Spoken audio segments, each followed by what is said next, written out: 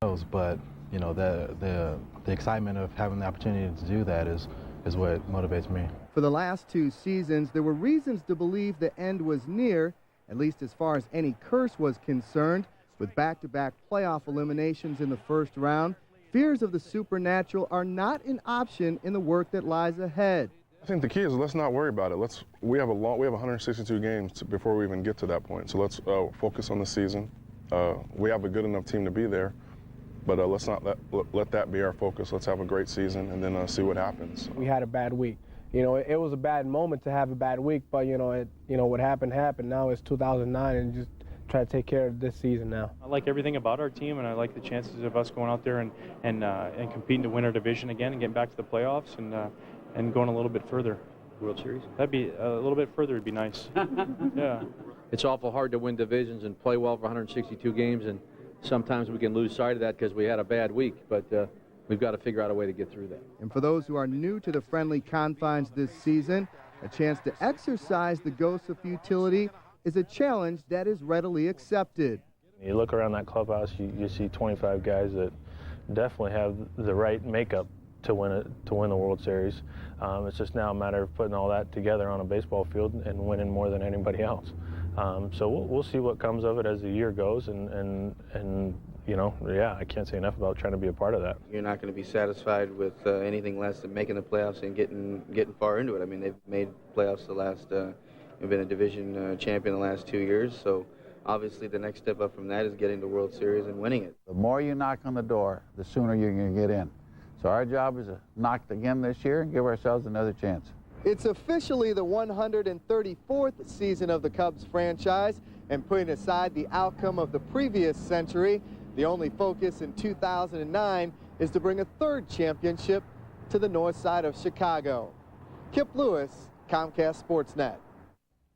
All right, Kip, thank you very much. Todd, as much as you don't want to, we have to talk about the burden of history. How much do players care? I thought it was interesting that you told me one of the appeals for you in coming to Chicago was the fact that you could be a part of that one team that wins it all. Well, absolutely. I mean, there's definitely a burden there. I mean, it's something that you know about. I mean, as a visiting player, you know that this team hasn't won in 100 years. As a player for the Cubs, you know that this team hasn't won for 100 years.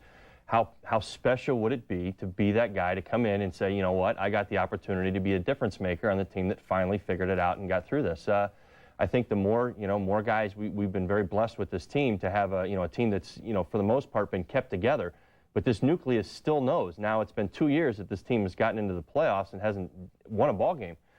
They're very well aware of what's going on. So, they might be able to say, I'm going to take my focus off the 101 years right now while I get my focus on the regular season, which is the right thing to do. But what's going to happen? Hey, when this season gets to the end and you've got, your 92, 97 wins, you've gone out, you've taken care of your business, you've had a good season. What's next? Are we going to be able to get over that hurdle? Are we going to be able to get that win, that playoff win, and get a good roll going? Let's hope so. This is the year, right? Absolutely. All right. Don't go away, everyone. We will have more Cubs pregame live right after this, including Todd Hollandsworth, season keys.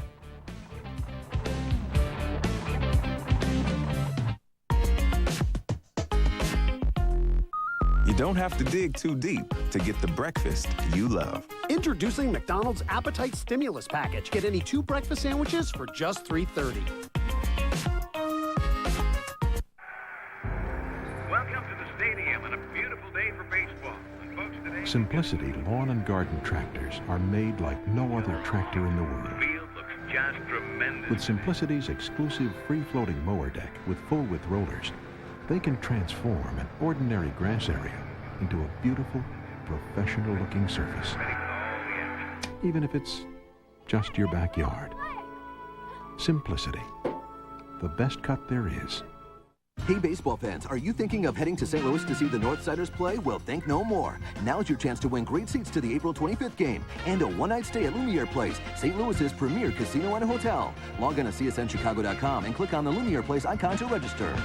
Get today's Chicago Sun-Times and enter the Crosstown Clash. You could win a pair of tickets to the Wrigleyville rooftops to see the Northsiders battle the Southsiders. 2 grand prize winners will receive a trip to see their team on the road, courtesy of Southwest Airlines Vacations. Play every day through April 21st.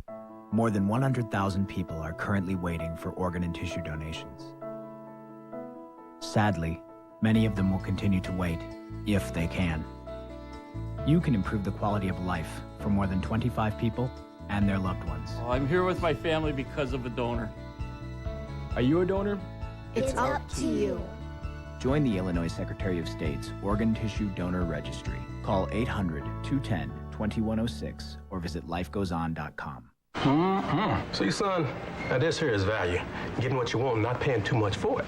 Dad, I paid for lunch. Even better. Introducing McDonald's Appetite Stimulus Package. Full meals under $5.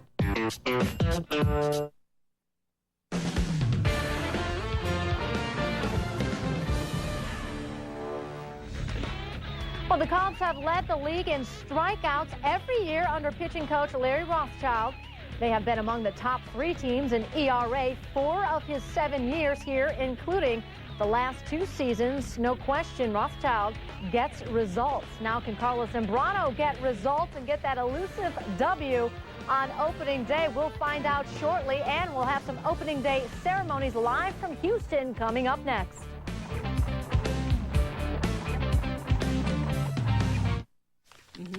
Okay.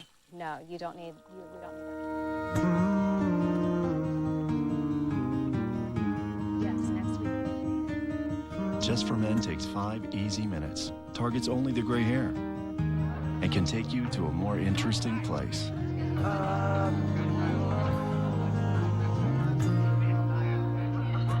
Who's that? My husband. Just for Men.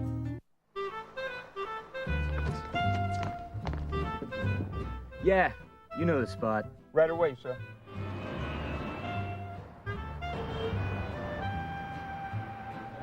Welcome to Giordano's. Your table's ready. Thank you. How's everything? Fantastic. What's your secret? It's the fresh ingredients, and it's been so for the last 30 years. We made it good. You made it famous. Rascal Flatts, American Living Unstoppable Tour 2009. Unstoppable. With very special guests, Vince Gill and Darius Rucker. Saturday, July 18th at Wrigley Field. Tickets are on sale now. Online at tickets.com or charged by phone at 1-800-THE-CUBS. Rascal Flatts, presented by JCPenney and US 99. Produced by Live Nation. For all of your electrical needs, stop by Menards and light up your life. This 2-pack of 13-inch flush ceiling lights from Patriot Lighting comes in 4 finishes and is only $12.88 for 2-pack.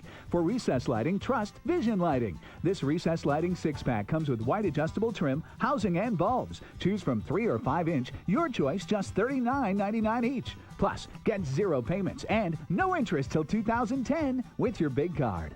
Save big money at Menards.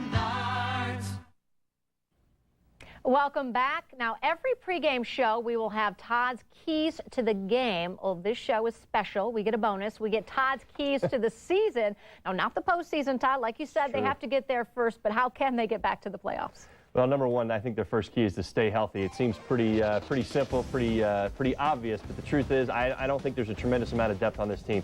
I think this is a very talented team. This is a good team that can easily go out and win 95, 97 games, but they are absolutely going to have to stay healthy.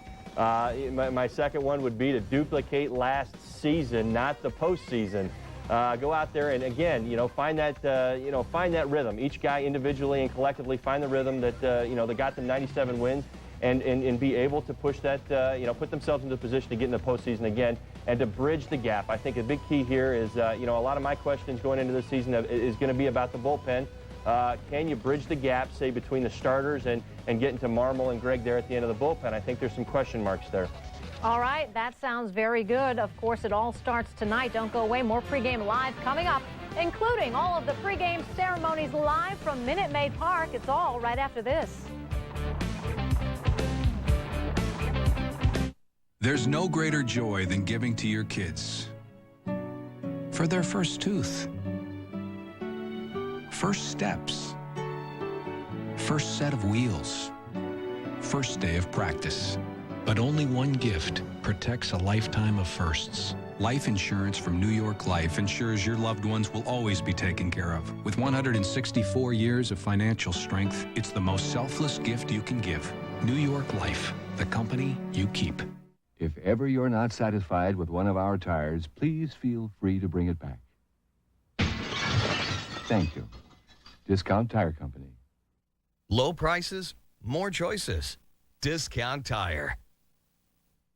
Arby's new roast burger is here. Never fried, never greasy. Thinly sliced roast beef with one of 3 new flavors. It's the burger done better, and it'll have you saying, I'm thinking Arby's.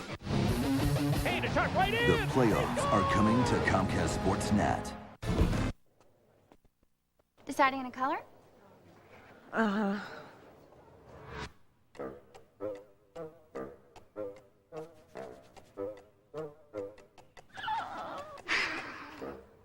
Let's start with some idea cards. That'll get you to the right one. We're here because we've been there with the tools, products, and advice to get it done right. True Value. Start right, start here. Get the right products and expert advice for your next painting project at K&K True Value. Start right, start here. You could do this. Or you could do this. You could eat this. Oh. Or you could eat this. 20 Sports Grill and Nightclub is the place to be. The best place to watch your favorite sports. The best menu for lunch or dinner. The best selection of beer on tap. And you get the right beer in the right glass. So why be here when you can have the best time here? 20 Sports Grill and Nightclub on 5th Avenue in downtown Moline.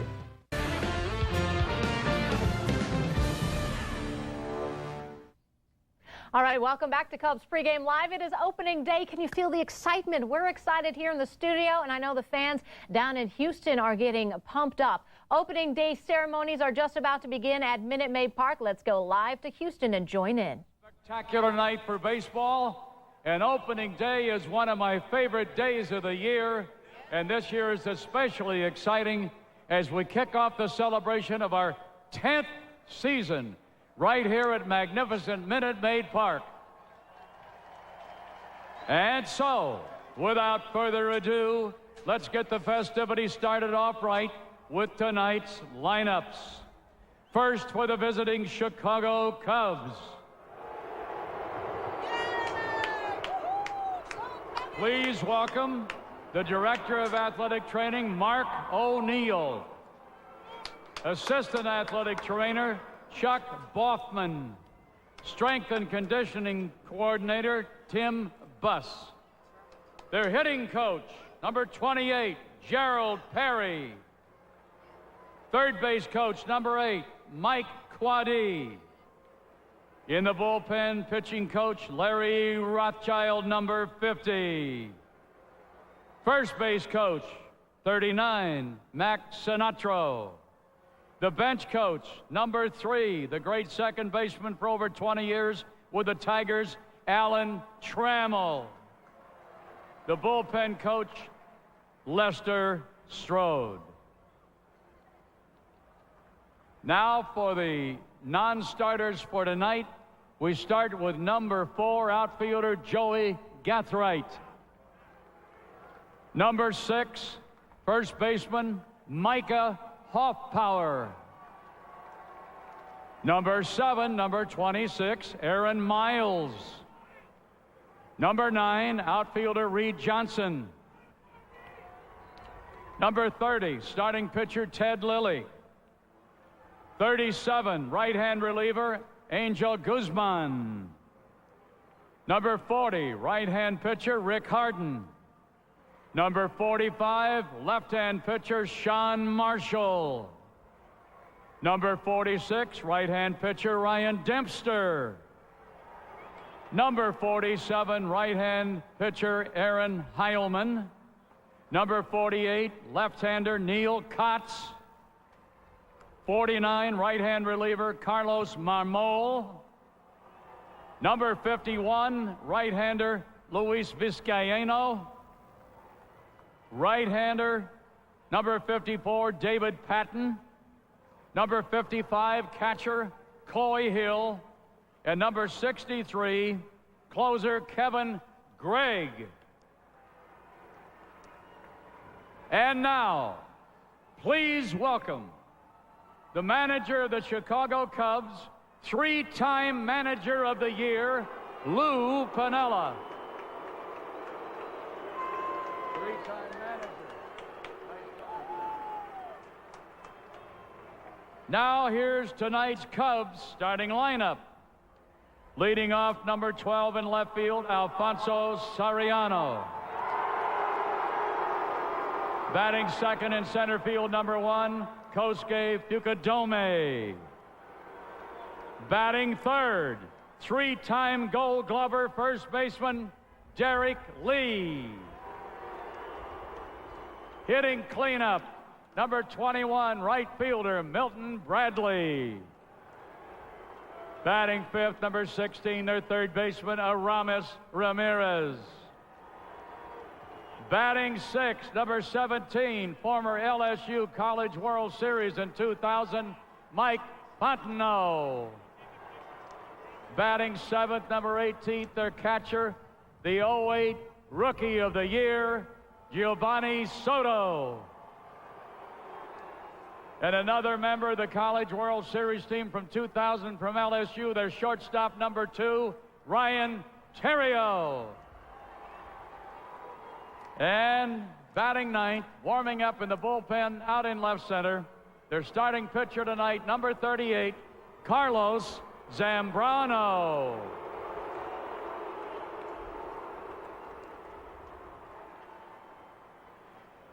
All right, fans, let's swing over to the home dugout and welcome your 2009 Houston Astros. First, the trainer, Nate Lucero. Assistant athletic trainer, Rex Jones. Strength and conditioning coach, Dr. Gene Coleman. Video coordinator, Jim Summers. The coaching staff, number 16, bench coach, Ed Romero. Number 75, pitching coach, Dewey Robinson.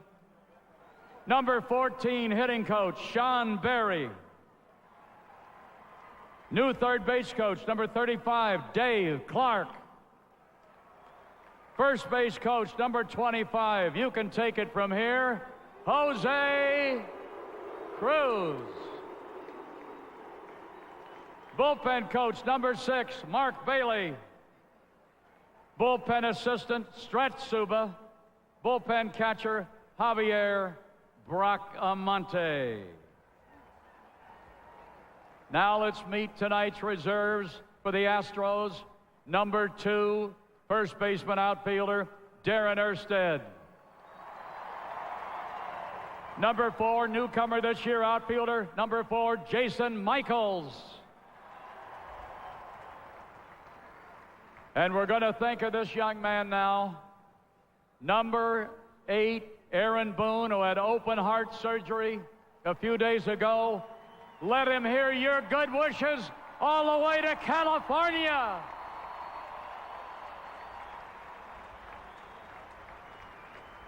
Number 11, left-hand starter, 2-time All-Star, 22 and 4th with the 99 Astros. A big welcome back to Mike Hampton. Number 22, right-hand reliever, LaTroy Hawkins. New to the pitching staff, right-hand starter number 23, Russ Ortiz. Number 26, the veteran in the bullpen, right-hander Doug Brocail.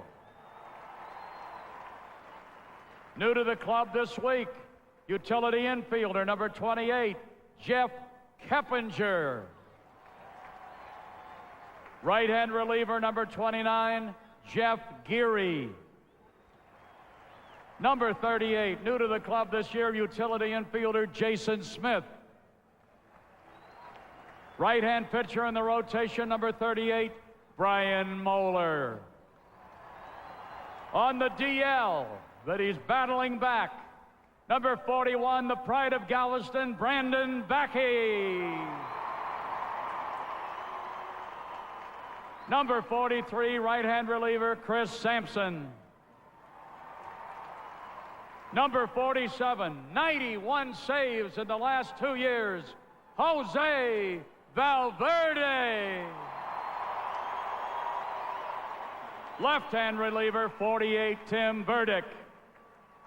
Number 51, left-hand starter, Wandy Rodriguez. Number 53, double dub, left-hand reliever, Wesley Wright. And catcher number 55, Humberto Quintero. Those are the reserves for tonight's opener. And now, starting his second full year as the manager of the Astros, from Brennan, Texas, 5-time All-Star when he played, Gold Glove slugging first baseman, number 15, Cecil Cooper.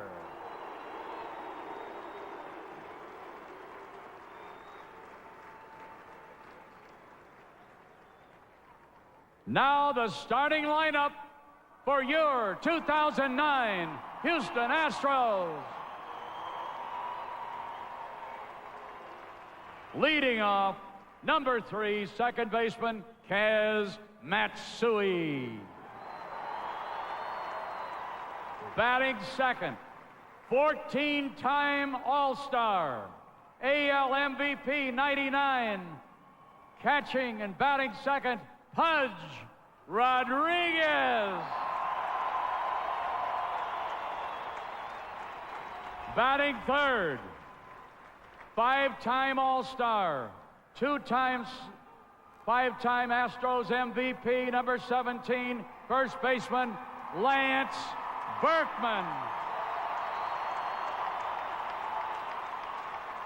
Hitting cleanup, 3-time All-Star, 2-time Silver Slugger, left fielder, Carlos Lee. Batting fifth, number 10, 5-time All-Star, AL MVP in 2002. Here's Miguel Tejada. Batting sixth, third baseman, number 27, Jeff Blum. Batting seventh tonight, number 9, right fielder, Hunter Pence. Batting eighth, center fielder, 21, Michael Bourne. And out in the bullpen, warming up, his 7th straight starting assignment on opening night. 3-time All-Star, 2-time 20-game winner, number 44, Roy Oswalt.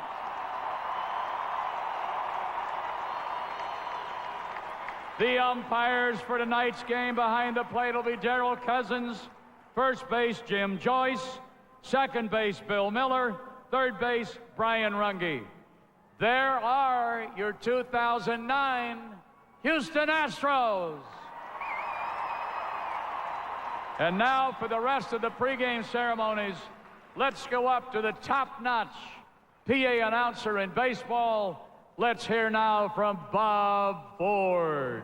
Thank you, Milo. Fans, following tonight's national anthem, we invite you to turn your eyes to the skies as we welcome 4 Apache Longbow helicopters flown by members of the 4th Squadron, 3rd Armored Cavalry Regiment from Fort Hood, Texas. These helicopters and their crews recently returned from a 15-month deployment in Baghdad, Iraq. That's immediately following tonight's national anthem.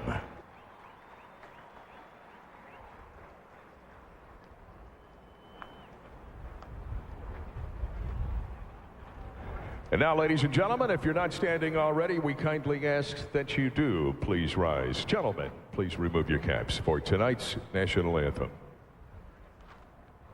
Joining us to perform our anthem this evening is a country music legend who performed the ballpark's very first national anthem on opening day back in 2000. And the Astros are very happy and honored to have him join us here tonight. He's a four-time Grammy Award-winning artist from just up the road in Klein, Texas. Please welcome back to Minute Maid Park, Mr. Lyle Lovett.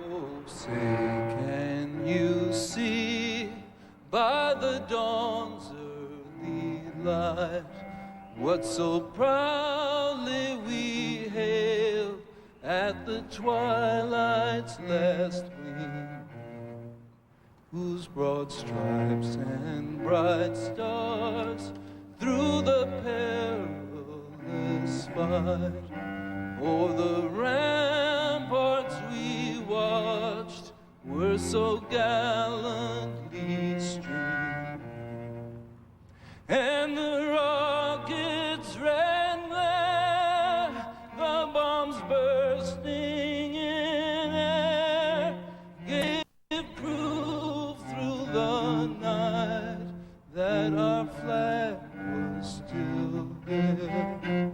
Oh, say does that star-spangled banner yet wave o'er the land of the free and the home of the brave? Ladies and gentlemen, Lyle Lovett.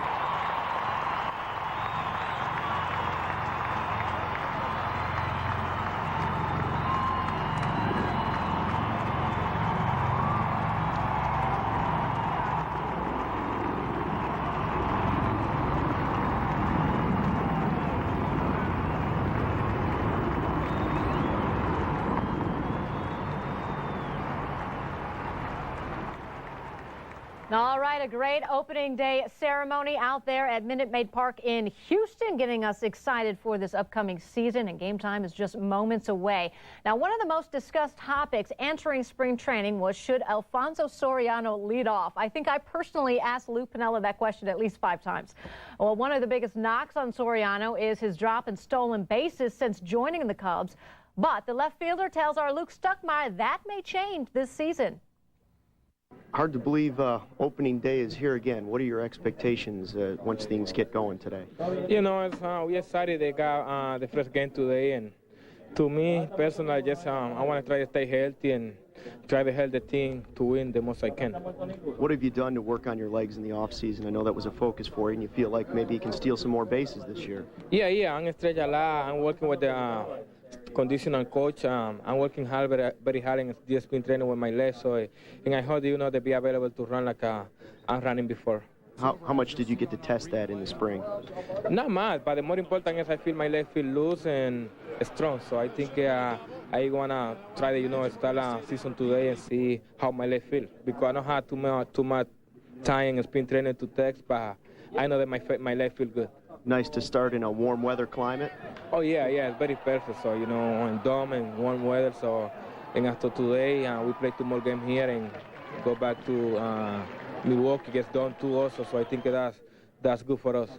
You had all spring to kind of look at this new look lineup the team's put together. What do you think? No, you have a very good lineup, better than last year. So I think we appreciate what the Jim Henry, others office guys doing. So they make the team better every year. So I think we're exciting, and we can wait to open the season today.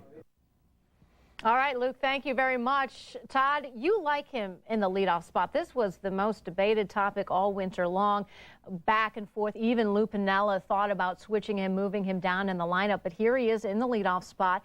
Do you believe that's where he should be? Well, I can't sit here and say that I'm the biggest backer of him in being in the leadoff spot, but I will say this.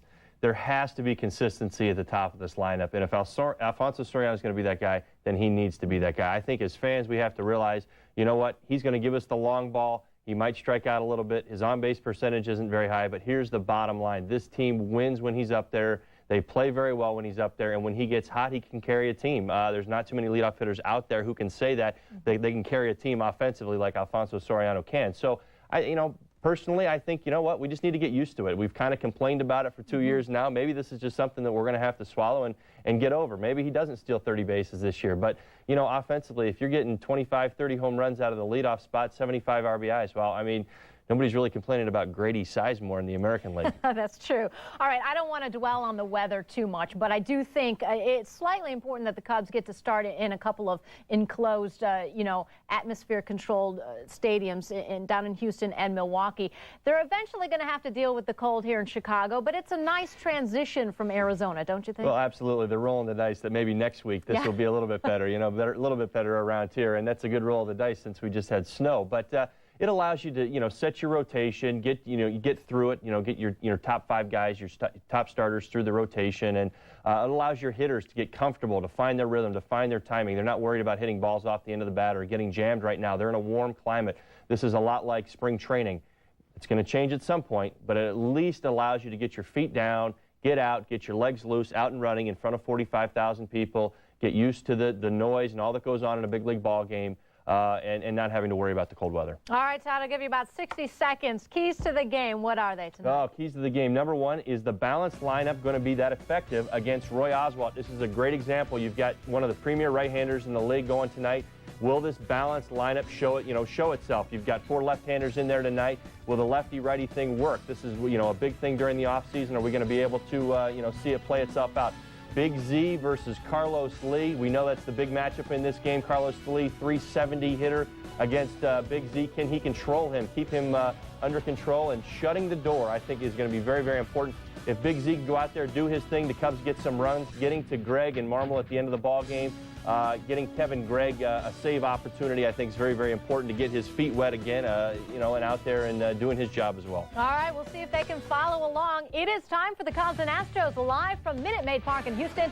Game 1 of the 2009 campaign. Len and Bob have the call. Todd and I will see you afterwards. Enjoy the game.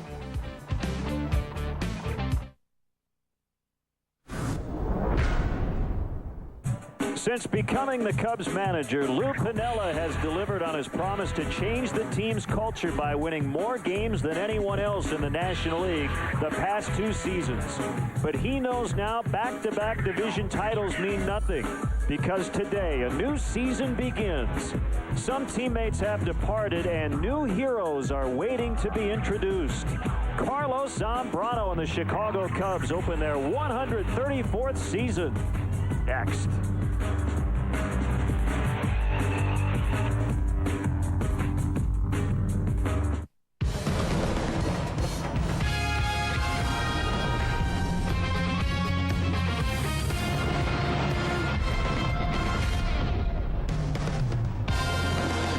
It is opening day 2009, and we are in Houston, Texas to kick off the 162-game journey from Minute Maid Park. It's the Chicago Cubs and the Houston Astros right here on Comcast Sportsnet. Happy opening day, everyone. Alongside Bob Brenly, I'm Len Casper. The Cubs are the 2-time defending National League Central Division champs. If you go back to last year briefly before we look ahead, pretty comfortable pad at the end of the season for the Cubs winning the division. Well, and I think the Cubs are looking forward to a similar pad at the end of the season this year. The ball club is, in my opinion, slightly improved this year. The rotation is even deeper, so hopefully a similar result to last season. Milwaukee has been the second-place team the last couple of years.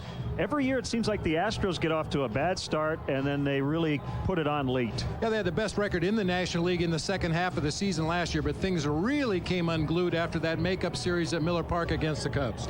A lot of people think the Cubs might be not only the best team in the division again, but in the entire National League again. And Lou Piniella's message yesterday in the team meeting was, guys, there's a mark on your back. You got to play great baseball. Well, there's no question about it. I mean, whether the Cubs feel that way or not, certainly the rest of the National League does. The way the Cubs handled their business last season, they become a target for the other teams in the National League, starting with the Houston Astros tonight.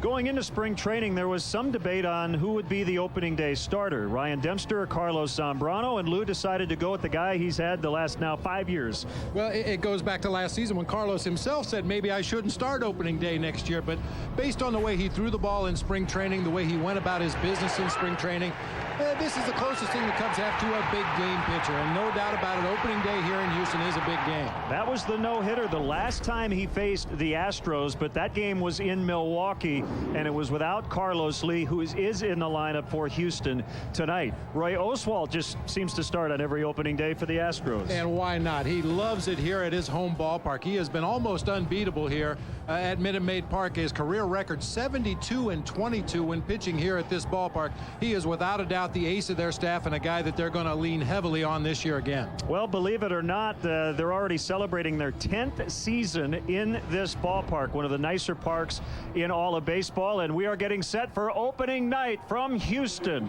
Very festive here in Houston, a sellout crowd on hand as the Cubs and the Astros get it going.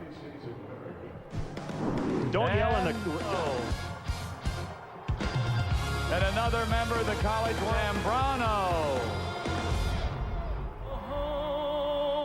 For any regular $5 footlong, what do you say? Subway. Eat fresh. For value that really satisfies. Eat fresh. Each and every Subway regular footlong. Eat fresh. Eat fresh. The tastiest event of the year. Eat fresh! Eat fresh! The $5 footlong event is going strong. Any regular footlong, just $5. Like the spicy Italian tasty tuna or the crowd-pleasing BLT. Hurry in. Won't last long. Subway. Eat fresh. The new CSNChicago.com. Log on and explore Comcast Sportsnet's new highly interactive website. It's the ultimate destination on the web for everything happening with Chicago's teams. On-demand multimedia, blogs and fan forums, live scores and breaking news, in-depth analysis from our expert crew, and the day's complete programming lineup. It's all on CSNChicago.com, the ultimate destination for a Chicago sports fan on the web. Deciding on a color?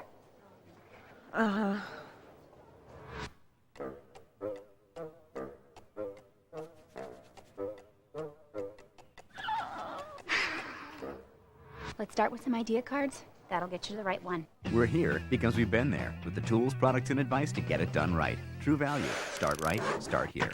Get the right products and expert advice for your next painting project at K&K True Value. Start right, start here. You could do this. Or you could do this. You could eat this. Oh. Or you could eat this. 20 Sports Grill and Nightclub is the place to be. The best place to watch your favorite sports.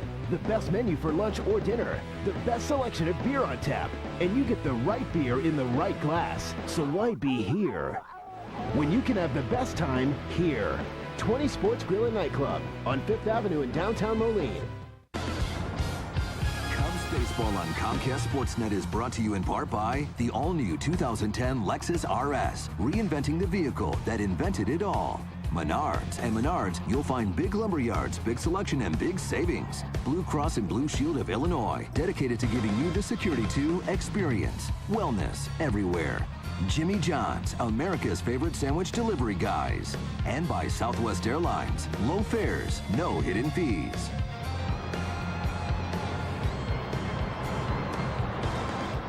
Well, actually, pretty nice day in Houston, but extremely windy, a little bit on the cool side, and they have decided to close the roof after their pregame festivities. And the Astros now taking the field behind right-hander Roy Oswalt, who makes his team record 7th consecutive opening day start. Lou Pinella's ready. This is his 22nd season as a major league manager. Now let's check in on the Cubs Southwest starting lineup. Alfonso Soriano will lead it off. In left, Kosuke Fukudome's in center. Derek Lee at first. The new Cub, Milton Bradley's in right. Ramirez moves down a spot to number 5. Fontenot getting his first opening day start. Giovanni Soto, the rookie of the year last year, catches. Ryan Theriot making up that LSU combination at short, and Carlos Zambrano comes in after a terrific season. Last year at the plate, he hit .337. He has 16 career home runs.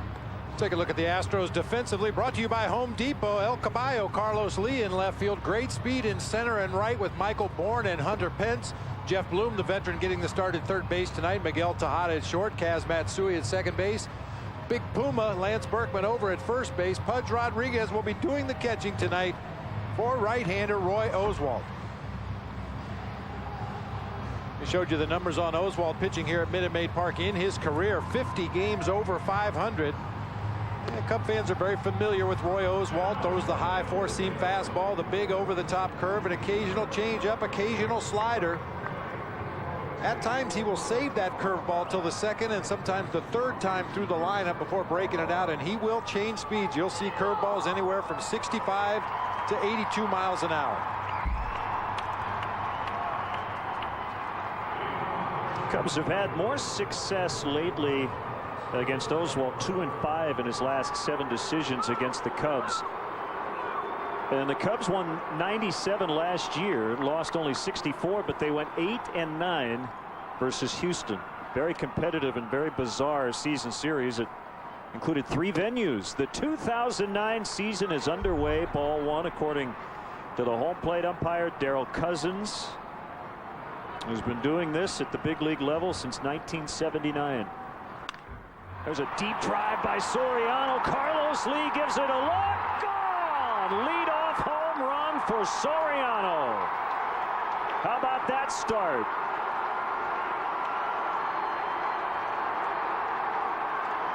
He's now just 7 for 33 in his career against Oswalt. That's his 3rd career blast versus the Astros starter. We saw him get hot at the end of spring training, and it carries over into tonight. Well, it wasn't on the first pitch of the ball game. He waited all the way to the second pitch of the at-bat before going deep. A fastball headed for that outside corner, tailed back over the outer part of the plate. Soriano right on top of the dish, able to cover it and pull it back to left field. Called strike on Fukudome. Well, in an injury-plagued season last year, he had 453 at-bats, so we'll say he's on pace for 500 home runs this year. That caught a piece of Kosuke's bat. 0-2. That's 50 career leadoff home runs for Soriano. 3rd in Major League history. The guy who's in 2nd is in the ballpark, Craig Biggio, with 53. Ricky Henderson with 81.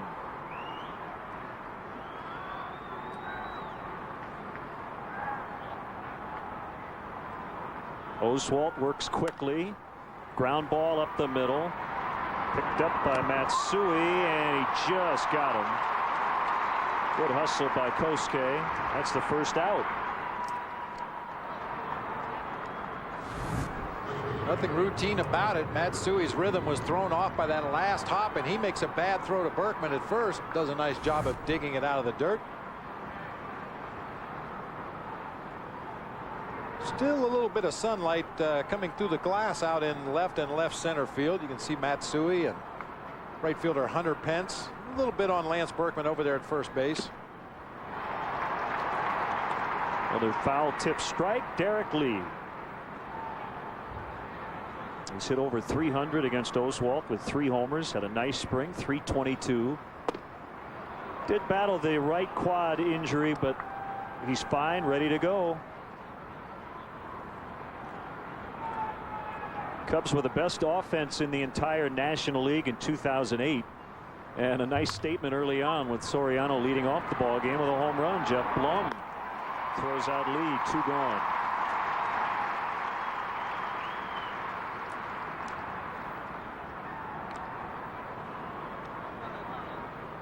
A lot of other action around baseball. The Braves beat the Phillies last night. Couple of postponements due to weather today. We'll keep you up to date on all the scores as Milton Bradley digs in for his first official at bat as a member of the Cubs.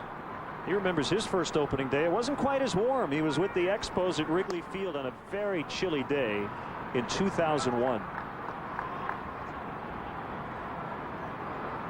Said the fans in the bleachers weren't all that nice to him, but that'll change now. He's with the home team.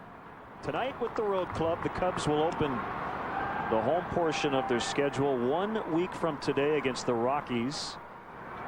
They have these 3 here in Houston and then off to Milwaukee for the weekend.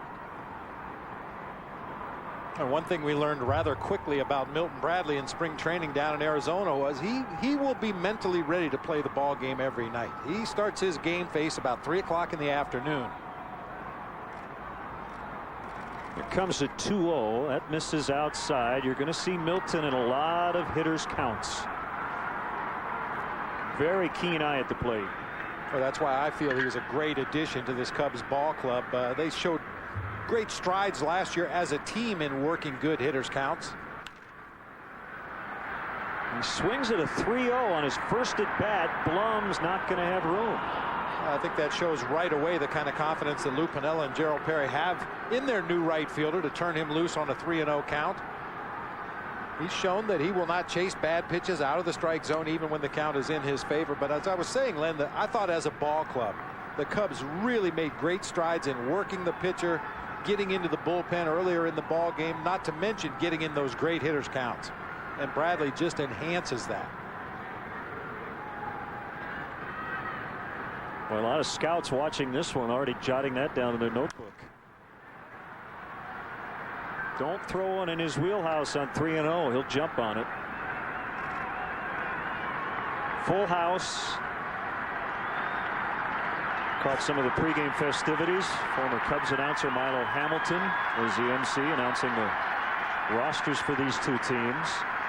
And a 3-2 pitch. Ground ball to the shortstop Tejada behind second base, and that's it. So 3 groundouts after the leadoff home run. Kicking off the 2009 season in style, Alfonso Soriano puts the Cubs on top. Big Z will take the mound for the first time this season when we come back. Flying from Chicago Midway to Minneapolis-St. Paul for business? Southwest Airlines offers a 7 a.m., 8:40, 10:55, 1 p.m., 3, 5 p.m. That's a lot of flights. Southwest Airlines has 8 daily nonstop flights from Chicago Midway to Minneapolis-St. Paul. Now you can fly when you want and do business your way. Book now only at southwest.com. Low fares, no hidden fees. Repair your lawn after a harsh winter with Scott's Grass Seed from Menards. It's all on sale. Turf Builder Quick Fix is only $4.99 per bag. Turf Builder Grass Seed is blended to thrive in all conditions. Choose from Kentucky Bluegrass or Sunny Mix. Your choice, $12.88 for a 3-pound bag. Patchmaster Lawn Repair is a mulch, seed, and fertilizer combination for sun and shade areas, just $7.88 per bag. Dedicated to service and quality. Menards. Save big money at Menards. You can live knowing that the woman you loved was hunted down. Or you can join me, putting together a special team. I promise you will have your revenge.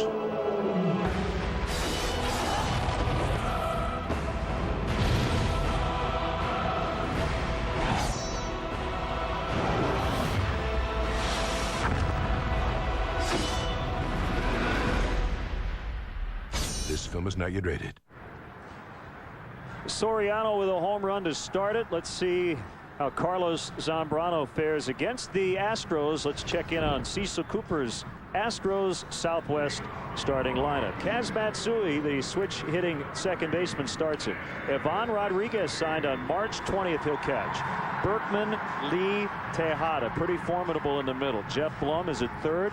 Hunter Pence is in right. Michael Bourne with 13 stolen bases in spring training, and Oswalt will hit ninth. Take a look at the Cubs defensively, brought to you by Home Depot. Soriano in left, Fukudome moves over to center field, making room for Milton Bradley over in right field.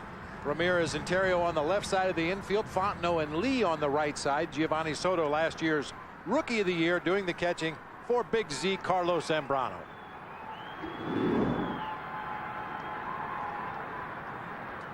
His first pitch is a fastball up and away, ball 1. 5th straight opening day assignment for Z, still looking for his first win. And you see the little motion there from Giovanni Soto saying, settle down, Carlos. The 2-0 to Matsui, takes it all the way, and that one was inside 3-0. Well, it's going to be important in this ballgame to find that zone early for Carlos Zambrano. Darryl Cousins, the home plate umpire, calls a very tight strike zone to begin with. And with the movement that Carlos normally has on his pitches, he needs to throw it down the heart of the plate, let the movement take care of itself. So 4 straight bad ones to start it. Perhaps working a little too quickly. We know Carlos is amped up. There's no question about that. Maybe just needs to slow himself down a little bit physically. And now he's going to have to pay attention to Matsui over there at first base as well.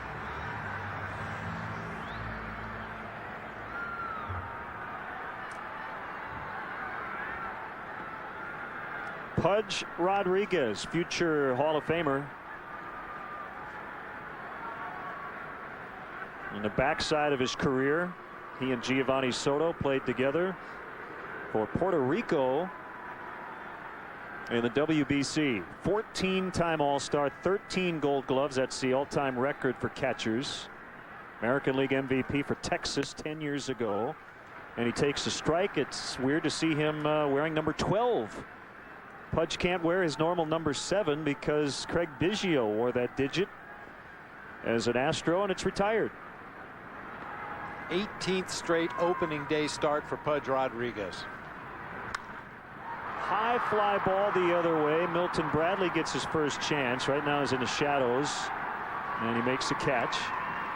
The sun field is right, but really the only problem Milton will have is if he looks to Kosuke Fukudome. The sun is coming through the panels and left. Yeah, it may just be an annoyance for Bradley out in right field and Fondo at second base, maybe for another inning, but not really affecting play at all.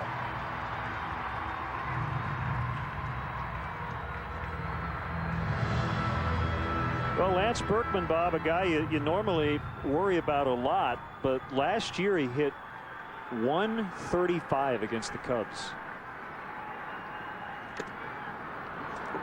Awkward swing there, and a cutter in on his hands from Zambrano. Now, you see numbers like that, or you hear numbers like that, Len, it makes you a little concerned, because make no mistake about it, this guy is a good hitter. The Cubs obviously have found a weakness in his swing, or a way to pitch him that they've had great success over the last couple of years, but you just hope he doesn't break out. Good smother by Soto. Matsui a threat to steal, but Carlos is so good holding runners on because that slide step is extremely quick to the plate. Yeah, if you unload the ball quickly to the catcher, you don't really need a great pickoff move to first base, because they're not going to be able to time you and get a jump anyway. Nice quick throw. Jim Joyce is over at first, Bill Miller at second, Brian Runge the third base umpire. Crew chief gets opening day behind the plate, and they rotate. Matsui fake towards second. The pitch missed, and it's 2-1. The Cubs were .500 in spring training. They didn't finish very well. They lost their last 2 in New York. But you can wipe out all those numbers. The Astros were pretty awful in spring training. They were good late. They won 11 of 16 to end it. That popped out of the mid of Soto. But they had a stretch of 19 straight games without a win. Ooh, that's tough even in spring training.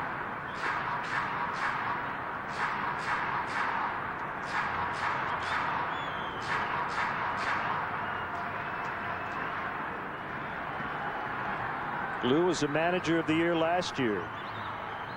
I don't know if he was booed or looed here by the fans. It's a rocket past Fontenot. Bradley up with it quickly. Matsui is going to hold.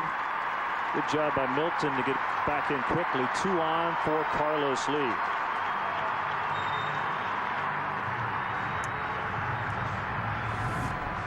Carlos in mid-season form out there on the mound talking to himself. He just left a splitter up in the middle of the plate. Berkman lays the bat down very politely before he runs down that first baseline.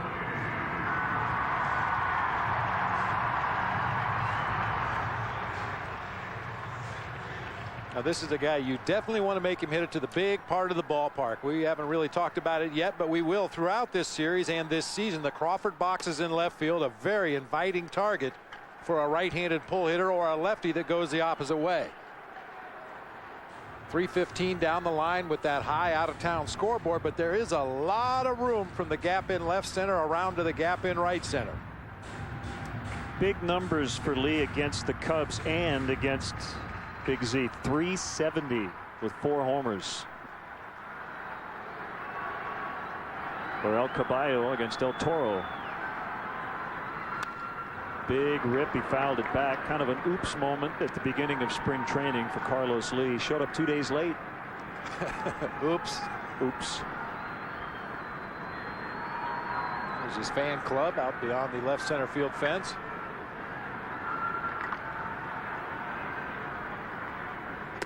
Swing and a miss. 1-2. He was leading the National League with 100 RBIs when his season ended last year on August 9th. Hit by a pitch in Cincinnati. Fractured finger. Season over. Bradley on the move, and he makes a catch. They're going to have a chance to double off Matsui as Lee will get it to Terrio. Matsui took off. I think that was a good deep by Bradley. He played that ball like it was going to drop, and he made the waist-high catch, and they get the double play to end the inning. Nicely done by Milton Bradley, and the Cubs lead this one 1-0 after 1.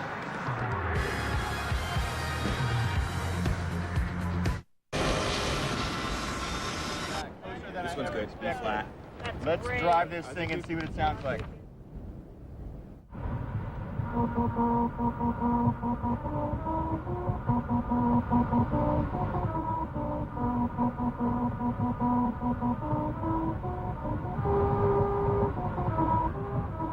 Yes.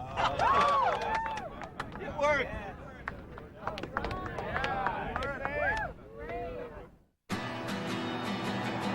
This is awesome. That's amazing. Look at that color. What's next, guys?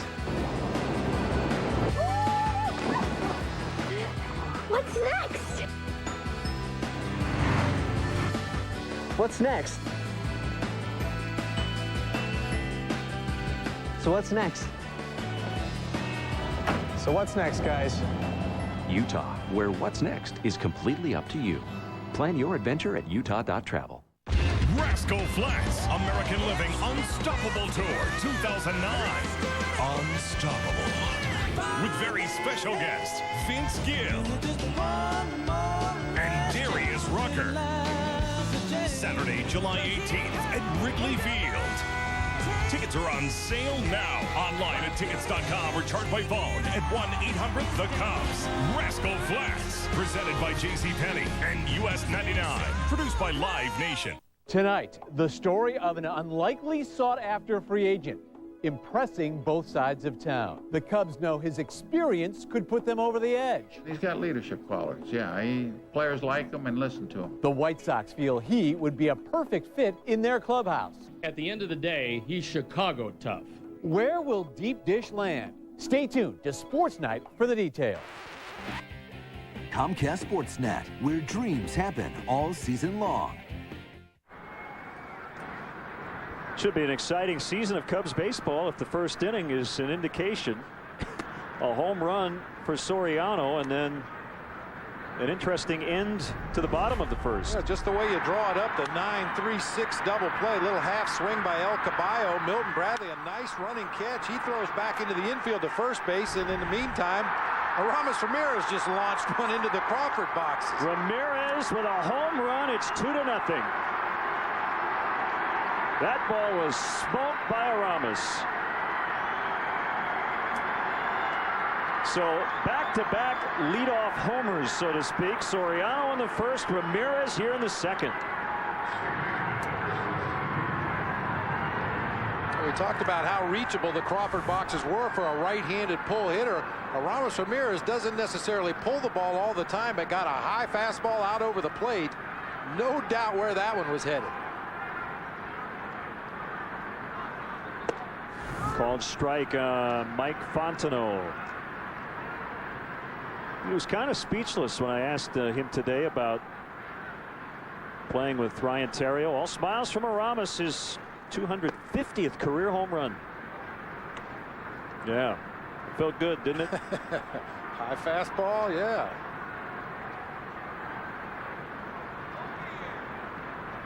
One to Mike. Right field and a base hit. I mean, the thought that these two guys were the double play combo at LSU. And here they are again in the starting lineup for the Chicago Cubs. And we talk a lot about Alan Trammell and Lou Whitaker and their playing days together with the Detroit Tigers. A little different circumstance, but Theriot and Fontenot certainly should be very familiar with each other out there in the middle of the diamond.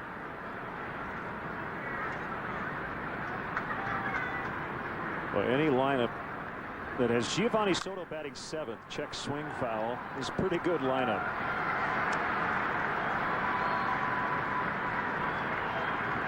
Well, we talked about it throughout spring training. For that matter, we talked about it last year. Without Milton Bradley, there's just not really an inning where an opposing pitcher can go out there and say, well, this is a 1-2-3 inning. This should be an easy one. I'll glide through this inning and then go back to work the following inning. This Cubs offensive lineup just does not give the opposition that kind of a breather inning at any point in the ballgame. And with Zambrano pitching tonight and batting in that 9 spot, you don't even get a breath of fresh air in the 9 hole. 0-2 from Oswalt. That was a curveball, and it was inside. Well, good to see Z get through that first inning. Not particularly sharp. Got some help from his defense. And he wants an at-bat here in this inning. Probably will get one.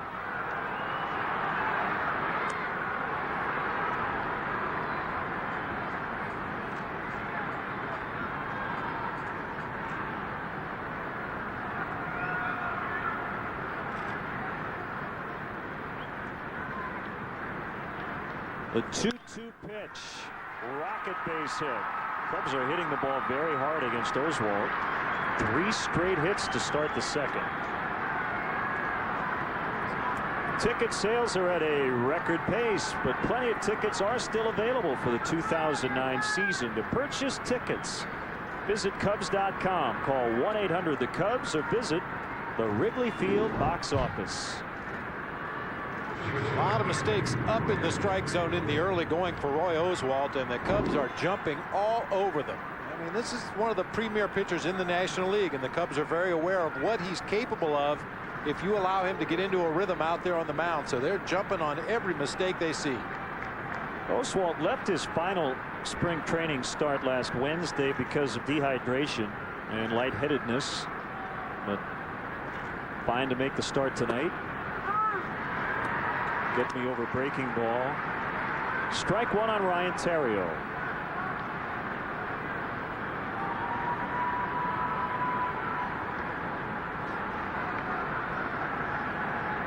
Cubs went 56-9 when he scored at least one time last year. Inside out swing, diving stop by Berkman to get the out at first. That's a big one for the Astros. So Berkman robs Theriot of a hit. Might have scored a run. At the very least, the Cubs would have had him loaded with no outs. A patented inside out swing. Almost shoots it past Berkman down that right field line. Nice diving play by Big Puma down there, but sets it up for Carlos Zambrano with 2 runners in scoring position.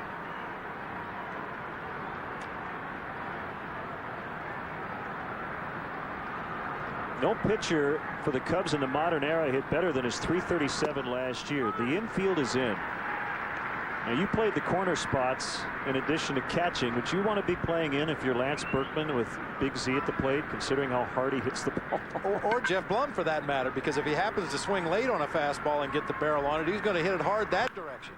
There's a ground ball. Fontenot hung up between third and home. He ends up going back as Matsui threw out Zambrano.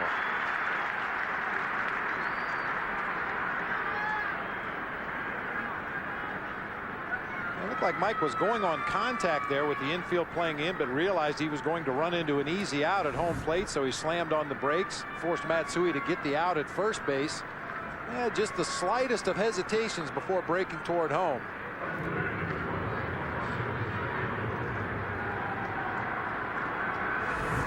I mean, if you run into an out at home plate, you end up with runners at first and third, maybe first and second, given Giovanni Soto's speed. So 6 of one, a half does the other. I prefer the situation we're in right now.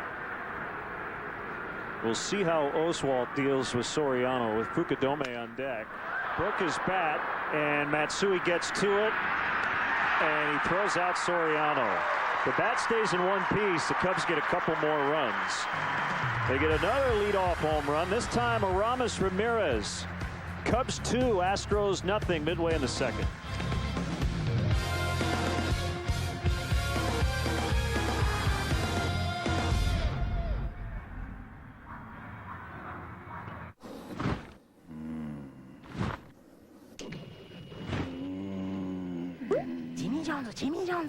Jimmy Jones 早く来てくれ。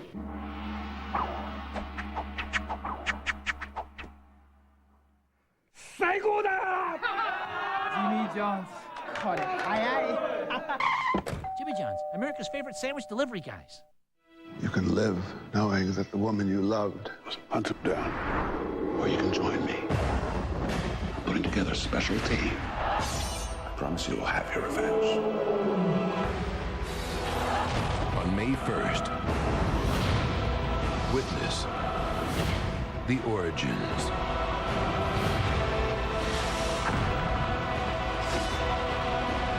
X-Men Origins Wolverine. This film is now rated May 1st.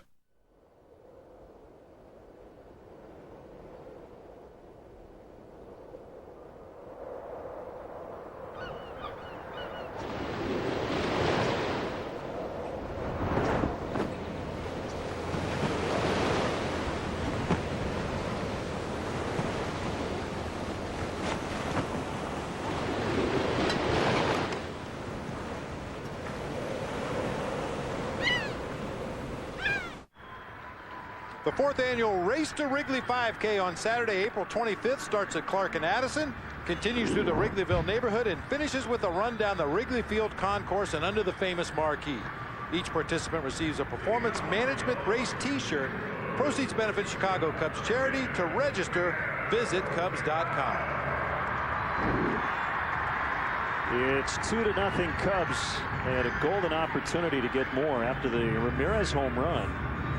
They had 2 on with no outs, but Oswalt was able to get out of it. That's another sign, Bob, of an elite pitcher. I think it's kind of the Greg Maddux theory. You know, just limit the damage, find a way to hang in there, and they had Oswalt on the ropes. Miguel Tejada shoots it past Ramirez to lead off the bottom of the second.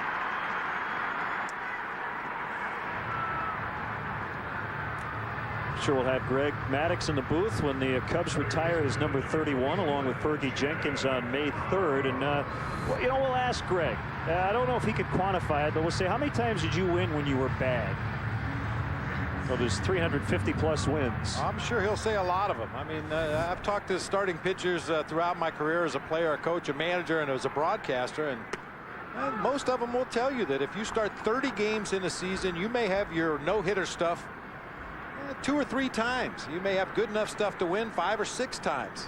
There's going to be 5 or 6 times when you have absolutely nothing. It's what you do with those starts in the middle that determine whether you're going to be a successful starter or a guy who is just filling out a roster. 2 strikes on switch hitting Jeff Blum. He's basically going to platoon with Jeff Keppinger, who was brought over from Cincinnati. Keppinger essentially replaces Aaron Boone on the active roster. Boone had heart surgery on March 26th, and he won't play this year.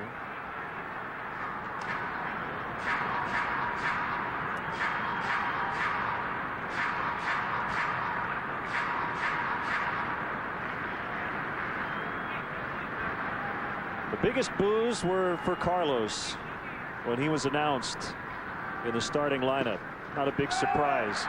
Tejada headed for second. Tag applied. They got him. Soto gets him. Tejada limited with a call by Bill Miller.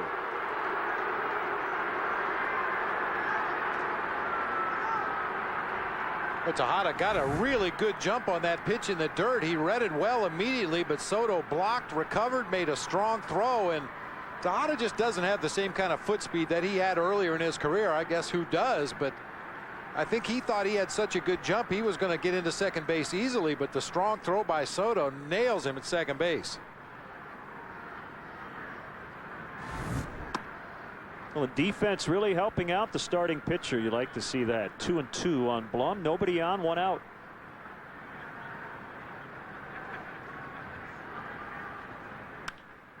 High fly ball left field. This is Soriano. And he makes the grab. 2 away.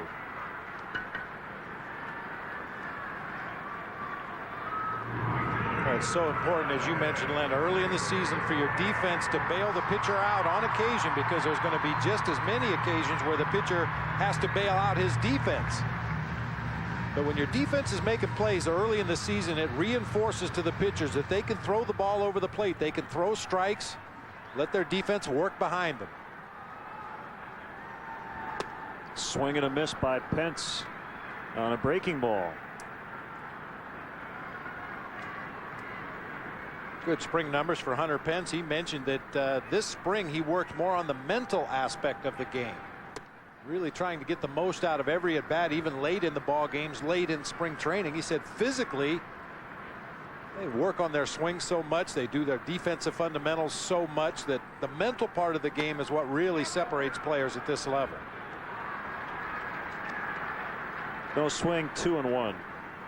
Second full season for Cecil Cooper as a manager of the Astros. He replaced Phil Garner during the 2007 campaign.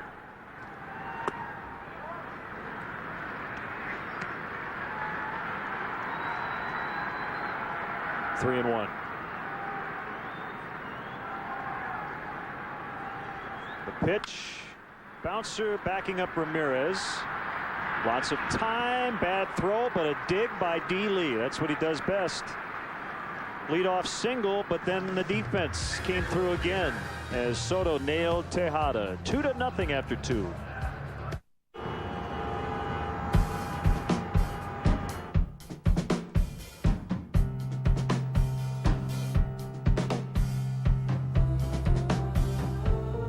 Because we can't reinvent traffic, we reinvented how the driver navigates around it. With advanced XM real-time traffic and predictive weather, suddenly, the world's not so complex. The all-new 2010. Presented by JCPenney and US 99. Produced by Live Nation. This copyrighted telecast is presented by authority of the Chicago Cubs and may not be reproduced or retransmitted in any form. And the accounts and descriptions of this game may not be disseminated without the express written consent of the Chicago Cubs. You could do this. Or you could do this. You could eat this. Oh. Or you could eat this. 20 Sports Grill and Nightclub is the place to be. The best place to watch your favorite sports. The best menu for lunch or dinner. The best selection of beer on tap. And you get the right beer in the right glass. So why be here when you can have the best time here? 20 Sports Grill and Nightclub on 5th Avenue in downtown Moline. How can a 94-year-old green guy save you money during the recession? He can check out your comfort system for free and tell you how to save money on energy efficiency. J.L. Brady has been offering the best HVAC service in Iowa and Illinois since 1915, and they can show you how to go green and save up to 30% on heating and cooling expenses. A system like that could pay for itself in less than 2 years. They're family-owned, and after all these years, still doing it the Brady way, the right way. Tomorrow night, don't miss a big evening of action on Comcast Sportsnet. At 7, the Blackhawks continue their quest for home ice advantage when they battle the Predators. At 7 on Comcast Sportsnet Plus, the Bulls battle Larry Hughes and the New York Knicks. Don't miss any of the action beginning tomorrow night at 7 only on Comcast Sportsnet and Comcast Sportsnet Plus. White Sox hosting the Royals at 1 tomorrow. Pregame coverage at noon.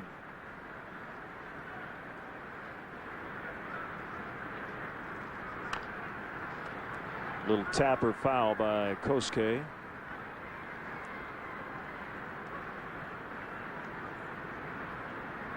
Four hits for the Cubs in the first 2 innings, including 2 home runs.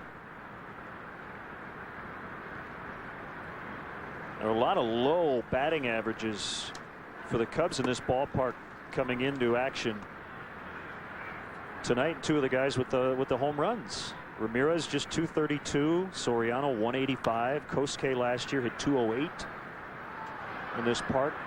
you think about the first year, 2000. I think it was Jose Lima who gave up like 48 home runs that year. But if you can hit it to left, you're going to be in good shape. But there's a lot of room everywhere else. And Roy Oswalt is 50 games over 500 in this ballpark. Well, that short porch in left field can get hitters into a lot of trouble as well, Len. You take batting practice here, you see it's just a chip shot down that left field line. It's so inviting.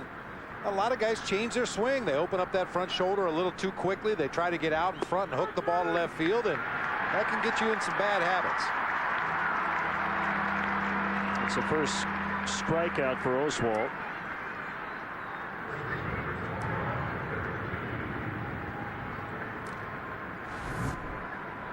Nothing too tricky here. Oswalt with a fastball inside part of the plate. Caught Fukudome looking for something else. Yeah, really in a two-strike approach, you can't look for a particular pitch. You get ready for a fastball. D. Lee, towering drive, deep left center, back on a warning track. Carlos Lee just has enough room. Derek just got under it.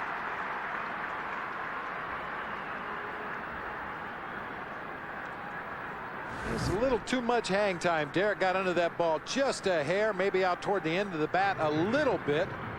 But as we were talking about those Crawford boxes in left field, if he scoots it over about another 10 feet, that ball's out of here. Carlos Lee calls off Michael Bourne and makes the catch. Bradley with 2 outs. That one handcuffed Pudge behind the plate. We should note, and you can see, the Cubs have done away with the road red billed helmets and caps. Makes life a little easier for Tom Otis Hellman, the Cubs clubhouse manager, and his entire staff. Those are the helmets he'll wear on the road and at home. All blue. I like that look anyway. I agree. Inside, Bradley with another 3-0 count. He went after a 3-0 pitch. In his last at bat, went after a 3-1 and eventually grounded out to the shortstop Tejada.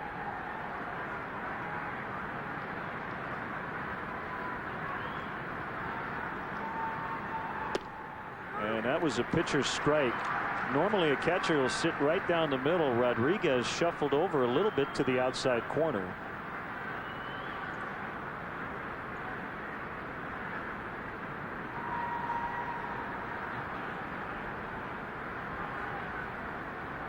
Fastball in this time.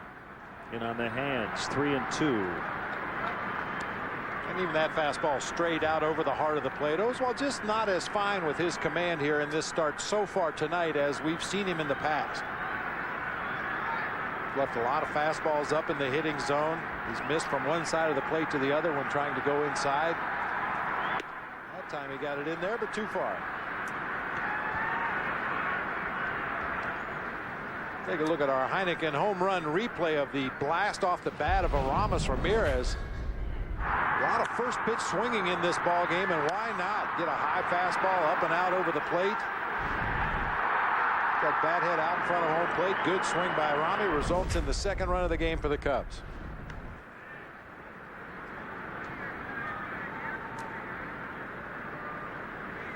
One thing, Len, you and I talked about, and it's not a state secret by any means, Pudge Rodriguez likes to call lots of fastballs with runners on base. He's one of the better catchers in his era, throwing out runners at second base. And part of the reason for that is he likes to hang down the number 1 when he gets a base stealer on over at first base. If you know that as an opposing hitter, you go to the plate with an idea of looking for a fastball to hit. That time, Oswalt shook off fastball away, shook off fastball in, and ended up throwing a slider. But if he had his choice, Pudge Rodriguez would throw all fastballs with base stealers on. Well, excellent arm behind the plate. Bradley can run a little bit, but you don't want to take the bat out of the hands of Aramis Ramirez in this spot.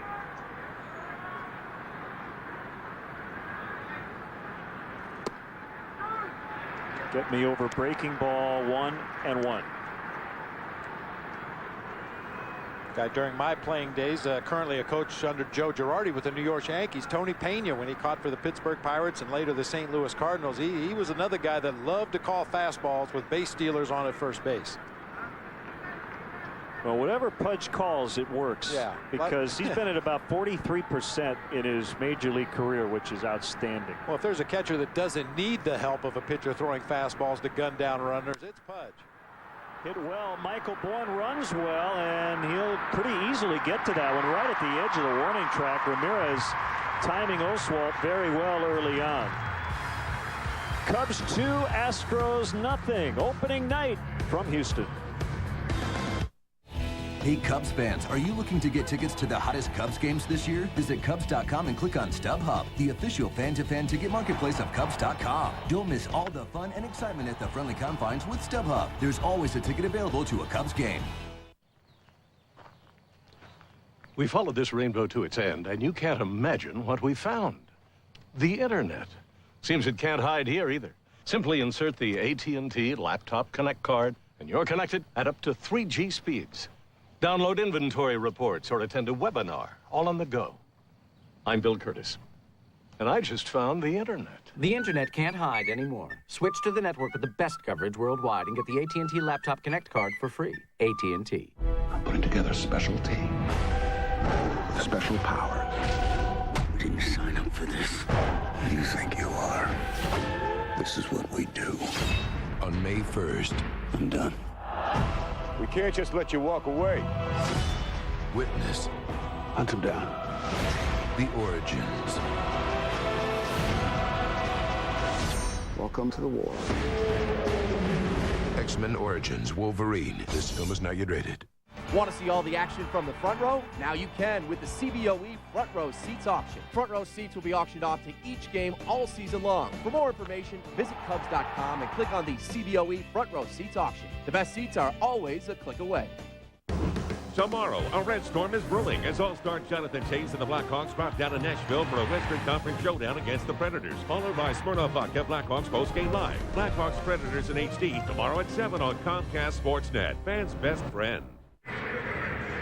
Great to see Cub fans here deep in the heart of Texas. Cubs 2, Astros nothing. Cubs played .500 ball in this ballpark since it opened for business in 2000. And Bob, we've gotten our first email from our good friend Ed Hardig. All right. Always good to hear from Ed. Cubs unofficial historian. Alfonso Soriano with the 4th Cubs leadoff home run to begin the year. So a first inning on opening day. 4th time it's happened. Jimmy Ryan first did it in 1888. The last Cub, Tuffy Rhodes off Dwight Gooden in 94. It's 1994. Fouled away by Michael Bourne. Was that the opening day? Tuffy Rhodes had 3 home runs to start the season. Yeah. Pretty sure. Yep. Bourne batting 8th. Oswalt 9th, and then back to the top, feathered over Terrio and into left center.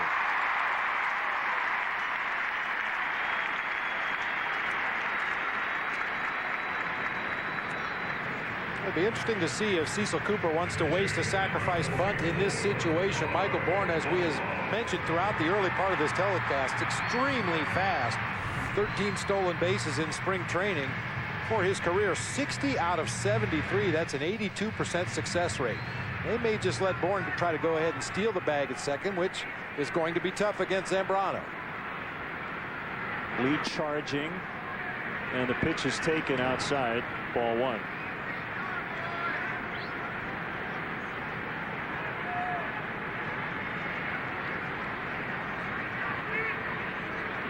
It's former Cub Dave Clark down at third base.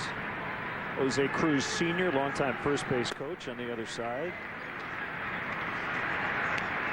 I don't know whether Lou or Jose Cruz got the biggest ooh at the beginning of the game.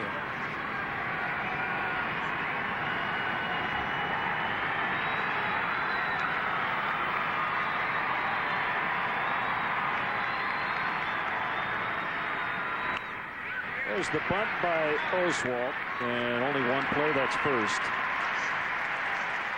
That's a sacrifice for Oswalt.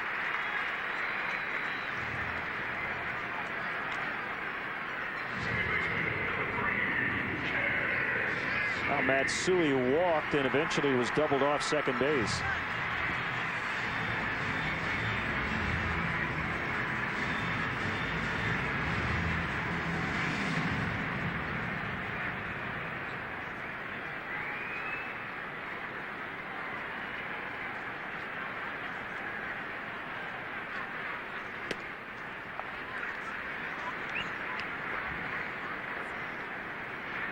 The Astros have had base runners every inning.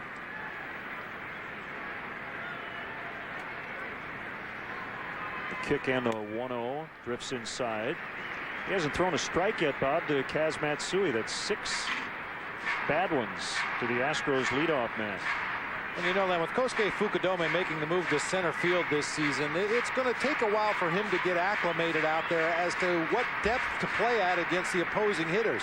For me, he's playing a little too deep against Kaz Matsui. I don't think Matsui can drive the ball over his head in center field. And with Michael Bourne's speed at second base, any base hit into center field, possibly even into right field where Bradley's also playing deep, it's going to be tough to throw out Michael Bourne.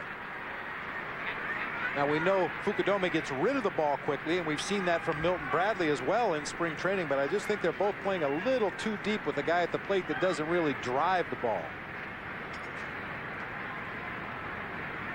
The 2-1 offering, way behind it, and it's 2-2. Soriano in left field has no choice but to play shallow. You can't play deep left field in this ballpark. You have your back against the scoreboard.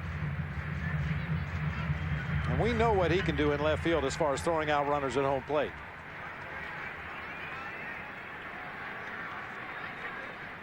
A speedy Bourne at second in scoring position. Another foul by Matsui. Zambrano with the longest tenure among the current Cubs.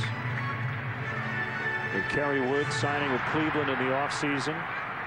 Big Z's 27, 6'5", 255. 3-time All-Star. Little pop-up. Fukudome is not going to be able to get it. Bourne made the right decision. If Kosuke catches that ball, they get another double play at second. But Bourne read it correctly, and they're at the corners.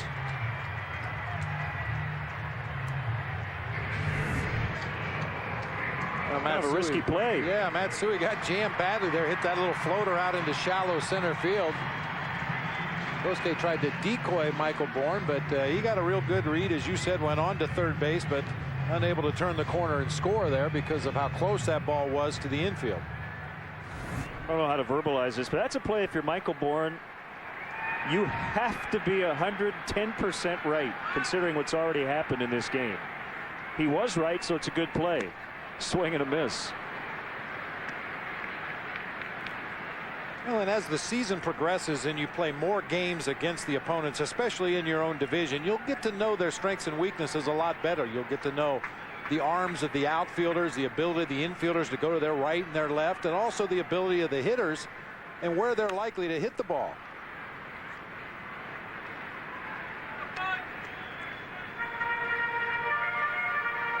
This is a fascinating Astros roster in that they have a lot of elite superstar caliber players.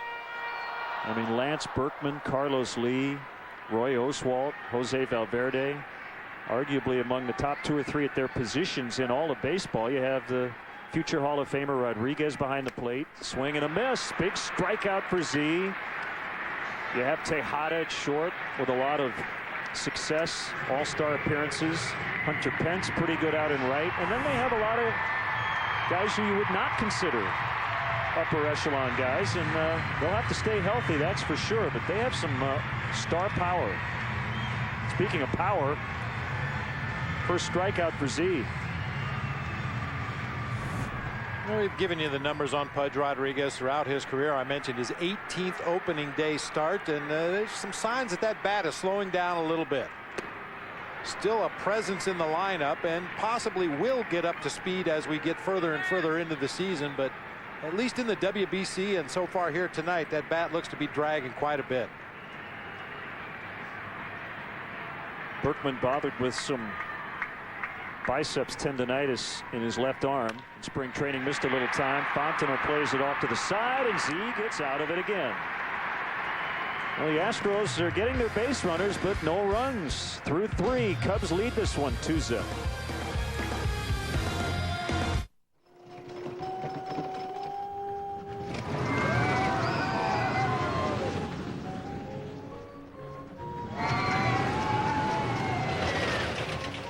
Anyone willing to go on a ride like this That's not like. That's love. Put it on your credit card, check card, and checks with Cubs banking. Only from Bank of America. Rascal Flatts, American Living Unstoppable Tour 2009. Unstoppable. With very special guests, Vince Gill and Darius Rucker. Saturday, July 18th at Wrigley Field. Tickets are on sale now. Online at tickets.com or charged by phone at 1-800-THE-CUBS. Rascal Flatts, presented by JCPenney and US 99. Produced by Live Nation. Lesson 1, we're never late. Make sure you're getting up over your front leg. We like to establish our dominance with a fastball. We throw inside when we have to, and we don't listen to that. Our favorite color is green and buns. Now you know we're allergic to peanuts. The major leagues down to the minor details. Major League Baseball 2K9. Play ball! Rated E for everyone. He should put a towel on.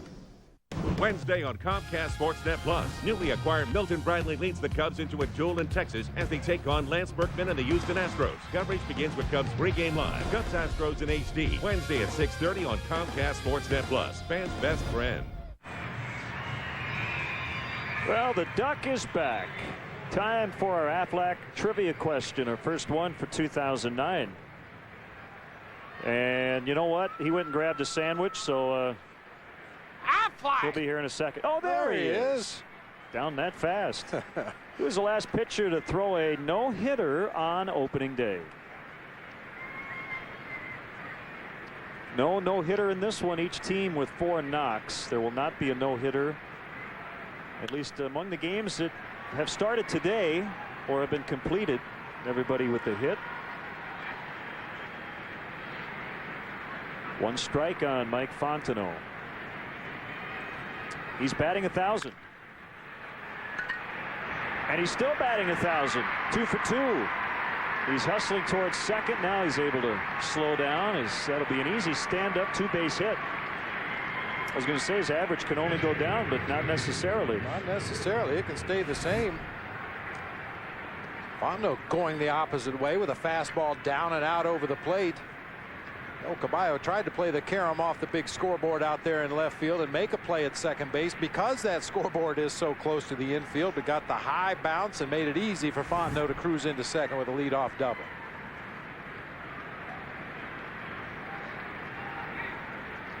Fontenot leading the National League in hitting as we speak.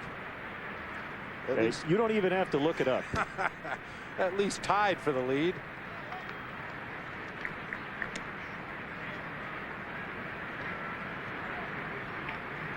And if my math is correct, he's slugging 1,500.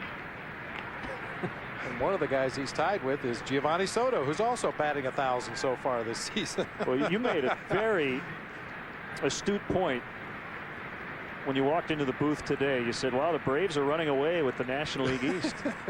1-0. It's funny, we get our stat sheets up here in the booth every day, and of course there's only 1 game had been played going into today, so a whole lot of goose eggs on the sheet, and Atlanta at 1-0 and Philadelphia at 0-1. The binary Major League standings. Yes, indeed. Lots of 0s and 1s.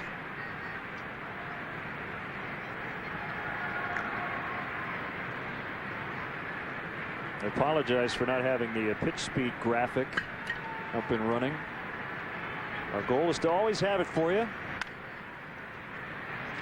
Berkman with a nice play, almost stumbled. And Soto moving that runner up. Well, what a nice at bat by Giovanni Soto. This is a guy that drove in a lot of huge runs for the Cubs last year. It would have been easy right there to get greedy, try to drive the ball into the gap or out of the ballpark. Instead, inside out swing, waits on that ball, knows he's going to hit it to the right side of the infield to move Fontenot to third base. Nicely done, Gio. No sacrifice on that play, but that's essentially the effect, in the infield drawn in. Yeah, really the only credit you get for that is the high fives from your teammate and coaches when you get back to the bench. Fastball strike. That one at 92 from Oswalt. He's from Ware, Mississippi. Can you believe he lasted until the 23rd round in the '96 draft? Didn't get the call on the breaker. 1-1.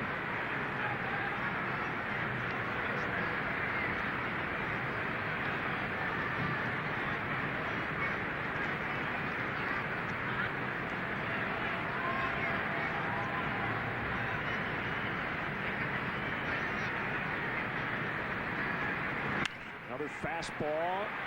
Pence backing up. Fontenot the tag on his way to the plate. He'll get in standing, and Terrio gets a sacrifice fly. Well, Terrio will get the RBI, but Giovanni Soto should get half an RBI for moving Fontenot as he did from second to third base to set it up for Ryan Terrio. Another inside out swing, gets that ball in the air. Once you see Hunter Pence backing up on the ball the way he was, not enough arm to throw out Mike Fontenot at home plate. Cubs take a 3-0 lead. Big swing and a miss by Carlos.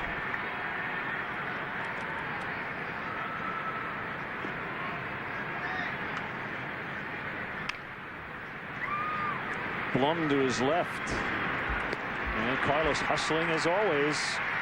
Cubs have scored a run in 3 of the first 4 innings. Sac fly by Terrio this time. It's 3-0. It's so nice to have company after the accident. What is it? Someone paid me cash. But who? Who? Affleck. Who pays you cash when you're hurt and missing work? Affleck. Cash to help with expenses that health insurance doesn't cover. Like the mortgage, gas, and food. Affleck. What now? Someone's standing on my foot. Who could it be? You can live knowing that the woman you loved was hunted down. Or you can join me, putting together a special team. I promise you will have your revenge.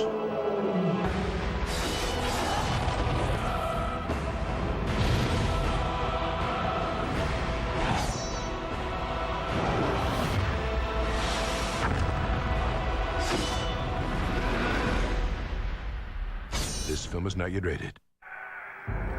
Welcome to the stadium on a beautiful day for baseball. And folks, today, Simplicity lawn and garden tractors are made like no other tractor in the world. the field looks just tremendous. With Simplicity's exclusive free-floating mower deck with full-width rollers, they can transform an ordinary grass area into a beautiful, professional-looking surface. Even if it's just your backyard.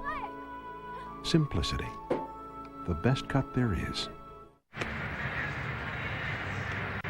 Let's answer tonight's Affleck trivia question. Affleck.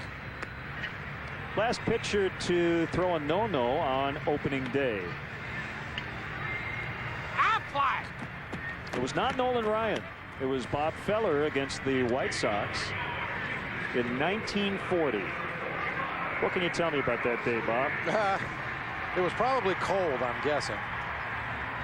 Yeah, I guess you're probably right. The only other time was Red Ames with the Giants, who actually lost to the Dodgers in 13 innings in 1909, April 15th.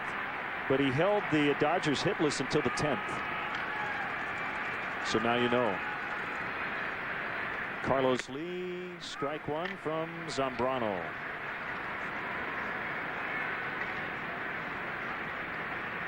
Z's just getting it done so far. Making a pitch when he has to make one. He's given up at least one hit in every inning.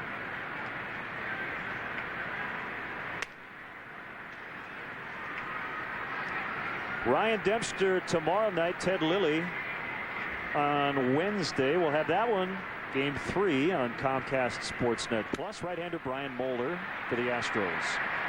The other Lee, Derek. One out.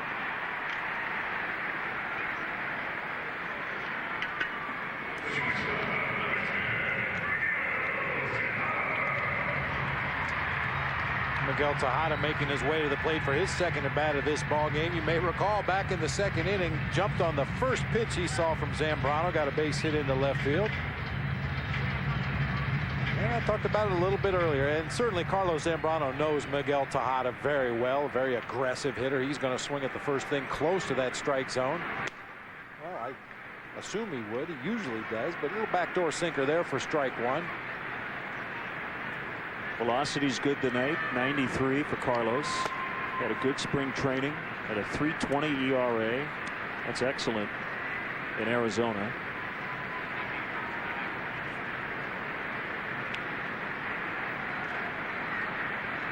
Looking for his 13th career win against the Astros. Swung on and missed. Going back to your point about the pace in the first inning. This is more what you were talking about. This is kind of where he wants to be, right?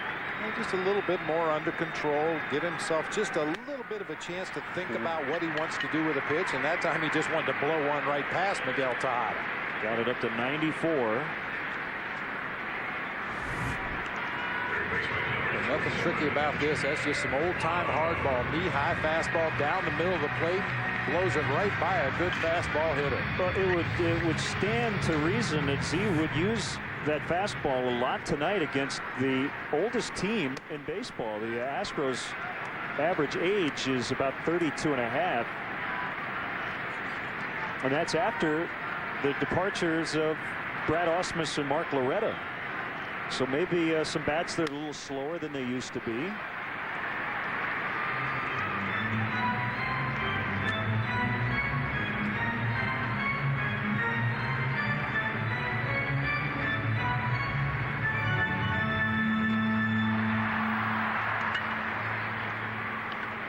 A wind and the 1-1. They're going to check down at third.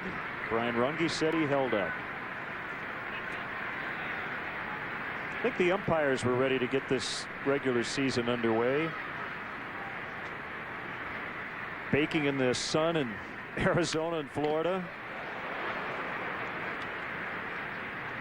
There's one thing to get sun, but for 40 straight days, for 3.5 hours. And the umpires don't get to go to the dugout between innings. At least the players have an opportunity every half inning to run back in and sit in the shade or maybe go up in the air-conditioned clubhouse. But the umpires are out there for the duration, which would explain some of the calls we saw in Arizona.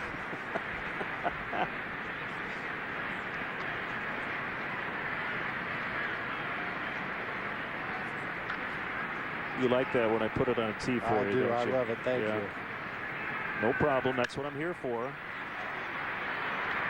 And this will be no problem as Z with his first 1, 2, 3 inning. Mowing him down, 5 straight sent down. It's 3-0 Cubs to the 5th. Cubs baseball is brought to you by MLB 09 The Show, only on PlayStation. Dear PlayStation, MLB 09 The Show thinks I can't hit the high and inside fastball. You're gonna fix that, right? Well, Dustin, PlayStation gamers demand the most realistic baseball game ever, so we're just gonna keep it as is. It's called integrity. Oh, I'm sorry. I was just polishing my MVP trophy. How many MVPs do you know that can't hit that pitch? Apart from you? MLB 09 The Show, the most realistic baseball game ever. Rated E for everyone.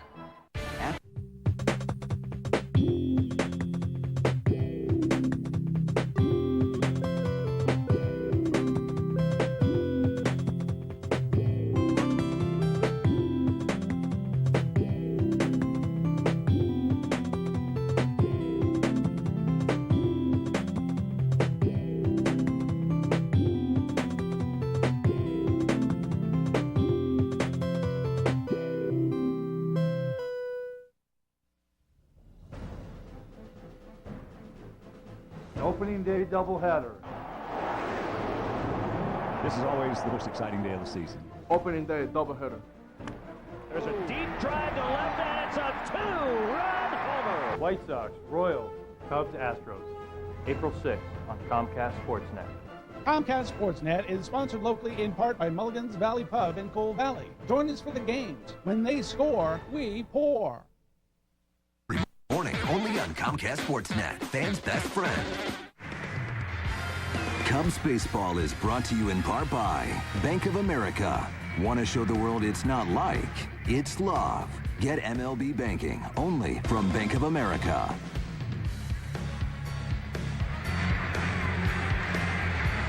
Great to be back with you for Cubs baseball here on Comcast Sportsnet. Year 134 for the Cubs and the National League.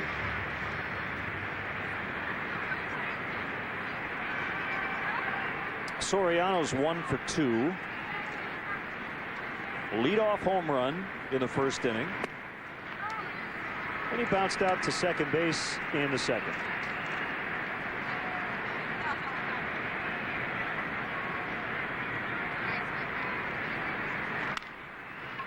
Tejada can't get it, base hit.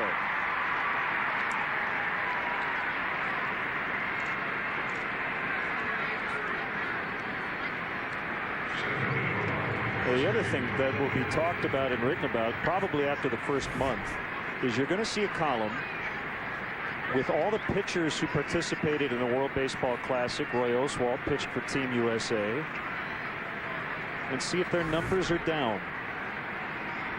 That was the case last time around.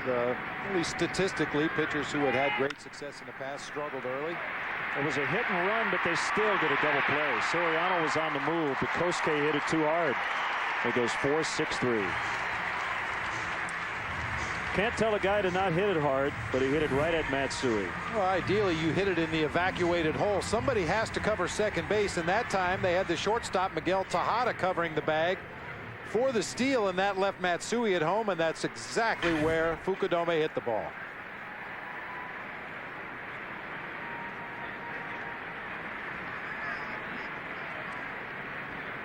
So just like that, 2 outs.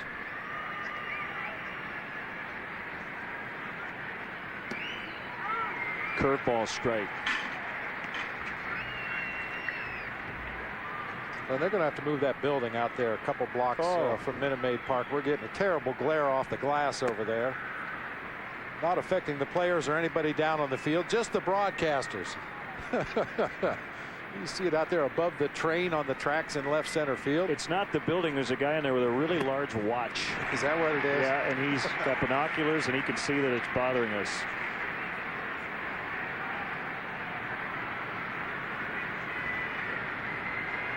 They ought to get some great big levelers for those windows.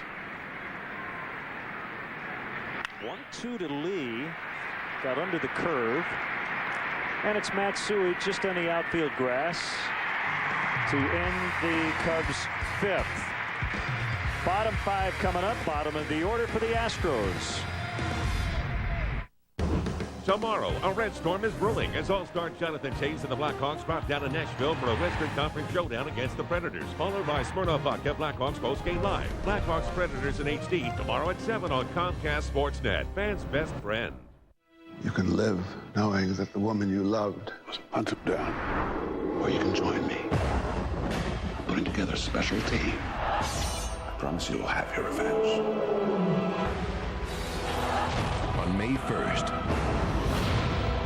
witness the origins.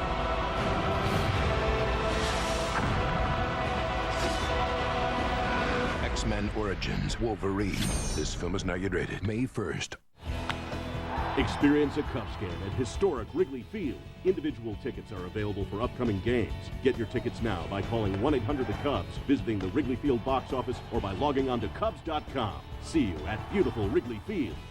Hey, baseball fans, are you thinking of heading to St. Louis to see the Northsiders play? Well, think no more. Now's your chance to win great seats to the April 25th game and a one-night stay at Lumiere Place, St. Louis's premier casino and hotel. Log on to CSNChicago.com and click on the Lumiere Place icon to register. Relive all the greatest moments from past tournaments and catch highlights of this year's games beginning with the Sweet 16 with NCAA Video On Demand. The best of March Madness. Available through April 30th on Comcast On Demand. All programming is available in high definition and all for free.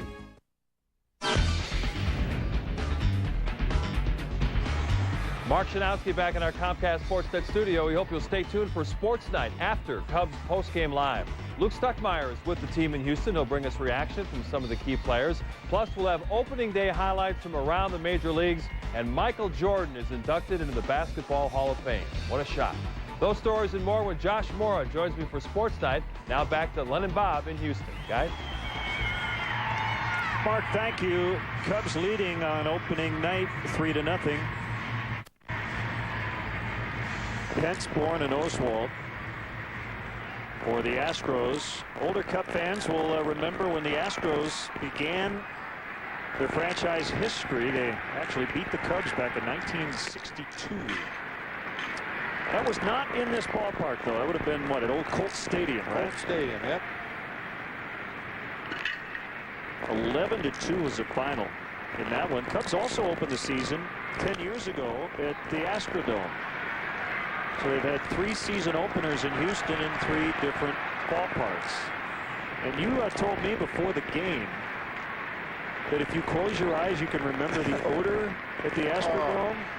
Jim DeShays, who broadcast the games here for the Astros, was an opponent of mine in our playing days, and he was talking about the Astrodome in the local paper this morning, and he mentioned that odor, and it came back to me as strong as it did in the days you had to walk through the loading dock to get into the Astrodome. Just kind of a combination of sweat and sour milk and rotten vegetables. It was just a nasty aroma, and that's the first thing you experienced about the Astrodome every day when you came to that ballpark. And we apologize to those who are eating dinner while enjoying tonight's telecast.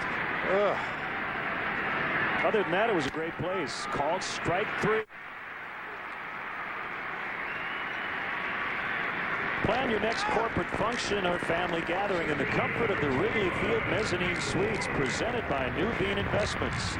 Suites are available now for games during the season. Be sure to ask about the April and May incentives.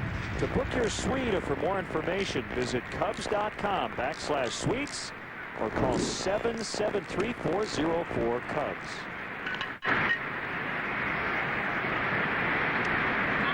Now, Z is in good shape with the pitch count. This will be number 66 on the night to Michael Bourne. He bunts it foul. But if and when the Cubs do need to get into their bullpen, a couple of the options would be Angel Guzman, who was told yesterday he made the club, and Rule 5 pick David Patton. Jeff Samardzija option to AAA Iowa, where he'll pitch out of the bullpen for 1 appearance and then go into the starting rotation there. And Chad Godin was released after a very tough spring. Tough decisions for Jim Hendry and Randy Bush in the Cubs front office, but you got to get it down to 25. No other option. Got him. 4 strikeouts for Z, all in the last 3 innings. And 3 of the 4 coming on straight 4-seam fastballs. I think he's just catching these Astros hitters a little off guard. A little extra zip on that heater. Just freezing Michael Bourne. It almost seems like he's worked a little backwards tonight, Bob. He used his breaking ball a lot early and now has decided to go with the heat as opposed to the other way around. And at least for tonight, and we'll see how it goes the remainder of the season, McCarlos has that little cut fastball that he likes to break on occasion. It's not as big as a slider. The velocity's faster than a slider, but the movement is almost exactly opposite of his normal 2-seam sinking fastball. It's been a real good pitch for him in the early going tonight. Oswalt with 1 career home run. There's the brass, Jim Hendry and Randy Bush. At the opening day suits and ties tonight. I think if you talk to any general manager, an assistant general manager, and field manager for that matter, that last couple days of spring training is by far the most stressful time of the year. You have to make decisions on players that sometimes affect their career or the future of their careers. Sometimes you have to make a leap of faith and take a guy that maybe you're not quite sure about. So a lot of sleepless nights recently for those gentlemen. He's starting to put it on cruise control. He's retired 8 in a row, on to the 6th. People think life in California is one big vacation, but it's really a lot of work. We have board meetings. Lots of board meetings. We're always playing catch up. We're really just a bunch of pencil pushers. We burn the midnight oil. Hey, it's a dirty job. Someone's got to do it. So if California seems like your kind of work, when can you start? Find yourself in California. Southwest Airlines has over 85 daily flights from Chicago Midway to California. Book now at southwest.com/California. Low fares, no hidden fees. Spruce up your landscaping with Mastermark Lawn Edging from Menards. Rhino Edge is easy to install and won't crack, rot, or pop out. In 2 colors, your choice just $14.92 each. Finish your landscaping with Cypress Mulch. It's great for controlling weeds and maintaining soil moisture for your plants. Cypress Mulch is on sale, $1.95 per bag. Plus, there's 0 payments and no interest till 2010 when you use your Menards Big Card. Save big money at Menards. This one's good. B flat. Let's drive this thing and see what it sounds like.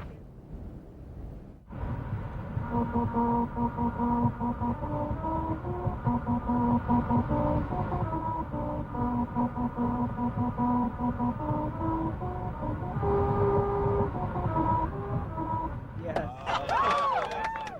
It worked.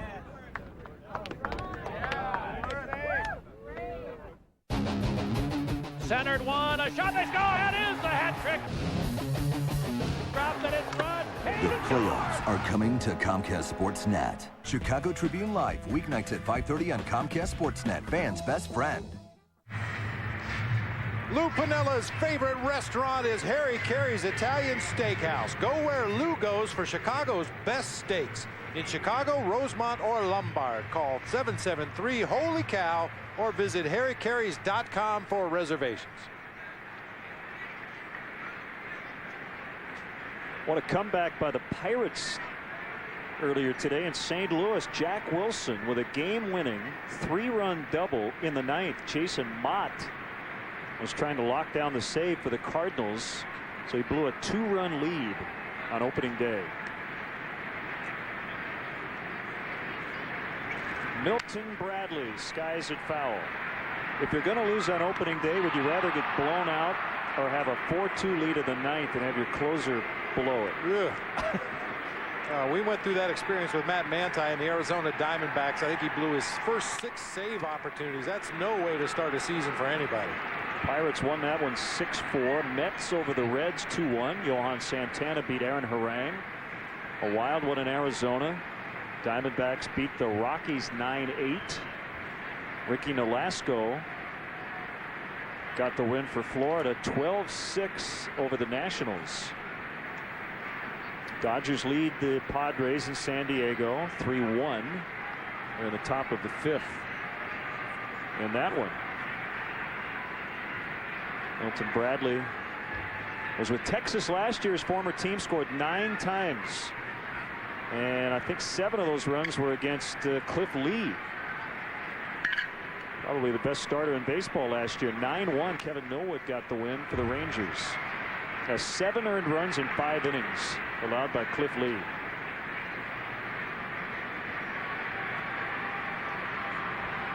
They talk about managers that could possibly be on the hot seat early on in the season, and Ron Washington's name comes up. So he'd like to see his Rangers get off to a good start. Postponed on the south side earlier today. Down the left field line, and this one slicing just out of play. Tampa Bay and Boston also postponed. That one due to rain.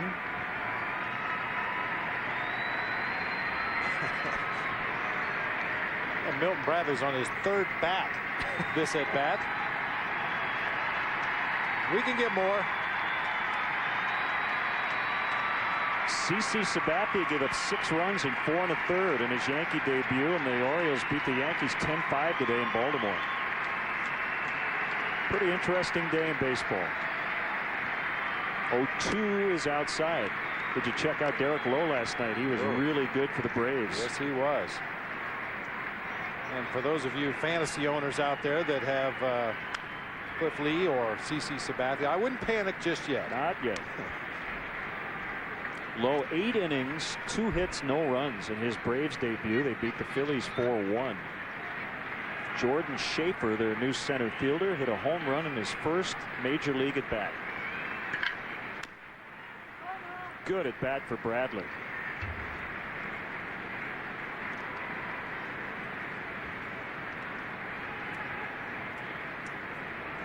He hit .460 in spring training.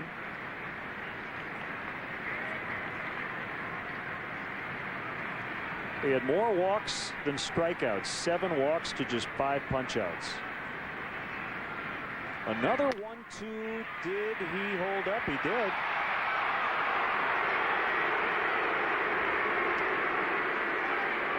It's that elevated 4-seam fastball just up above the top of the strike zone, and ooh, some strong wrists right there. Indeed. Get off me baseball. Ooh. Jam shot pop up caught by the catcher Rodriguez.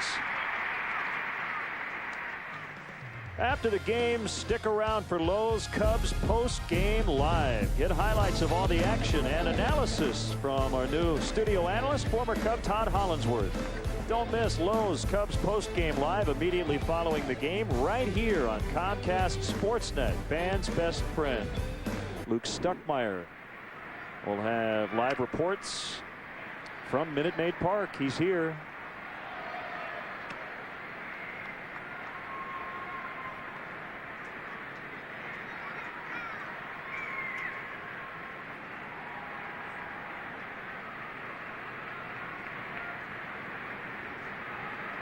The 0-1 to Ramirez, bounced foul. Roy Oswalt would probably tell you, I haven't been very good tonight, if you asked him. But he's only down 3-0. Cubs would like to pile on here a little bit. A couple of solo home runs leading off the first and the second inning, and then that great manufactured run that the Cubs put on the board in the fourth, and that's pretty much been it. Well, and I've been watching the relationship here between Oswalt and Pudge Rodriguez. There's been a lot of shaking going on. A whole lot of shaking going on. I mean, Pudge Rodriguez, as you mentioned, played for Team Puerto Rico in the WBC. Roy Oswalt played for Team USA, and they probably didn't really get a lot of opportunities to work together at the tail end of spring training. So it's going to take them a little while to get on the same page, for Pudge to realize what pitches Roy wants to throw in certain situations.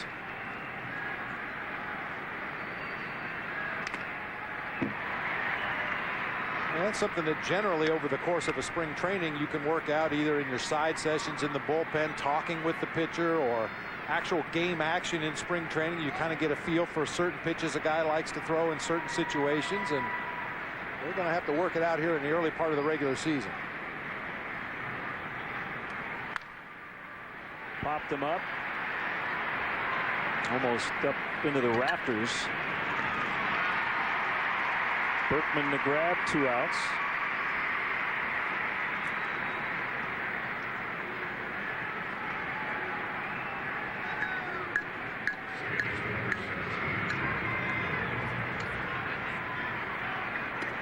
And let's see. Fontenot with a single, a double. How about a triple? If he parks one on Tal's Hill out in center, he'll have a shot at it.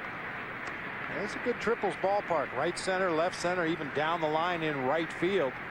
For a guy that can run a little bit, good chance.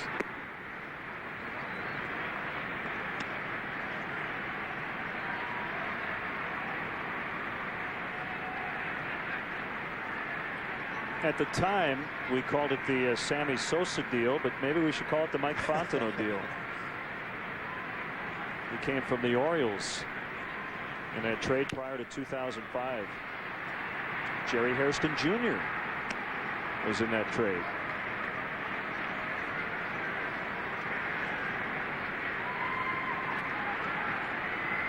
Jerry Hairston Jr. started in left field for Dusty Baker's Reds today.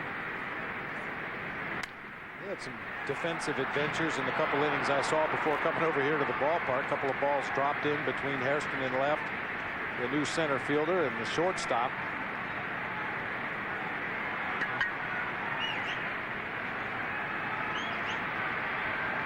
Count even at 2 apiece on Fontenot.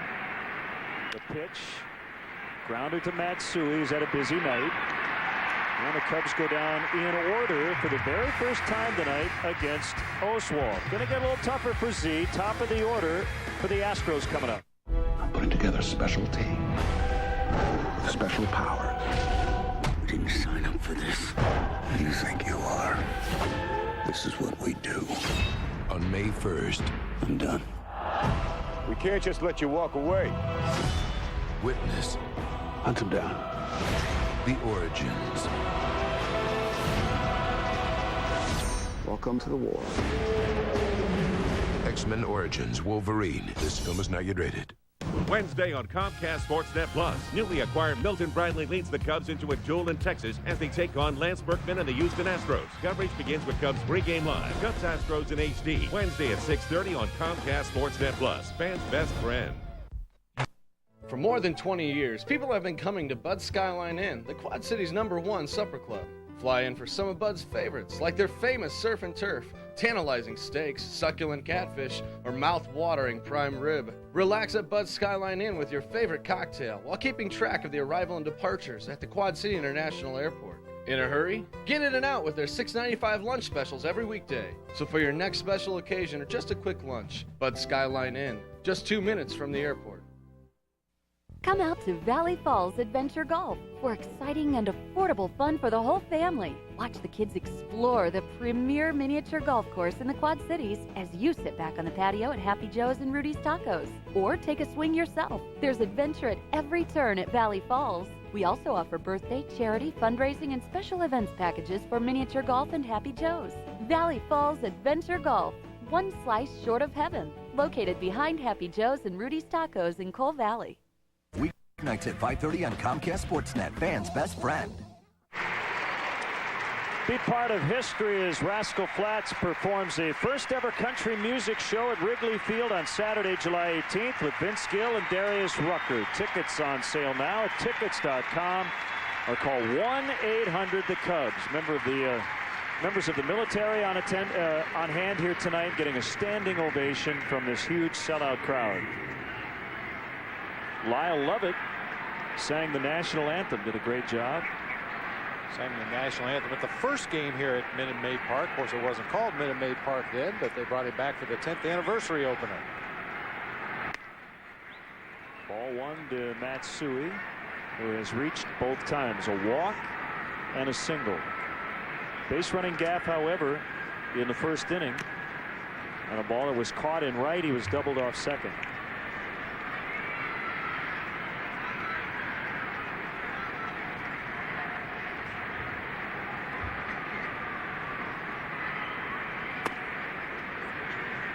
Blowing inside. Happy birthday wishes to our associate producer Tamara Anderson and her brother Terry.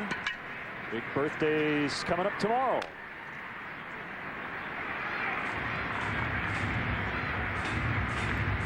'29 again.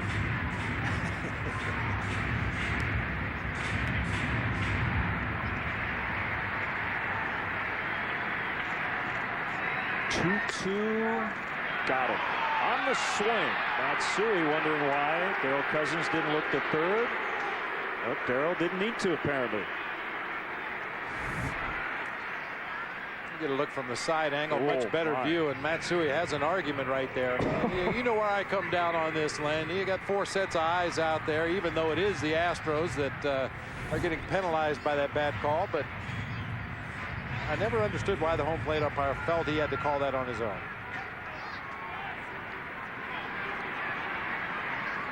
Cubs will take it gladly. Oh yeah. Fouled away by Rodriguez. He began tonight a career .301 hitter. Not going to walk a lot.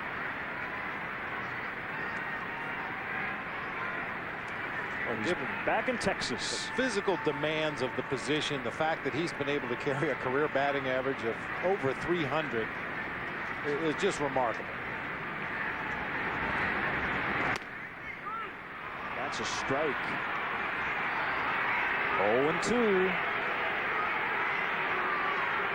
You could read his lips. He said, that isn't up.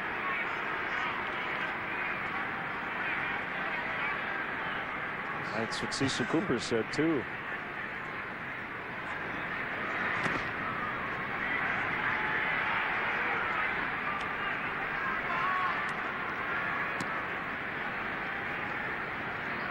That kid has your nickname, BB. I have to get one of those jerseys.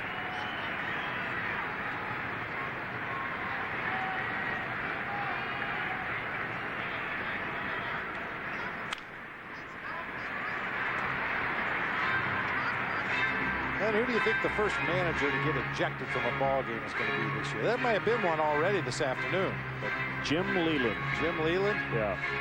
That's a good guess.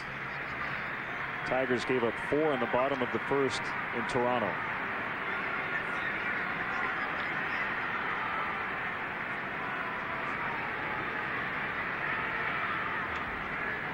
A little pressure on him this year, too. That big payroll. Swing and a miss. Number 6 for Z. Pledge your allegiance to the Cubs by becoming a member of the Cubs Club, the official online fan club for die-hard Cubs fans. Cubs Club members receive several exclusive benefits, such as a subscription to 2009 MLB.com Game Day Audio, special merchandise, and much more. To join today, visit Cubs.com, where baseball is always on. Fouled away by Berkman.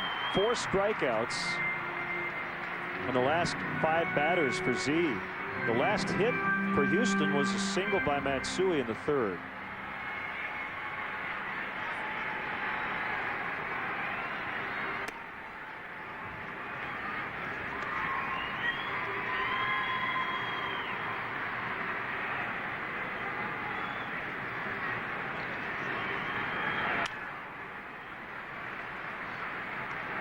I think right now Carlos Zambrano feels like he can beat the hitter through the hitting zone with his fastball.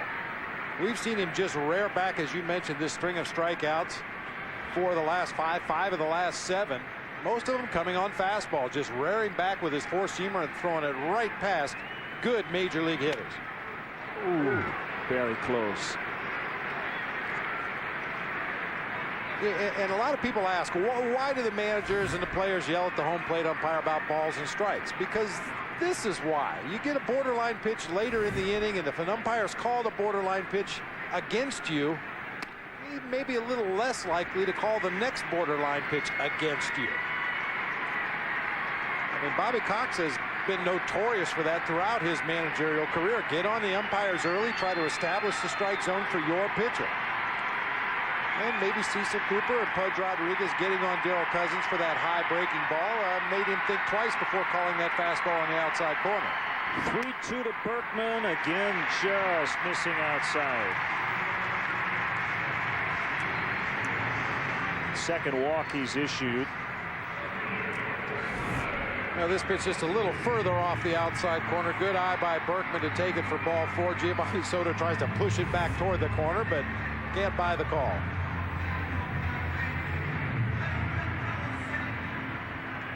Well, the reason the Astros have been shut out, it's been a nice combination. Early on, when Z was finding his rhythm, the defense really helped him, and he's missed a lot of bats since. Lee with the fielder's choice. He grounds to short, who gets it to Fontenot. Terrio to Fontenot, inning over. 6 complete. It's 3-0 Cubs. I am the strength and you are the breath, and you will grow, become the best, and in your time find blue skies everywhere. For generations, families have built lasting traditions with the confidence that Blue Cross and Blue Shield of Illinois will continue to be there for all the celebrations yet to come. Find blue skies everywhere. If you thought Arby's was just about roast beef, then you haven't tasted our new Roast Chicken Club. It's taken chicken to a whole new level. Made with oven-roasted, all-white meat chicken to seal in the juices. Then it's freshly sliced and topped with Swiss cheese, thick-cut pepper bacon, and our one-of-a-kind chicken addiction sauce. Step up to Arby's Roast Chicken Club and give boring chicken the boot. Arby's new one-of-a-kind Roast Chicken Club. Juicy, fresh, delicious. One bite and you'll say, I'm thinking Arby's.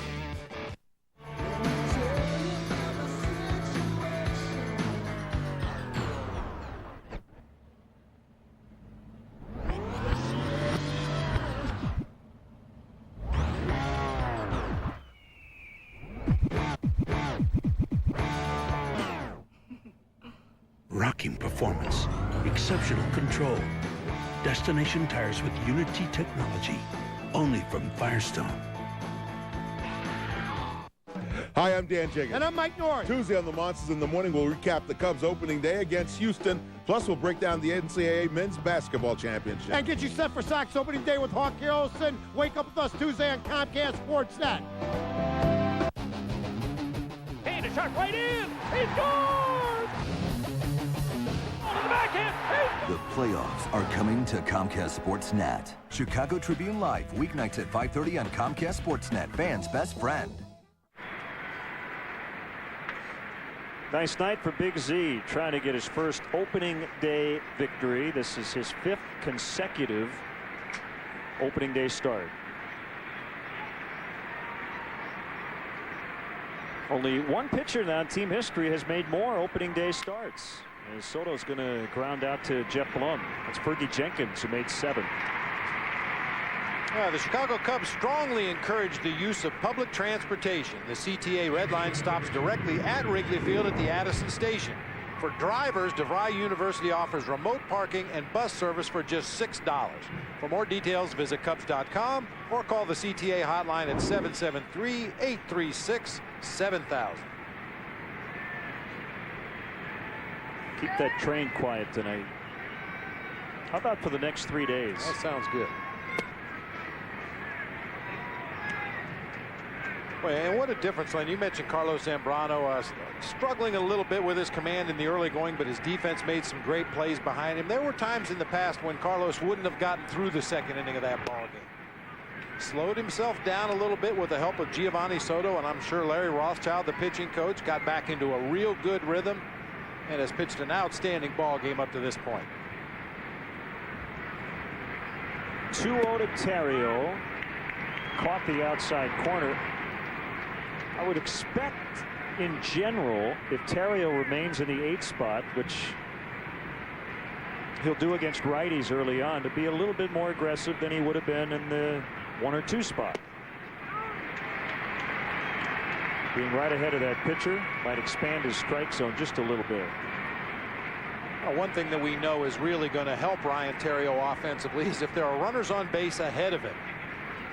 He's so adept at shooting that ball through the right side of the infield. When he gets a runner on first base, it's almost a gimme. He can shoot that ball through the right side almost at will. So he's one hitter that really benefits from having the guy ahead of him in the lineup get on base and have that first baseman holding on the runner.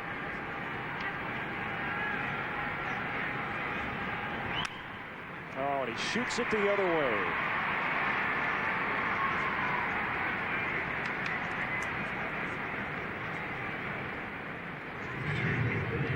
Get the best Chicago sports news nightly on Sports Night, presented by Dex. Coming up tonight after Cubs postgame live, MJ gets the call from the hall. What a shock.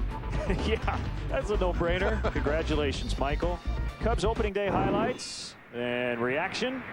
Josh Moore, Mark Shanowski will have Sports Night presented by Dex after Cubs postgame live, only on Comcast Sportsnet. Fans' best friend.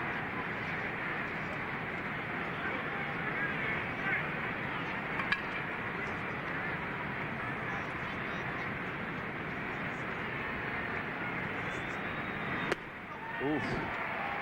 What a cut. Went deep 4 times last season. No walks for Z. As great a year as it was. He's not up there to take pitches.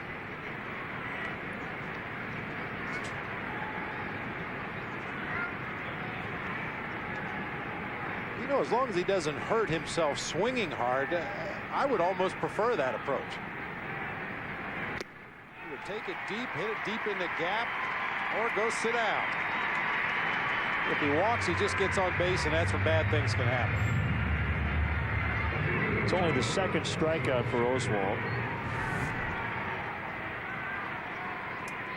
Another mid-90s fastball up above the letters. Who can hit that pitch? Andre Dawson used to hammer that high fastball pretty good. Not too many guys, though. It's up that high, it's tough to catch up with it. But it always looks good, right? Oh, it looks as big as a beach ball. Yeah, but especially when you can put a little extra on it like Oswalt can with that 4-seamer, a little extra hop at the end. You invariably are either going to swing and miss it or foul it back. Very tough to get on top of that high fastball when you throw it in the mid-90s. Pulled to Blum. He's going to take the short toss to Matsui. They'll get up and stretch from Houston. Opening night, game 1. Cubs lead the Astros by 3. Rascal Flatts, American Living Unstoppable Tour 2009. Unstoppable. With very special guests, Vince Gill and Darius Rucker. Saturday, July 18th at Wrigley Field. Tickets are on sale now. Online at tickets.com or charged by phone at 1-800-THE-CUBS. Rascal Flatts, presented by JCPenney and US 99. Produced by Live Nation. I am the strength and you are the breath, and you will grow, become the best. And in your time, find blue skies everywhere. For generations, families have built lasting traditions with the confidence that Blue Cross and Blue Shield of Illinois will continue to be there for all the celebrations yet to come. Find blue skies everywhere. You can live knowing that the woman you loved was hunted down. Or you can join me, putting together a special team. I promise you will have your revenge.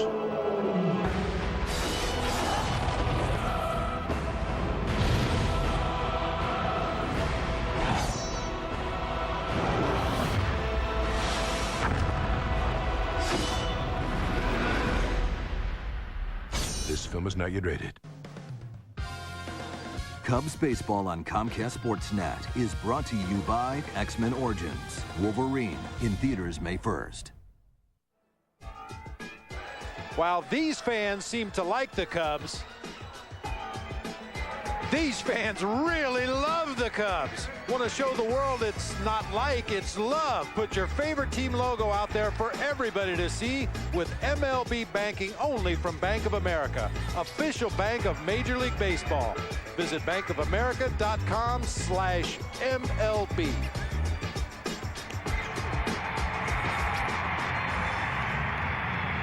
Yeah, getting ready to sing Deep in the Heart of Texas as Big Z rolls along tonight. Pitch count wise, he should be in good shape. I mean, 89 pitches through 6. In your experience, Bob, do you pull back a little bit early on, especially opening day? You've got a stock bullpen. Well, you have a stock bullpen for opening day, but you know it's not going to be that way very deep into the season. I think it really just depends on Carlos. And Lou and Larry have a real good read on physically what he's doing out there on the mound, emotionally where he's at. And I'll tell you, he has been pretty dominating tonight. I would have to think that they'll go at least one more, maybe 2 more innings with Carlos before turning the ball over to the bullpen. Well, if you're traveling and can't watch your Cubs on TV, you can always catch the game on your computer with MLB.tv. It's the ultimate baseball experience, featuring 100 out-of-market games per week live on your computer, and catch those you missed on demand. For more details, visit Cubs.com, where baseball is always on. Luke came out of the dugout, had a brief chat with Soto, and could see, like, don't worry, I'm not taking you out. Although I think we're going to see some action in the bullpen. I think that would be a good idea, even though Zambrano has been on cruise control through the middle part of this ball game. It's still only a 3-run lead. You don't want to let this game slip away. As good a ball game as it's been up to this point. With that in mind, Lou's got double-barreled activity. Looks like Aaron Heilman and Neil Cott's beginning to throw. Tejada hits it foul. And maybe Lou just saw something in the warm-up pitches between innings that gave him a little pause there and wanted to go out and check and make sure everything was okay.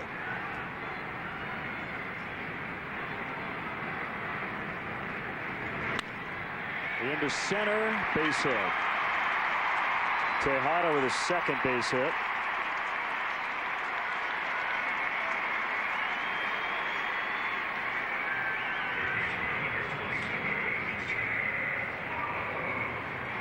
And for Zambrano, as we well know, that's a very manageable number.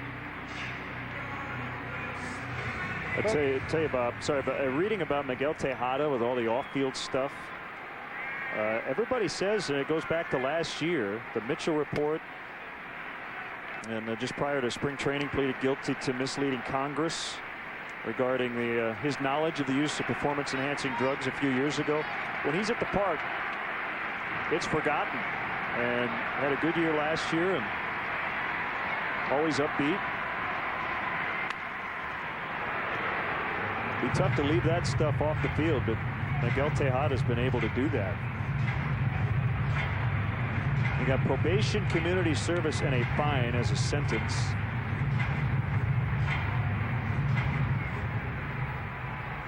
I'll have to tell you personally, I have a little trouble buying his story, but they didn't ask me about it. Well, he said he purchased HGH when he was with the A's, but that he didn't use it.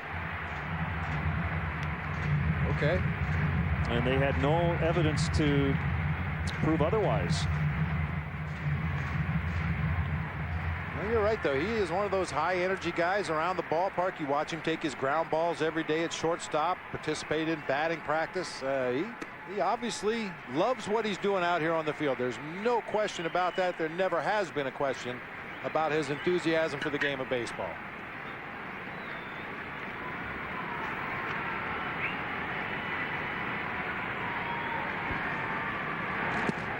It bounced in front of home plate. Full count on Blum.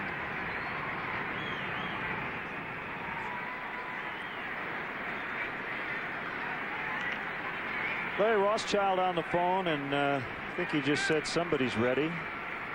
Probably Aaron Heilman,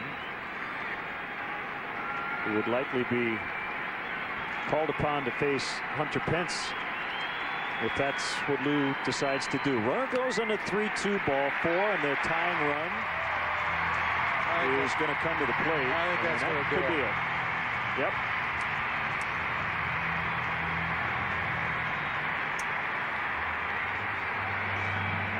Tell you, Len, whenever possible, a manager doesn't want to leave his starting pitcher out there to conceivably lose a decision in a ball game. By Lou making this move right now, even should Hunter Pence hit a 3-run home run, it's not going to be Carlos's loss, and he pitched way too good tonight to take home an L after this game. In a position for his first career win on opening day, and for Carlos it would be his 97th career victory overall. Aaron Heilman will make his Cubs debut when we return to Houston. Not too close. What do you think? I got that insurance? What insurance is that, Yogi? Aflac. The one you really need to have. If you don't have it, that's why you need it. Need what? Aflac. Well, if you get hurt and miss work, it won't hurt to miss work. And they give you cash, which is just as good as money. Aflac. Ask about it at work. Toyota introduced the technologically advanced Prius Hybrid and created a phenomenon. In fact, it took us by surprise. It became the car for everyone. Find the right Prius for you. Get a special lease on a new Prius for $239 a month for 36 months, or choose $1,000 in customer cash. Prius has the highest EPA-rated combined fuel economy of any vehicle. Test drive America's most fuel-efficient car today.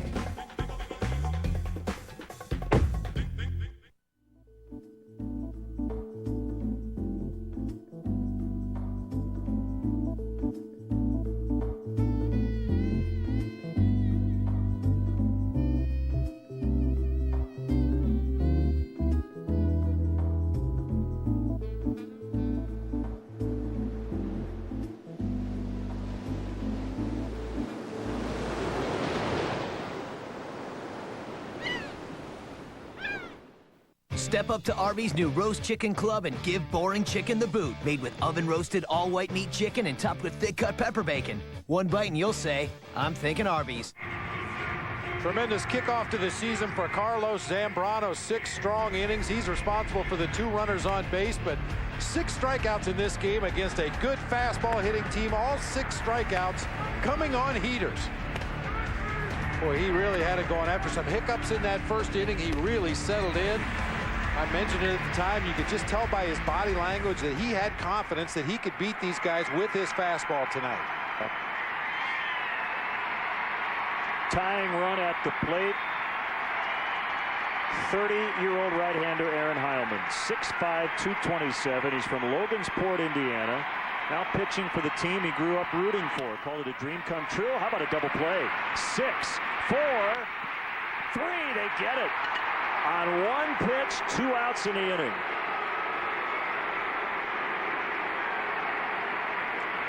Welcome to the Cubs, Aaron Heilman. Well, you couldn't draw it up any better than that. It had to be a hard hit ball with Hunter Pence's speed, and it was a hard hit ball right to Ryan Theriot. Little deliberate with this shovel onto Mike Fontenot, but Fontenot makes up for it with a quick turn at second base. Big double play.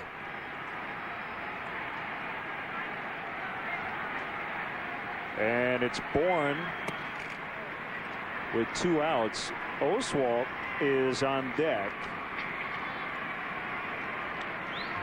Rough numbers for Heilman against the Astros. Aaron was traded twice in the offseason, from the Mets to the Mariners, and then from the Mariners to the Cubs. Ronnie Cedeno and Garrett Olson, a left-hander, were dealt from the Cubs to Seattle on January 28th. And he'll have a pretty big role with this team the 7th inning.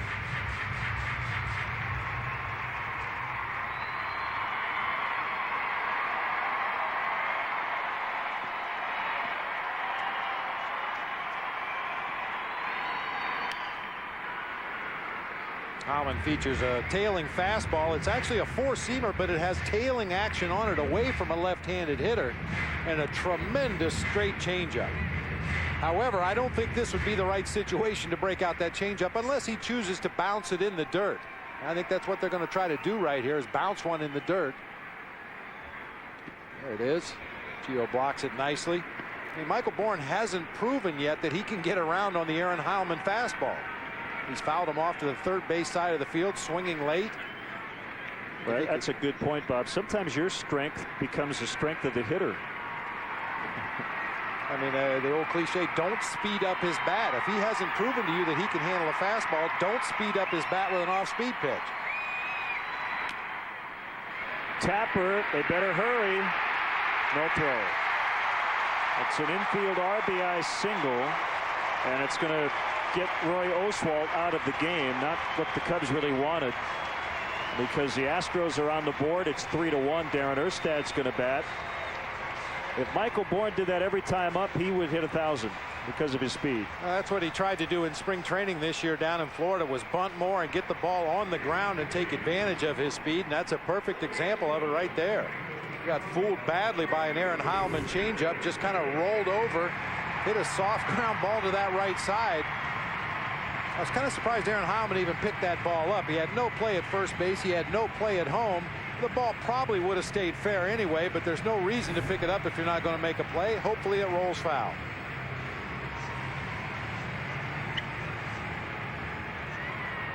So Lou's going to play the matchups. Erstad announced. And it will not be him. It'll be Jason Michaels to face Neil Kotz. 3-1 Cubs. We'll be back.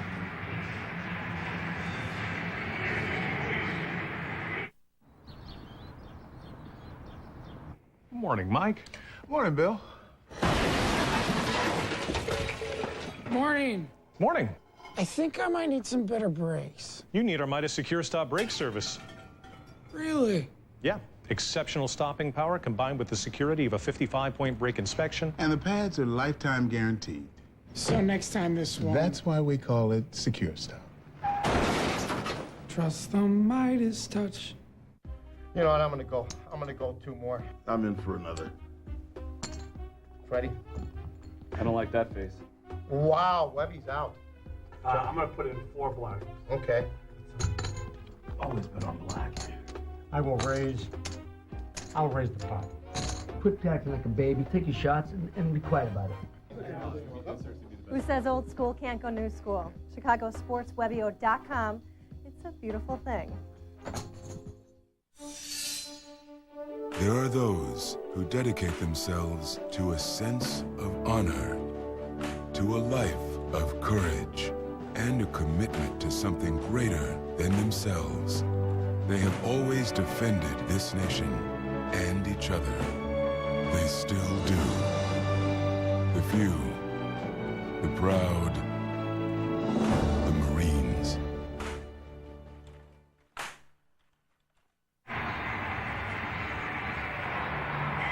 Welcome back. The Coors Light Cold Blast to the booth is back. You can send your emails to Len and Bob at ComcastSportsNet.com. We look forward to your emails here in the 2009 season. Andrew writes, Bob, in your experience, what kind of things are talked about between a base runner and a first baseman? Michael Bourne and Derek Lee, are they having a conversation right now about anything in particular as Neil Kotz gets ready? Well, a lot of times the runner will talk about the at-bat that he had against the first baseman's pitcher. I'm sure when runners got on earlier in the game, they were talking about Zambrano. Boy, he's got a good heater tonight. You know, he's a little out of control early in the game. Man, he's settling in later in the game. Sometimes if you have a history with that base runner, you played together in college or you played against each other in winter ball, you'll have some things to talk about, how it's a family doing. It's usually pretty innocuous stuff. Michael Bourne's probably saying, man, you're tall. Derek said, man, you're fast. Jason Michaels signed as a free agent in mid-December. He is ahead here 2-0. Kotz with a 2-0 pitch, missed again, 3-0. The spring training numbers for Jason Michaels. He played with the Pirates and the Indians last year, drove in 53 runs on the season, 13 of those as a pinch hitter.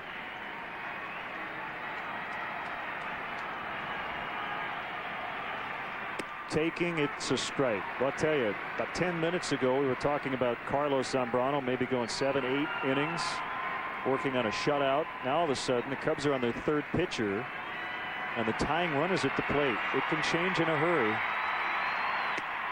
Strike two. That's a good pitch by Neil Kotz. Cecil Cooper didn't like it very much. Neither did Jason Michaels. But on the 3-1 count, he went to a slider. And I'm sure the Astros felt that pitch was too high in the strike zone. Gutsy pitch by Neil Kotz. He didn't want to give in and just lay a fastball in there in a 3-1 count.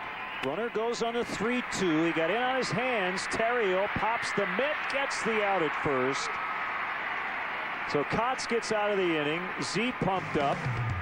And the Cubs still lead. It's 3-1 after 7.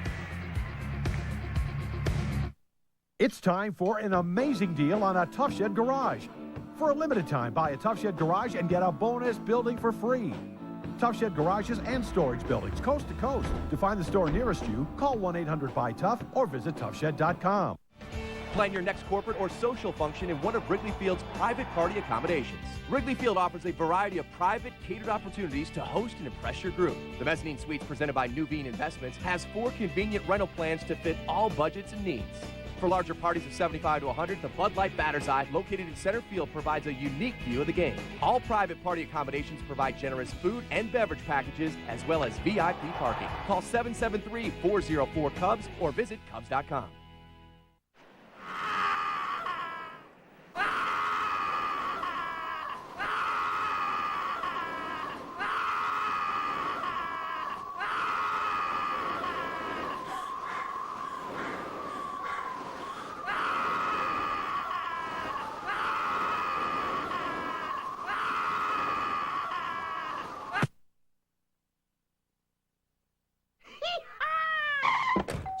America's favorite sandwich delivery guys. It's time for an amazing deal on a Tough Shed Garage. For a limited time, buy a Tough Shed Garage and get a bonus building for free. Tough Shed Garages and storage buildings, coast to coast. To find the store nearest you, call 1-800-BUY-TOUGH or visit toughshed.com. Well, Carlos Zambrano with the game face on opening night after his outing. You know, in every clubhouse I've ever been in, Len, on opening day, somebody or more than one somebody will walk around the clubhouse saying, we can't win them all unless we win this one. That looks like that's Carlos's attitude tonight. Want to see a Cubs game from the front row at Wrigley Field? Now you can. Visit Cubs.com, click on the CBOE front row seats auction to bid on tickets in the front row behind home plate and along the first base line. Front row seats will be auctioned off to every game all season long. Don't miss your chance. Go to Cubs.com and check out the CBOE front row seats auction today. Jeff Geary takes over for the Astros. You see his career numbers against the Cubs. This figures to be his role throughout the regular season. Tried to get the ball to the tail end of the bullpen. Normally, though, I'm sure Cecil Cooper would prefer it with the Astros with the lead, but that's not the case tonight. He was acquired in November of '07. Former Philly. Deals ball one to Kosuke Fukudome. The Cubs have not scored since the fourth. Something we have seen occasionally from this offense the past couple of years, and that is the Cubs score a lot early and not a ton late. Now that's anecdotal evidence. I'd have to look it up to see the scoring patterns, but it just seems like there have been a lot of games when the Cubs offense was hot early on and then had some issues late.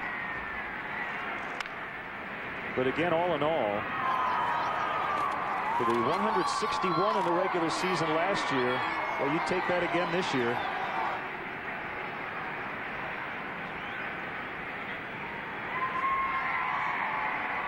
Fukudome looking for his first base hit of the ball game here tonight. I don't think there's any Cub player on the offensive side that's under more scrutiny and under a bigger microscope early in the season than Kosuke Fukudome.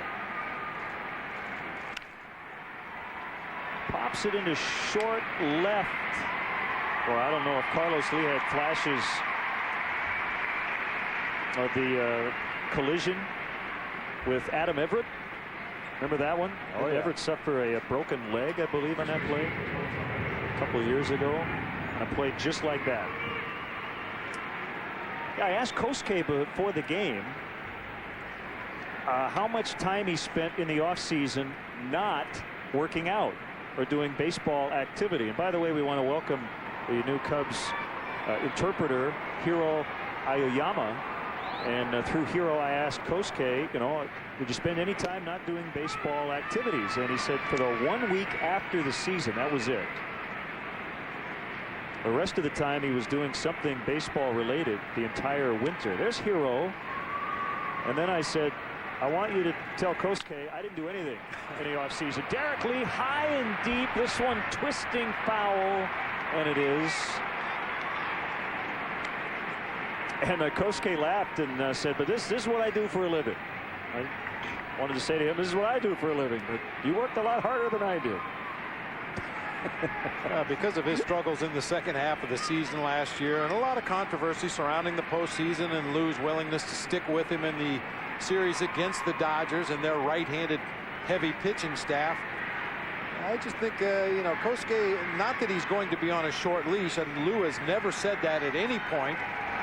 But I just think because of those struggles in the second half, it would really behoove him to put together some good at-bats early in the season, start spraying the ball around, get on base, do the things that he did so well early in the season last year. I think that'd take a huge load off of his shoulders.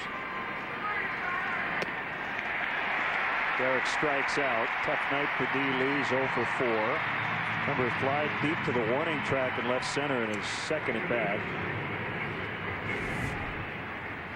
Geary not an overpowering pitcher. He relies more on location, goes up the ladder, gets Derek to chase a high fastball there on the 2-strike count. Derek a little frustrated.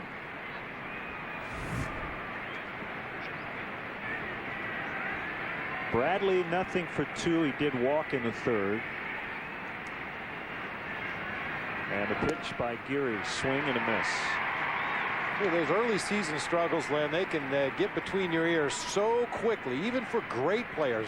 Much has been made about Willie Mays and his start to his major league career. Actually went into his manager, Leo DeRocher, or as he used to call him, Mr. Leo, and asked to be sent back to the minor leagues. He was struggling so badly. Well, it worked out pretty well for Willie. But for a team with the high expectations that the Cubs have this year, everybody wants to get off to a good start.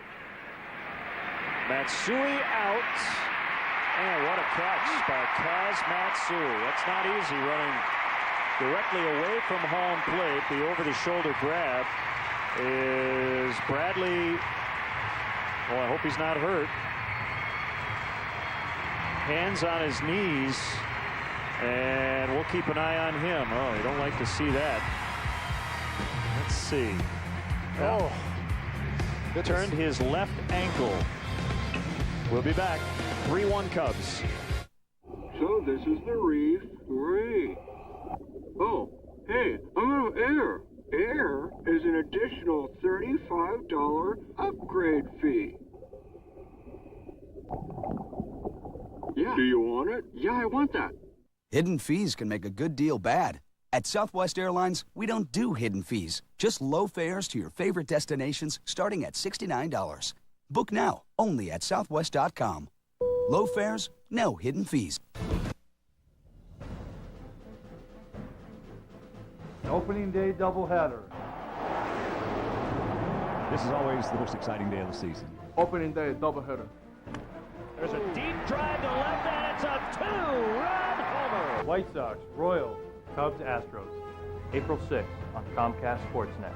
Comcast Sportsnet is sponsored locally in part by Mulligan's Valley Pub in Coal Valley. Join us for the games. When they score, we pour. Deciding on a color?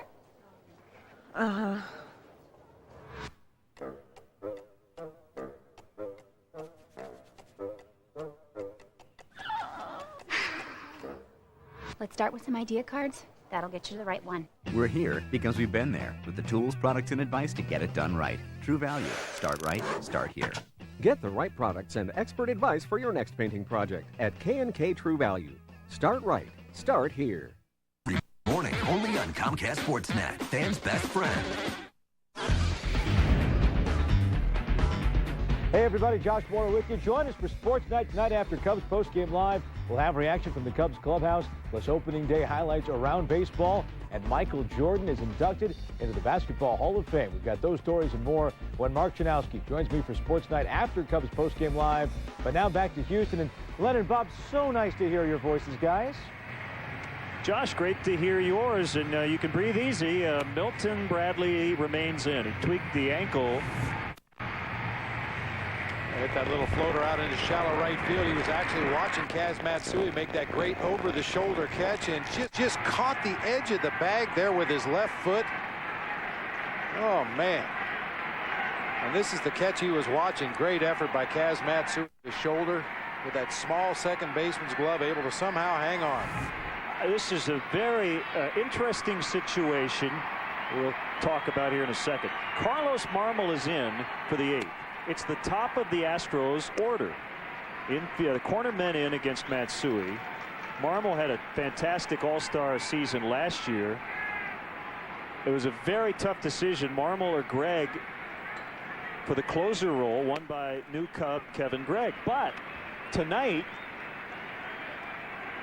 Carlos faces the top of the Astros order. You might argue, possibly, this is the tougher part of the ballgame, even though it's not the final 3 outs. Soriano will give it a look. It's out of play. Well, it brings up an interesting argument. I felt either one of the guys would be a great choice to be the closer. Lou felt that as the Cubs broke camp, that Kevin Gregg was probably a little bit ahead of Marmol as far as his command and his control. And something we talked about in some of the spring training telecasts. Marmol is such a devastating strikeout pitcher. I think there are going to be a lot of situations in the 7th and 8th inning when Marmol will come into the game with runners on base and the game on the line because you want him to punch out the opposing hitters. Kevin Gregg, he'd get his share of strikeouts, but he's more of a contact pitcher. You prefer to have Gregg come into the ballgame with nobody on base. Marmol's a guy that's proven in his short major league career that he can come in a jam and pitch himself out of the jam. And as I've said before also, with a ball club that expects to win close to 100 games this year, there are probably going to be some stretches of 6 to 8 to 10 wins in a row. I mean, Kevin Gregg can't save 10 days in a row. Somebody else is going to have to pick up the slack and be the quote-unquote backup closer, and who better for that than Carlos Marmol?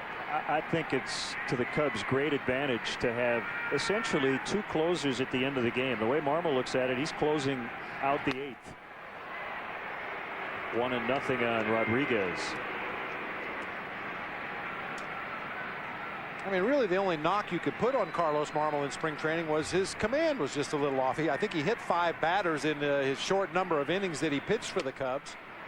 But we all know that when his command is good, especially with that slider, he just pitches away from contact. Nobody hits him. And I think that in the big picture, when you consider when he first came up as a starter, his command was not good. 2006, believe it or not, in 77 innings, he had 59 strikeouts and 59 walks. Now, last year was 114 strikeouts and 41 walks. So he's probably going to always have some stretches during which he struggles with his command. But it's that funky motion, all arms and legs, the nasty stuff that makes him so effective in the first place. His fastball at 95, 2-2.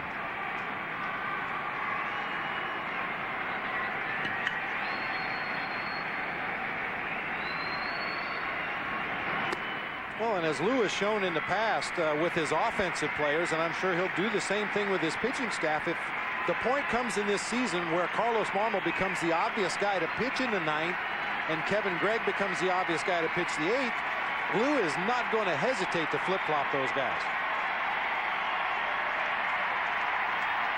Fans getting up for a 3-2 pitch, slider, and a ground ball to Terrio. Easy play, 2 outs. And Len, you talked about the herky-jerky delivery of Carlos Marmol. This is our Jimmy John's delivery of the night. Kind of bends over at the waist, then stands back up again. A lot of arm in his delivery, a very live, resilient arm. Tough for the hitters to pick up, certainly tough for them to square up. We talked about this on Saturday with A.J. Burnett of the Yankees on the mound. I think if Carlos threw nothing but strikes, he wouldn't be as effective. You know? It doesn't hurt to hit a guy in the middle of the back every now and again just to keep him from digging in there and taking whacks like Lance Berkman did right there. If you've got a reputation of being a little erratic out there on the mound, guys aren't quite so anxious to take a toe hold and really take rips at you. It's always in the back of their mind you might throw one behind their helmet.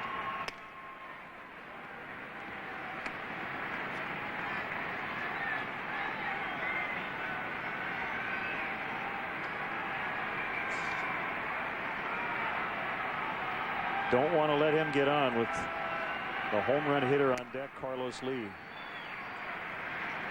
The tough part about this, not only does Berkman hit for a very high average, he has one of the best eyes at the plate in the game today.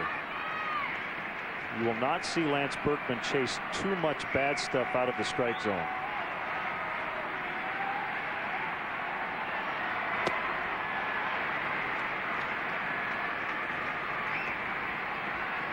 And we've been talking about the choice between Kevin Gregg and Carlos Marmol for the 8th and 9th inning. I think the bigger question is who's going to man that 6th and 7th inning.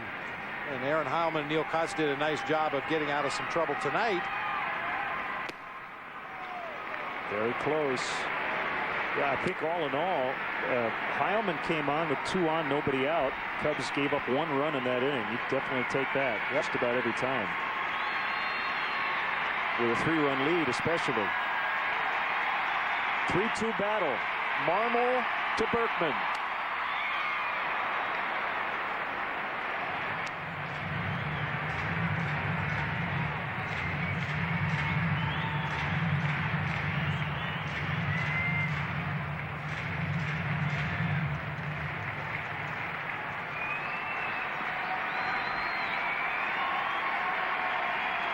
Another payoff pitch.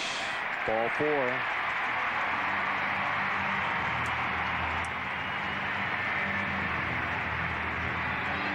Bob, in my opinion, this is a generalization, but I think for the most part, what separates really good hitters from elite hitters, or the other way around, is that elite hitters rarely strike out on a pitch like that. Yeah. I mean, we're talking the Chipper Joneses, the Albert Pujolses, the Lance Berkmans of the world. Rarely do they swing at that pitch. And I think that's basically because of their ability to recognize the pitch a little bit quicker than the average hitter. They pick up the rotation on that slider. They see where the pitch is starting. They anticipate where the pitch is going to end up, and they're able to shut down their swing a lot quicker than guys like me. I mean, those guys will strike out, but yeah, rarely on a really bad pitch. And if you do happen to fool them, I think back to the pitch before the 3-2 pitch that Berkman pulled foul way down the right field line. Rather than swing and miss at that pitch, they're able to pull the ball out of play, buy themselves one more pitch, force that pitcher to come back in one more time.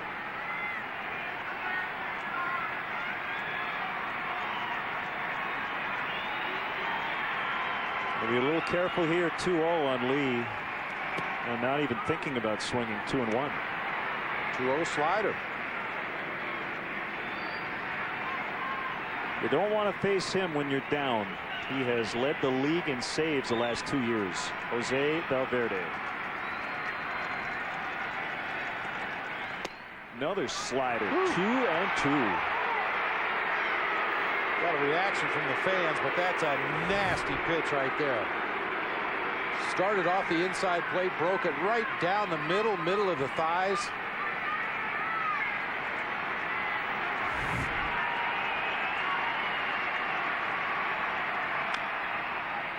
Well, there's that pitch you just talked about. A guy like Lee is able to foul it off. It's too good a pitch to take. It's too close to the strike zone to take, but it's really such a nasty pitch you can't do much with it. But good hitters seem to find a way to foul it off and force you to throw one more.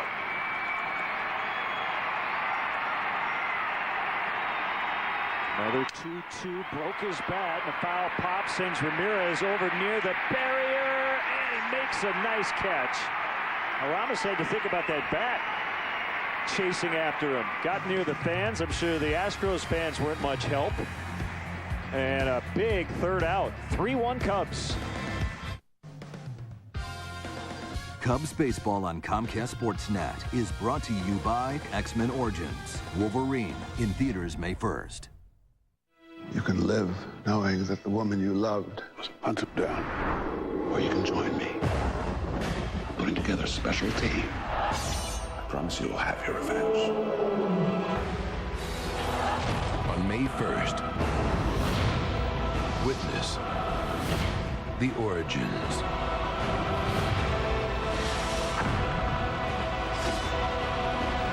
X-Men Origins Wolverine. This film is not yet rated. May 1st. Want to see all the action from the front row? Now you can with the CBOE Front Row Seats auction. Front row seats will be auctioned off to each game all season long. For more information, visit Cubs.com and click on the CBOE Front Row Seats auction. The best seats are always a click away.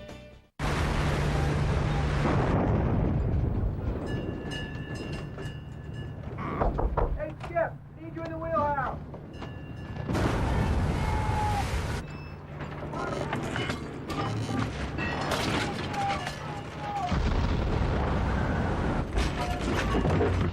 Tenacious grip, no matter the conditions. Firehawk tires with Unity technology, only from Firestone. Cubs baseball on Comcast Sportsnet is brought to you by Firestone, a tradition of innovation. If you've never been to Wrigley Field or been 1,000 times, a guided tour of the friendly confines has something for everyone. Each tour includes visits to places like the press box, clubhouses, dugouts, and much more. Tours are available on select dates throughout the season. Tickets are $25, and a portion of the proceeds benefit Cubs designated charities. For more info or to purchase tickets, visit Cubs.com. Marmol worked a scoreless 8th. He walked Berkman with 2 outs, but then sawed off Carlos Lee, who fouled out. To the guy at the plate.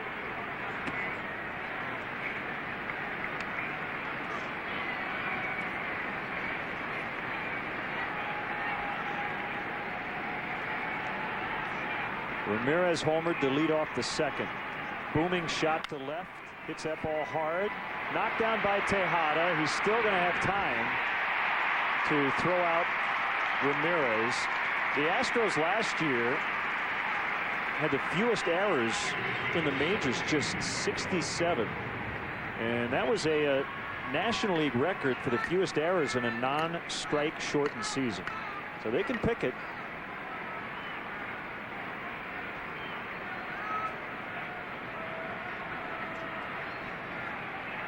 The ball was hit so hard that Tejada had plenty of time to recover. He was only able to knock it down, had to scramble to find the ball, but because it was hit so hard, he still had time to recover and throw out Ramirez.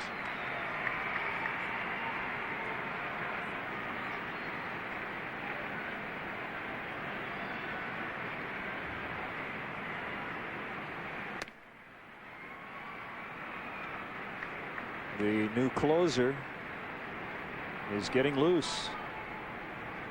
Kevin Gray.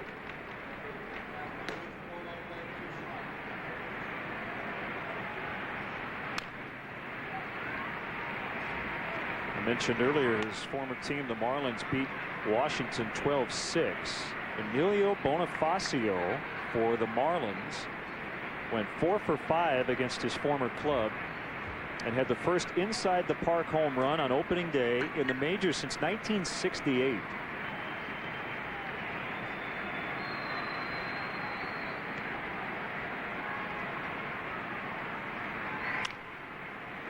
A pop to left. Tejada is going to watch, and Carlos Lee watched it as well. Tejada got out there very quickly, but then he took a look at Carlos Lee, and they both watched it drop. And Fontenot has 3 hits. That's one of the problems you run into when your shortstop covers so much ground, especially on little pop-ups like this. I think Carlos Lee just assumed Tejada was going to make the play. Didn't really come after it as aggressively as he probably should have. I think that's the left fielder's ball all the way right there. I think back to the Cubs days with Sean Dunston playing shortstop. Every ball that was hit in the air, no matter where it was on the field, Sean thought he could catch it. Fontenot moves up a base. So he'd love to get at least one more run here. It's a wild pitch.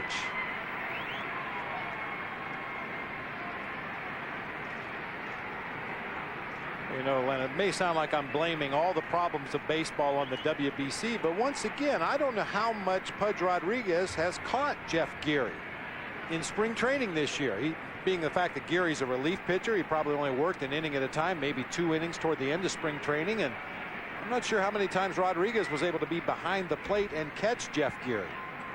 I mean, that was just a high fastball that Pudge wasn't able to corral.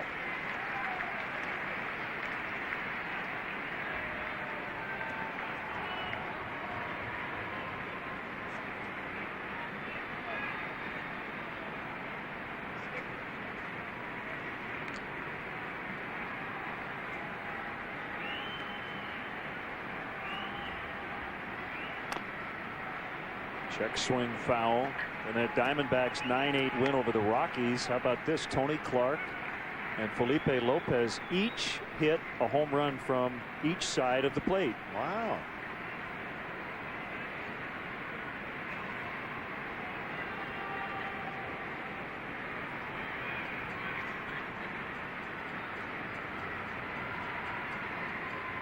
It was 41 degrees in St. Louis.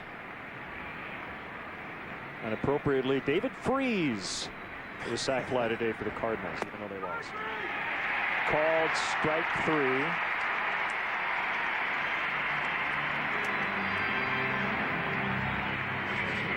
Now a gander at our Felco upcoming schedule. Road games in blue, home games in red. Comcast Sportsnet Plus Wednesday night, and then we'll have Saturday night's game from Milwaukee. Also next Wednesday and Thursday against the Rockies and the Cardinals, respectively.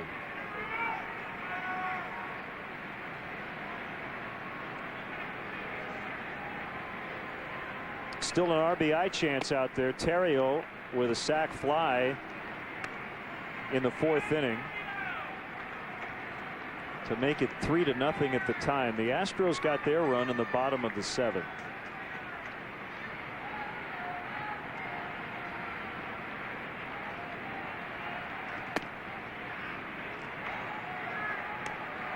A Cajun connection, the double play combo. Terrio knocked in Fontenot with that sac fly, and he has a chance to drive him in again.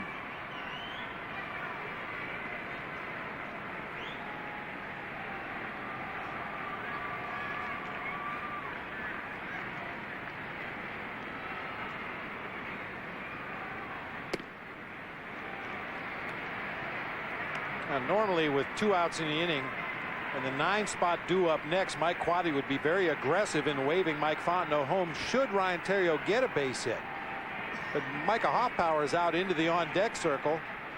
That's all part of what a third base coach has to put in that computer before making his decision whether to send a runner or hold a runner. The Astros defensively are very short in center field. Hunter Pence in right field also playing shallow. Both charge the ball well. I think unless it's a for sure send, I think we're going to see Fontenot held up at third base if Ryan Terrio can get a base hit. He walks.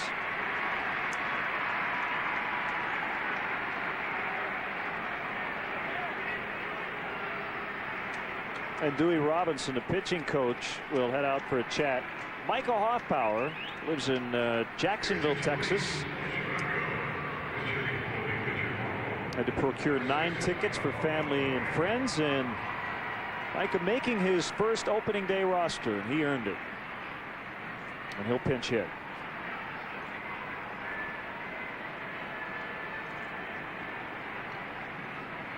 The Astros have 2 lefties available in their bullpen, neither one warming up in the pen right now. I'm kind of surprised that Cecil Cooper didn't have one of those guys ready, knowing that Micah Hoffpauir was available off the bench. And of course, we're very aware of with the kind of spring that Micah Hoffpauir had swinging the bat. But he's going to face the righty Geary in this situation. I mean, if you're the manager that's trailing by 2 runs in this game, you cannot afford to let the other team push across another run. You've got to almost play it like a tie ball game and try to keep them off the board in this inning. And Cecil Cooper content to let his righty face the left-handed hitting Hoffpauir. This will be a 1 at bat and out for Micah.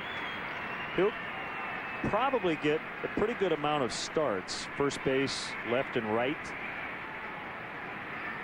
But you won't see him stay in the game most likely and play defense with his team ahead late.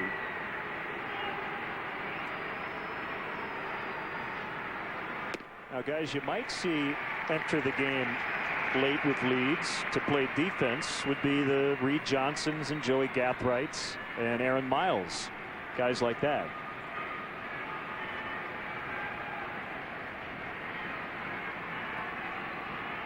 The guy on the right will start tomorrow. The guy in the middle will get the nod Wednesday.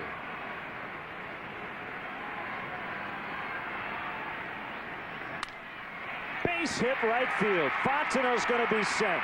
Pence with a very good arm. Throw to the plate. Safe. He never tagged him. The throw got there just a little bit late.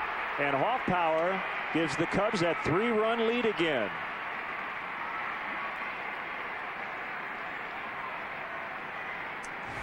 Clutch base hit by Micah Hoffpauir, goes way out over the plate to pull that ball back into right field. Great slide at home by Mike Fontenot to get around Pudge. He was in the baseline about 5 feet up the third baseline, but gave Fontenot just enough room to get around, get the left hand on the plate, avoid the tag. That's a big run for the Cubs.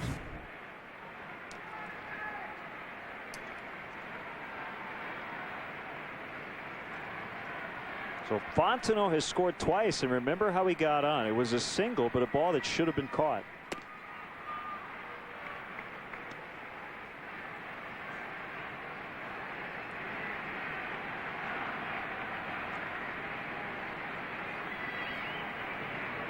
If the lead holds up, the official game-winning RBI would belong to Soriano. Started the game with a home run. The Cubs have not trailed.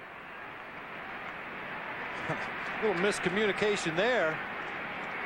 Pudge Rodriguez came out of the chute in an attempt to pick Ryan Terrio off third base, and Jeff Blum was standing a good 15 or 20 feet behind the bag and never really broke until the ball was thrown. You'll see Blum just holds his position. He moves over toward foul territory. You're not going to tag him out from there.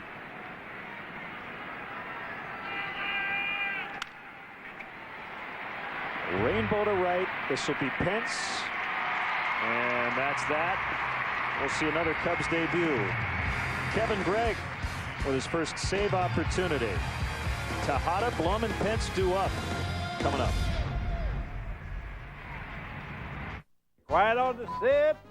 Take 73. What? Get moving. Bob Rohrman, the Boba. It's a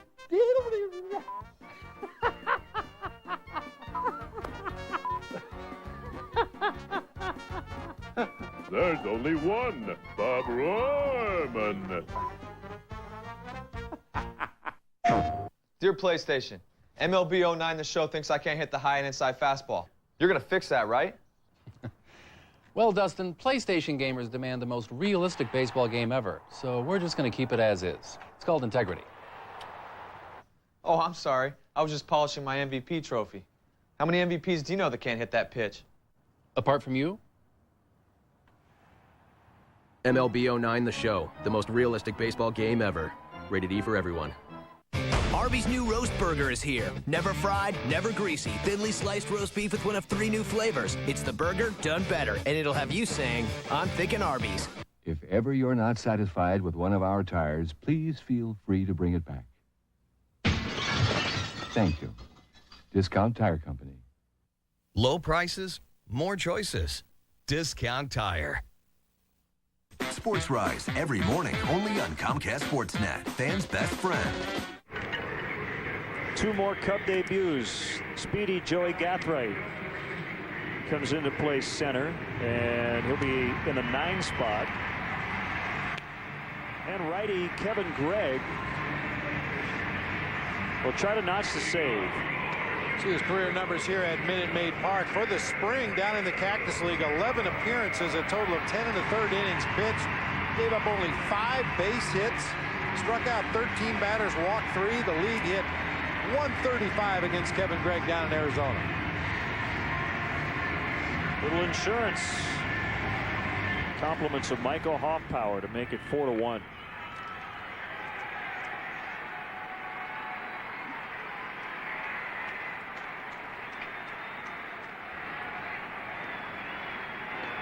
Pitch to Tejada is low, ball 1.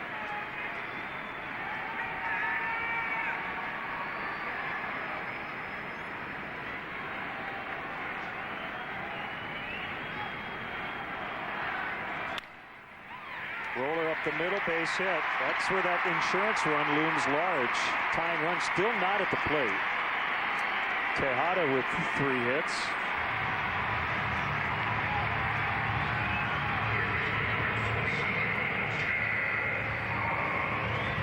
Now Jeff Blum. Gregg trying to pick up his 63rd career save.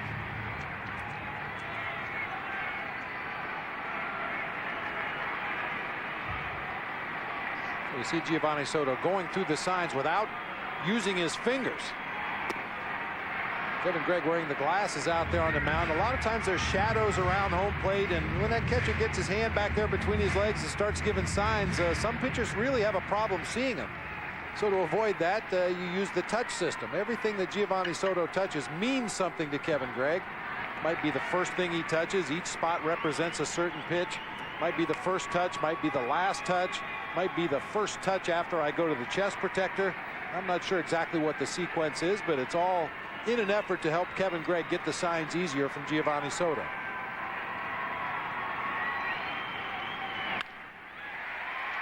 Bradley on the move, and it hit his glove, but he couldn't put it away. And now the tying run will come up. Milton got to the ball, but didn't make the catch. And the Astros are rallying here in the 9th. 1st and 3rd, nobody out. Ball looked like it was headed for the gap and extra bases. Bradley closed a lot of ground at the last instant. The ball hit off the heel of his glove. I'm not sure if he was having any trouble with the lights at the very end of this play. He kind of tucks his head down inside. Possibly could have lost that ball in the lights, but got a glove on the ball, just couldn't squeeze it. So a single for Blum.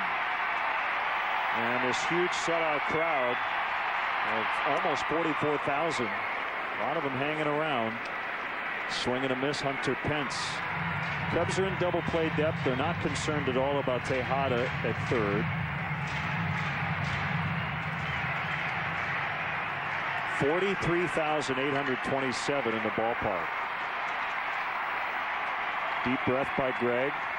The 0-1 pitch, pop foul to the right. Back-to-back breaking balls to jump ahead in the count. 0-2. See if Kevin Gregg tries to bury another breaking ball in the dirt here, get a swinging strike, or possibly go up the ladder with a high fastball. I mean, the book on Hunter Pence throughout the early part of his career has been he's a poor breaking ball hitter, but a very aggressive breaking ball swinger. Looks like they want to go up with a fastball here. Way up.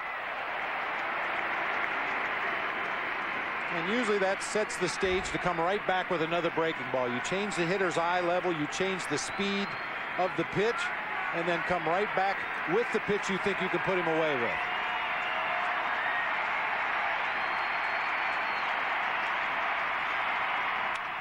Another breaking ball fouled off. Perhaps just a little bit too good.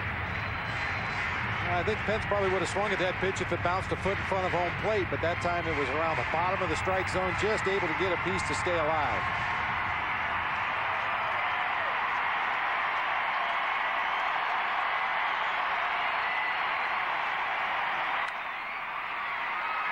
Bradley gives chase, but he will have to watch it drop.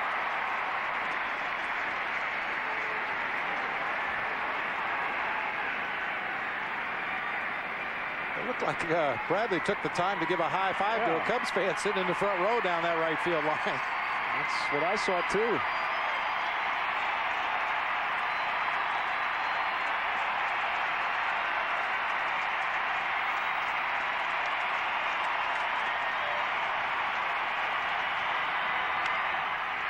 High fly ball, a lot of room out there. Gathright makes the catch. Tejada's going to score easily. But you'll trade that. And out for a run. 1 out, 4-2 now for the Cubs. Yeah, here's that play we were talking about with Milton Bradley chasing the foul ball over on the right field side. A Cub fan right there in the front row said, "We got him. Don't worry about it."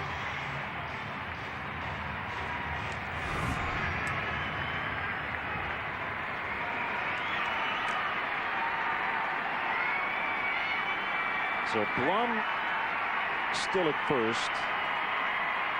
Bourne has 2 hits. One was an infield hit. Ball 1. Kevin Gregg is from Corvallis, Oregon.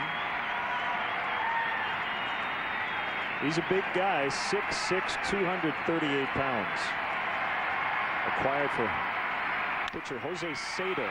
That's what you want Michael Bourne to do. Hit the ball in the air. He's got his hands on his helmet. He's not happy with that result. 2 outs. Michael Bourne, as we said earlier, he wants to hit the ball on the ground and run.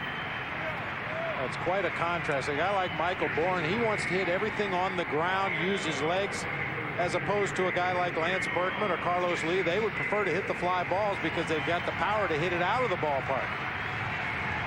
And if they hit it on the ground, they're probably going to ground out a lot. Former Cub Jason Smith will bat. Remember, Darren Erstad was burned earlier. He never did get an at bat. He was announced, but then Cecil Cooper pulled him back and went with Jason Michaels in the 7th. Swing and a miss. 1-1. Now, Smith is really on this ball club as a utility backup infielder. Probably won't be used in many pinch hit situations, but because Cecil Cooper burned his best left-handed bat back in the 7th inning, he's forced to take this at bat here with 2 outs in the 9th.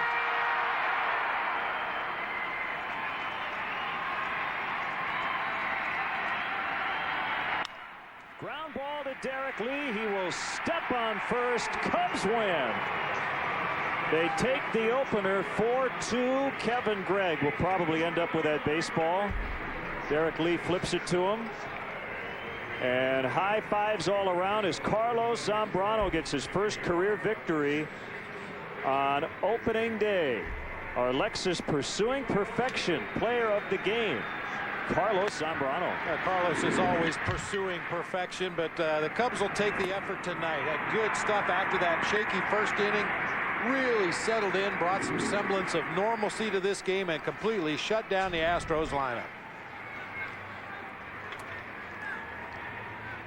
So the Cubs are 1-0. What was your line? You can't win them all if you don't win the first one. That's right. So they beat Roy Oswalt. I'm sure Lou will take any kind of win you can get on opening day, but I always preferred to use the guys in the role that you perceive them to be in all season long, and it couldn't have worked out any better for Lou Piniella and the Cubs tonight. All smiles in that Cubs dugout. And we're waiting on Luke Stuckmeyer. I think Ramos Ramirez is heading out of the dugout to chat with Luke. The line score: Cubs 4 runs, 9 hits, no errors, 6 left. The Astros 2 runs, 8 hits, no errors, 7 stranded. Ramirez with his 250th career home run tonight. That made it 2-0. The Cubs scored in each of the first 2 innings on leadoff home runs. Soriano in the first, Ramirez in the second. Luke, it's all yours. All right, thanks, Len. Aramis, all those changes in the lineups, but it was some of those old guys getting the home runs. How do you feel coming into opening day today? Well, it feels good anytime you open the season with a victory, especially against a good pitcher and great pitcher like Oswalt. You know, he only gave up 3 runs, but you know that was enough. What did he throw you on that first home run? Fastball. You know, he threw first base ball, and he tried to come back to try to fast for a strike and make a pretty good swing. Feel good to get this first one out of the way, and now maybe you guys can settle in and just play baseball the rest of the season. Well, yeah, you know, opening day you always two-sided, you know, try to do too much. You know, you can't wait for open the season, especially when you have a long sprint like we did this year. But you know, it's good to get the first one out of the way and with the win. How about the job Z did on the mound for you? He threw great.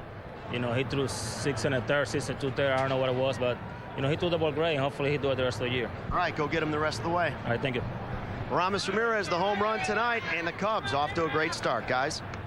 Good to see the W flag flying here in Houston. The producer of Cubs baseball on Comcast Sportsnet is Mark Brady. Our director, Bob Albrecht. Our associate producer, Tamara Anderson. Our stage manager, Lisa Jones. Bill Bradley, our technical director. Our tech manager, Mark Harper. And the senior executive producer of Comcast Sportsnet is Jim Corno Jr. So that'll do it for our game coverage, but more to come. Post-game live is up next. The final score, the Cubs 4, the Astros 2. Our next Cubs telecast will be Wednesday for the finale of this series as left-hander Ted Lilly makes his season debut versus right-hander Brian Moeller. 7 o'clock for the airtime on Comcast Sportsnet Plus. In-game scoring provided by ScorePad. And now for Bob Brenly, Luke Stuckmeyer, and our entire crew, this is Len Casper. We'll send it over to Josh Mora and Mark Shanowski in the studios. Cubs win. Love saying that tonight.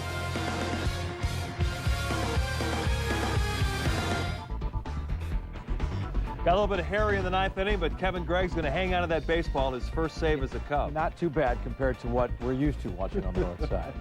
With Josh Moore, I'm Mark Shanowski. Gail Fisher and Todd Hollingsworth are standing by for Lowe's Cubs Postgame Live. Then after postgame, we hope you'll stick around for a special 90-minute edition of Sports Night. Yeah, and the biggest no-brainer in sports history, maybe. Michael Jordan was elected to the Basketball Hall of Fame today. Duh. We'll have reaction from His Airness and at 10 o'clock, a half-hour special devoted to MJ. Plus, the current day Bulls are slowly getting healthier as the regular season comes to a close. We'll have the latest from the Berto Center, plus which team would the players like to face in the postseason? I don't think it really matters. No, I can't believe they're actually asking that question the way the season started. We'll have all that plus complete Cubs reaction and highlights from opening day around the majors. It's coming up on Sports Night presented by Dex. But next, I need to rewrite. I need to do this more often. Next, it's Gail and Todd for the first Lowe's Cubs postgame live of the season.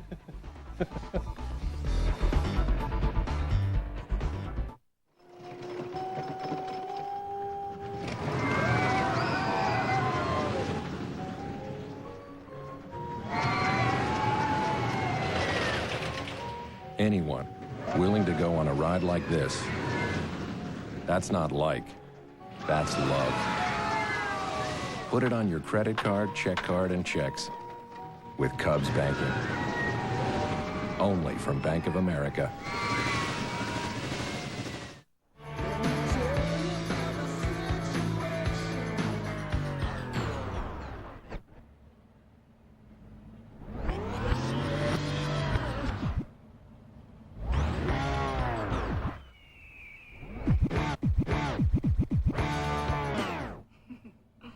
Rocking performance, exceptional control. Destination tires with Unity technology, only from Firestone. I'm putting together a special team with special powers. We didn't sign up for this. You think you are. This is what we do. On May 1st, I'm done. We can't just let you walk away. witness Hunt him down. the origins. Welcome to the war. X-Men Origins Wolverine. This film is not yet rated. Create your own outdoor oasis with help from Menards. Crestone 2 retaining wall blocks make landscaping easy and affordable and are perfect for any project. Choose from 7 colors, now just 99 cents each. Add the perfect finishing touch to your deck with Cedar Deck accessories. Choose from 36-inch square end spindles, 42-inch beveled spindles, 4x4 posts, or 8-foot handrail. Plus, there's 0 payments and no interest till 2010 with your Menards Big Card. Save big money at Menards. Cubs baseball on Comcast Sportsnet is brought to you in part by Southwest Airlines. Low fares, no hidden fees. Menards. At Menards, you'll find big lumber yards, big selection, and big savings. Midas. We're on this road together. Go to MidasChicago.com for valuable savings. Aflac. Ask about it at work. And by Toyota. See your Toyota dealer now to start saving.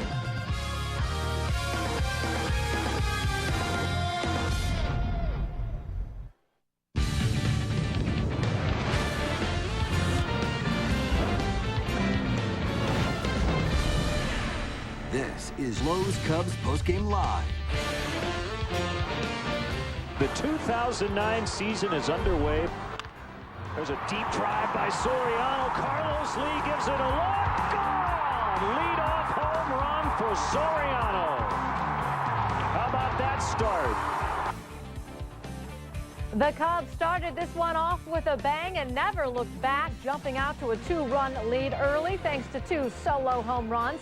The pitching holds up as the Cubs beat the Astros 4-2 on the very first game of the season. And Carlos Zambrano gets his first career victory on opening day. Hello and welcome to Lowe's Cubs Postgame Live. Gail Fisher and Todd Hollandsworth here with you. A well-played game by the Cubs. Todd, you and I were just talking about this. It wasn't fancy. They didn't put up 10 runs, but they played well defensively. They played well offensively. And, you know, some of their question marks were sort of tested in this game. You couldn't ask for much more on opening day. Absolutely. It was a very sound game. I mean, it was a sound game offensively. It was a sound game on the mound. Big Z went out there. He dominated in the middle innings. A little shaky early. A little wild outside the strike zone, got himself in a little bit of trouble early, but really settled down, was using a four-seam fastball. He was getting the ball by hitters, lots of check swings. The hitters were uncomfortable, and that's when the Cubs were able to really take those 2 solo home runs and stretch them out a little bit. Ran into a little bit of trouble in the 7th, got to test the bullpen a little bit, and they came in, shut down innings from Marmol, shut down inning from Gregg, gave up the 1 run, but got the save. Carlos Zambrano, as I just mentioned, got his first win on opening day. I'm sure he was dying to get that W in the books, to get that monkey off his back. He did start a little shaky. As we take a look at the pitching matchup and compare Zambrano with Oswalt, of course, Oswalt gives up the solo shots to Alfonso Soriano and Aramis Ramirez to dig himself a hole. But Zambrano allowed a lot of base runners. The good news is he didn't allow any of them to score, but we talked about this in the beginning of that game. He allowed some base runners. He had some walks. That's a pet peeve of Big Z's, by the way. He doesn't like walking guys. But you feel like after that, he settled down and got the guys out when it counted most. Well, I think you got a real example of what a team effort's all about. You saw the defense pick him up early. He got himself in a little bit of trouble, got a big double play. I think his confidence built. He got the 2 solo home runs. They were kind of statement home runs, like we're here to win this game today against a top-notch right-hander in Roy Oswalt. And basically what you saw was Big Z took it to the next level. He really settled himself down. He got calm, and he just started mowing them down left and right. Like I said, you saw a lot of check swings. You saw a lot of takes, and boy, he just started pumping that fastball by guys to put them away. He really dominated the 3rd through the 6th innings. And we don't know what happened, by the way, as he went into that 7th inning. Like you said, he had such a great 6th inning of work. As he goes into the next inning, it's like just a switch went off and suddenly he couldn't throw. Well, maybe maybe he'd run out of steam right there. Yeah. Who knows? But I mean, he had such dominant innings right there through the 3rd through the 6th that it's really hard to figure out what kind of happened. I know that he took some pretty healthy swings there in the 6th or in the top of the 7th when he was swinging. I don't think that he hurt himself, but it just looked like his stuff really did fall off a little bit there in the 7th, and Lou was very aware of that. He went out before the inning even started, to talk to Gio, and liked at least the answer that he got, but it seemed to be a quick hook thereafter after the first 2 guys got on. As for Roy Oswalt, a couple of those home runs, as we mentioned, Alfonso Soriano leading off the game with the solo homer. Was it just a mistake pitch, give him a fastball, and he got a hold of it, and other than that, Oswalt was doing okay? Well, if you look at the 2 home runs, both of them, the one Ramirez hit and Soriano, they almost look like identical pitches. Early in the count fastballs that both guys just jumped all over. Those are good, good spring training at bats. That's what you want to see. Guys finding their timing, finding their rhythm. That's what you got to hear Lou talk about all spring. I want my guys to get in the groove early. I don't want to come out lethargic and say, spend 2 weeks at the beginning of the season trying to find their swings. They found it early. They were able to jump on some early mistakes from Roy, and again, you see right there them putting together an inning right there, scoring a run. But those 2 home runs they were statement home runs. Well, as far as the Cubs go with Zambrano, as I mentioned, not giving up the runs, allowing base runners, but not giving up the runs. A lot of credit has to go to the Cubs defense. I feel that probably saved him a couple of times when he got into those jams. Well, absolutely. I think that's what really got him through. Those first 2 innings that were rough. You see the double play right here. It's just sound. I mean, Milton Bradley made a nice running catch, got the ball back in, and there was some bad base running by Matsui, and it killed the inning. I think Carlos really calmed down after this. He settled in, and he started making pitches. He started using his cutter inside. He started using his tailing fastball away, and he wasn't wasting bullets. Honestly, I think he came out at 89 pitches. So, here he was deep into the 7th. At 89 pitches, he was definitely getting guys out, quickly. By the way, how much did Zambrano want to hit maybe a home run off of Roy Oswalt? We talked about his at-bats. Big Z facing Roy, and he took some swings. Well, healthy hacks. And when you're playing guys in your division, especially like a Roy Oswalt, I mean, these guys face each other all the time. And you look at this, Carlos wanted a piece. He knew he had a three-run cushion. Things were going well for him. He's, you know what, I'm going to go for the gusto right here and see if I can't put make this a 5-spot, put a 2-run home run up on the board. Came up a little empty, but still pitched well tonight. All right, so Zambrano comes out of the game. He needed to, really. He was done at that point, and now comes that middle relief that we've said has been a question mark. Heilman comes in, followed by Neil Kotz. They got the job done. It wasn't a 1, 2, 3 perfect, maybe gave us some nervous moments, sure, but they did get the job done. Well, they pieced it together, and that's what you saw. Heilman came in, the run that was scored was nothing anybody could have done it. Big Z could have done that too. It was a chopper off the plate. The fastest guy on the Houston Astros ball club beats it out down the line. Heilman came in, did a great job. Kotz came back in the count and did a good job for himself. And then, you got it to your 2 guys. Greg and Marmol. Marmol did a great job. He was a little bit wild, but, honestly, that's his story. He can be wild at times, and sometimes he's wildly effective. And Marmol got it done. Okay, so let's go to that 9th inning now. Kevin Gregg comes in. He is your new Cubs closer. He was dealing all spring, didn't allow a run, and here he comes. And we've got some nervous moments. Is he nervous? I was nervous. Look at these at-bats. He allows the single. Yeah, we're all nervous. He allows the single, a couple of base runners, and you're thinking, boy, he needs to just settle down. Well, he did. And again, this is what happens. Opening day is almost like a playoff game. I can't say it enough times. Guys out there, no matter what the inning is, you get out there for the first time, and, here it is. Kevin Gregg's out there for the first time. Now, granted, it's the 9th inning, and, he's a little bit nervous. Who knows? But, he really did settle down. He made his pitches. He got his outs, and he got out of it. Yeah, he gave up the 1 run and a couple hits, but, no harm done. He got the save, and the Cubs go home victorious. And he picked up his first career save in a Cubs uniform.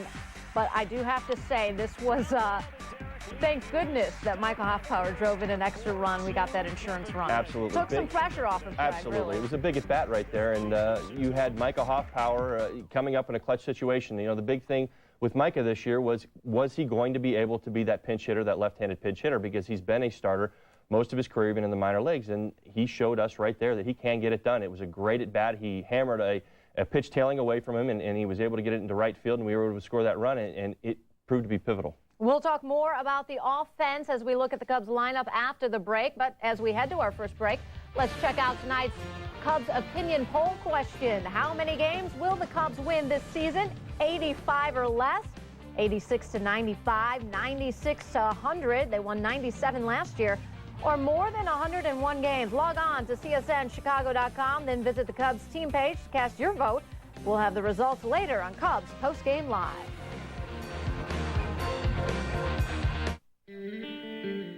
Chicagoans love their pizza. That's why you come to Giordano's, some for 30 years now. We use only the finest ingredients to make Giordano's famous stuffed pizza, our equally famous thin crust pizza.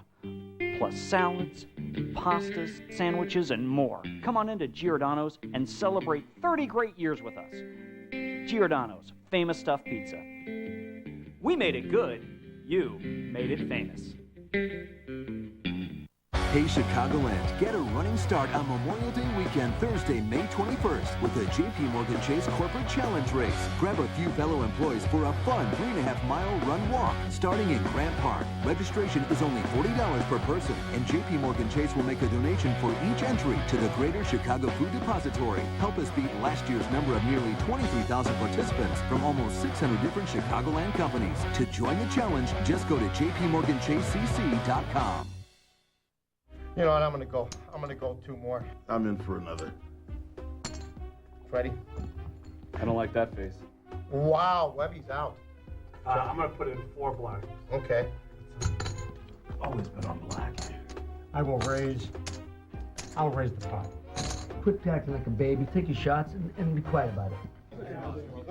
Who says old school can't go new school? ChicagoSportsWebio.com. It's a beautiful thing. Hey, you. Yeah, you. Listen up, because this is important. Other people are talking. They're just saying that someone nice like you shouldn't be on their own.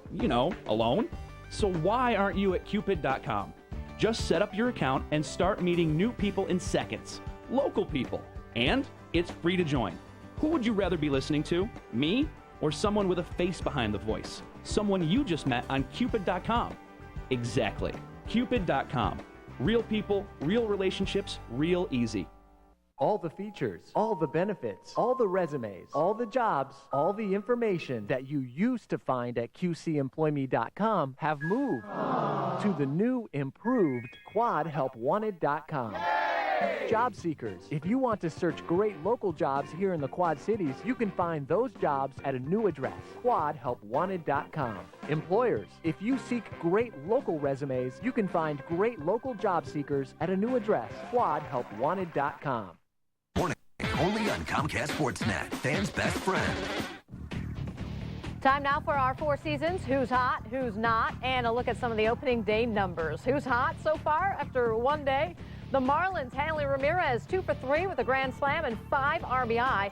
The Rangers, Kevin Millwood, got the win after 7 innings and only 1 earned run. And the D-backs, Tony Clark, 2 homers and 3 RBI. Who's not hot so far? Last year's AL Cy Young winner Cliff Lee lit up by Texas, 7 earned runs in 5 innings. Brandon Webb also struggled, and the Cardinals closer, Jason Mott, 4 earnies with the blown save and the loss to Pittsburgh. And let's take a look at the Cubs lineup. I suppose, Todd, we could play who's hot and who's not with the Cubs lineup so far after just 1 game played.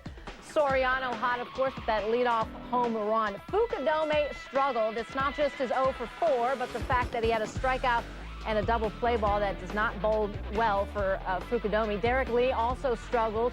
Your hot guys, really Aramis with the solo home run, and Mike Fontenot, 3 for 4 with 2 runs scored.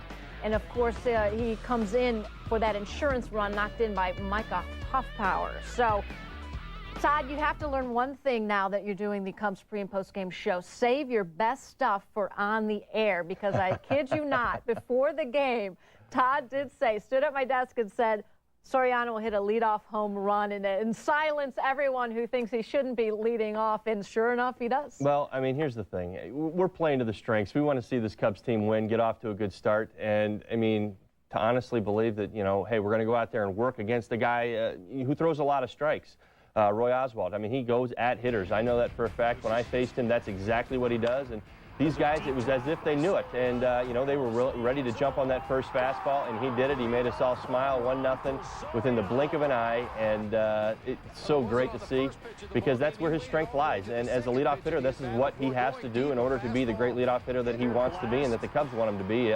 It's not going to be a high on-base percentage thing. You know, hopefully it's in the 340s or 350s, but he's just not your typical leadoff guy, and I think we got to get used to it. Well, he had a good spring, and even when I was at spring training when the Cubs first arrived back in February, he had talked about the fact that he worked out over the winter really for the first time in his career. He didn't have a huge workout regimen going in the offseason too much, and he said he really worked out, had a whole new routine, and clearly it shows he had a good spring and a good opening day.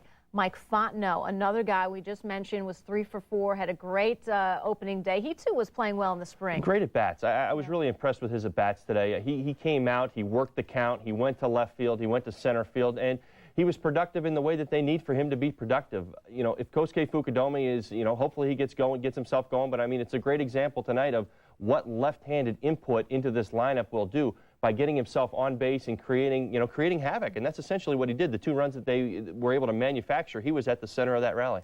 So the offense does come through. I have to give you one bit of trivia, though, and Todd, you knew this as well. Alfonso Soriano's leadoff home run was the first leadoff home run to lead off a season for the Cubs since Tuffy Rhodes did it back in 1994 when he had actually had 3 home runs in that game off of Doc Gooden of the Mets, and you called that. You All that 3 of as those, well. yeah. Good piece of trivia there. But none of the offensive players, we have to say, made our Felco star of the game. We go back to Carlos Zambrano because, well, Big Z deserves it. He got his first career opening day win after 5 seasons of opening up for the Cubs on the start of the season, and he finally comes through. Well, sometimes it's a bigger hill to climb for some more than others. I mean, nobody's going to doubt that Big Z is the ace of this ball club, and that there's a lot of expectations for him. But again, having 5 opening day starts and no wins, he went out there today, 6 innings, 5 hits, 6 Ks. I mean, he was really dominant in the middle. Maybe he, didn't end the way he wanted it to end. Maybe it was a little short at the beginning, but he really got going. He took control of this game, and he got this game to the bullpen. Cubs get a W. And when you take a look at this Astros lineup, this is where you could see how the pitching really came through, because there's nothing impressive about this box score for the Astros outside of Miguel Tejada, who was 3 for 4. Otherwise, we're talking about 1 hit maybe for the rest of them. Absolutely, and they were scattered. There really was nothing going on. The first run that they did score was on an infield single by Michael Bourne, who is the fastest man on the field. So it was one of those things where, Aaron Heilman just, caught a bad break right there. It was could very well have gotten out of that inning if he hits that ball to the second baseman. And you can see Pudge Rodriguez, as we see in that 2-hole, with 2 strikeouts, 0 for 4 on the day. So not a good day for the Houston hitters at all, but you have to give a lot of credit to the Cubs pitchers. Well, more post-game live is coming up. We'll talk about tomorrow's Game 2, including that pitching matchup, when we come back.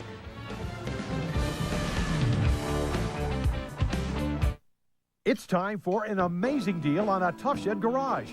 For a limited time, buy a Tough Shed Garage and get a bonus building for free. Tough Shed Garages and storage buildings, coast to coast. To find the store nearest you, call 1-800-BUY-TOUGH or visit toughshed.com. Mm-hmm. Okay. No, we don't need that. Yes, next week. Just for Men takes 5 easy minutes, targets only the gray hair, and can take you to a more interesting place.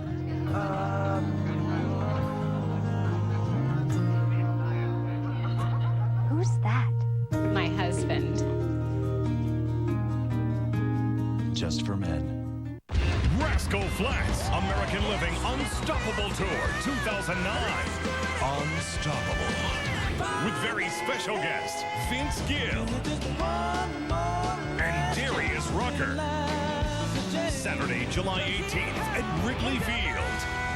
Tickets are on sale now. Online at tickets.com or charged by phone at 1-800-THE-CUBS. Rascal Flats, presented by JCPenney and US 99. Produced by Live Nation. This quote of the week is brought to you by Nationwide agent Jeff Vukovich, in business for over 30 years. For an insurance quote for auto, home, life, or business, please call Nationwide agent Jeff Vukovich at 847-825-4783. Call the flooring experts at Luna. Luna installs around your schedule, and they guarantee installation for life. With a low price guarantee and 2 rooms for the price of 1, there's no need to shop at a big box store. 773-202 Luna. Yeah, you know the spot. Right away, sir.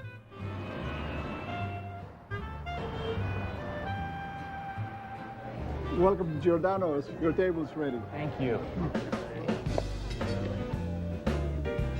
How's everything? Fantastic. What's your secret? It's the fresh ingredients, and it's been so for the last 30 years. We made it good. You made it famous.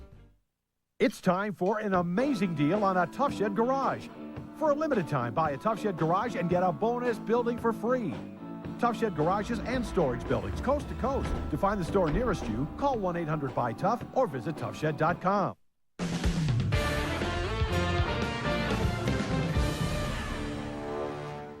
Welcome back to Lowe's Cubs postgame live. Gail Fisher and Todd Hollinsworth here with you.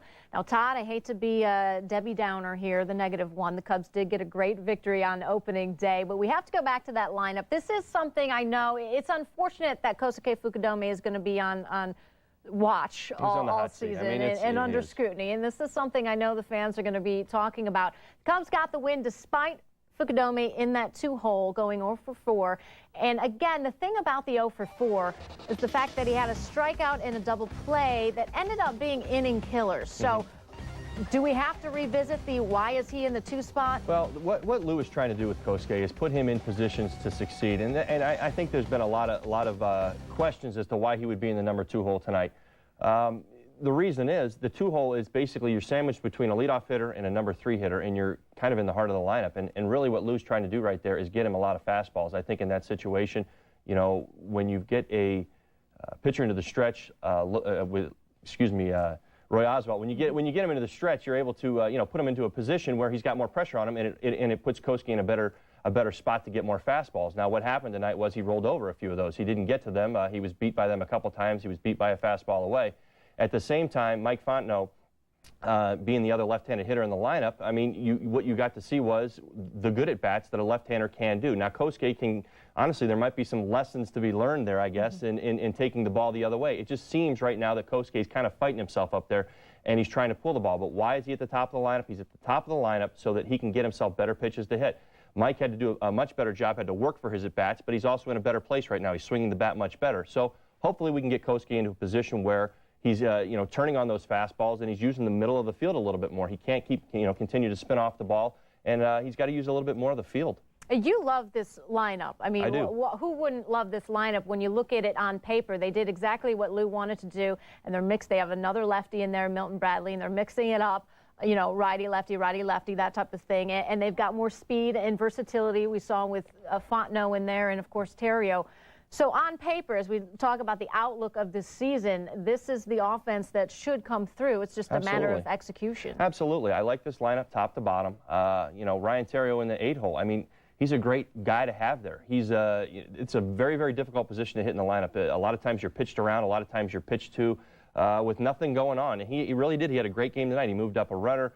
Had the sacrifice fly, had the base hit to right. I mean, he really is a guy there. I think that's why you wouldn't see them flipped right now, Kosuke Fukudome and him. That has been posed to me a couple times. Why aren't they switched? Why isn't Fukudome hitting in the 8-hole?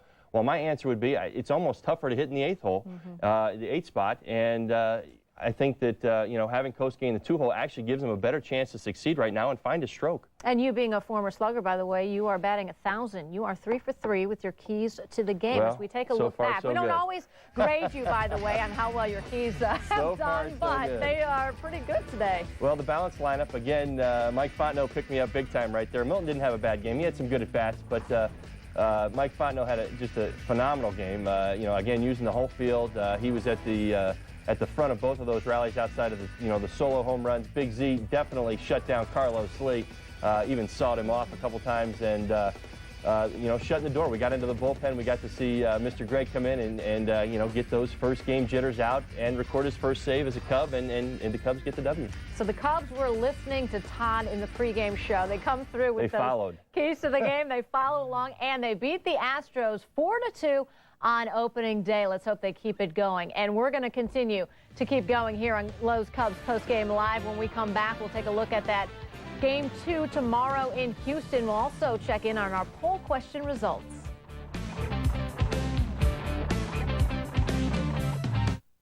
Cubs Postgame Live is presented to you by Lowe's. This season, spring starts at Lowe's. Let's build something together.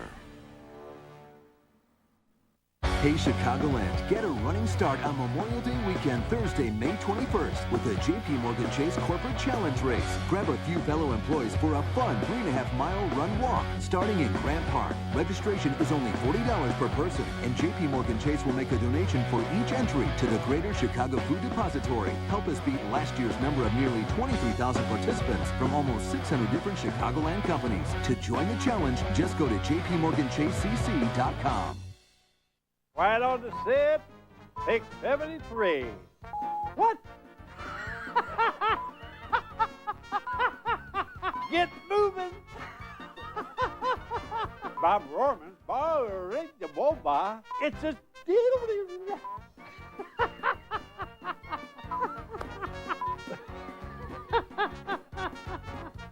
There's only one, Bob Rorman.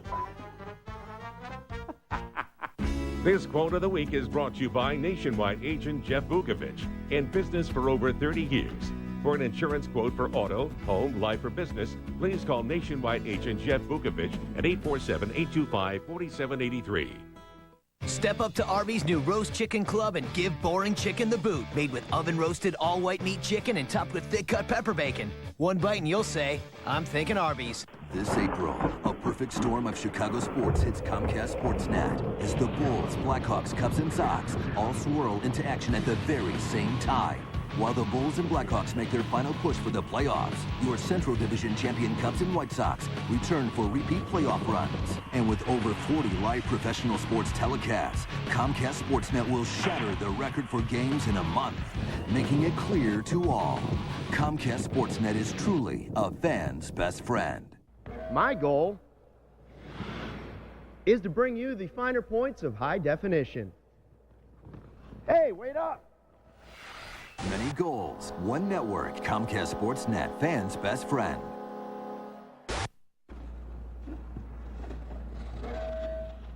My goal is to be a fan's best friend. Many goals, one network, Comcast Sportsnet, fans' best friend.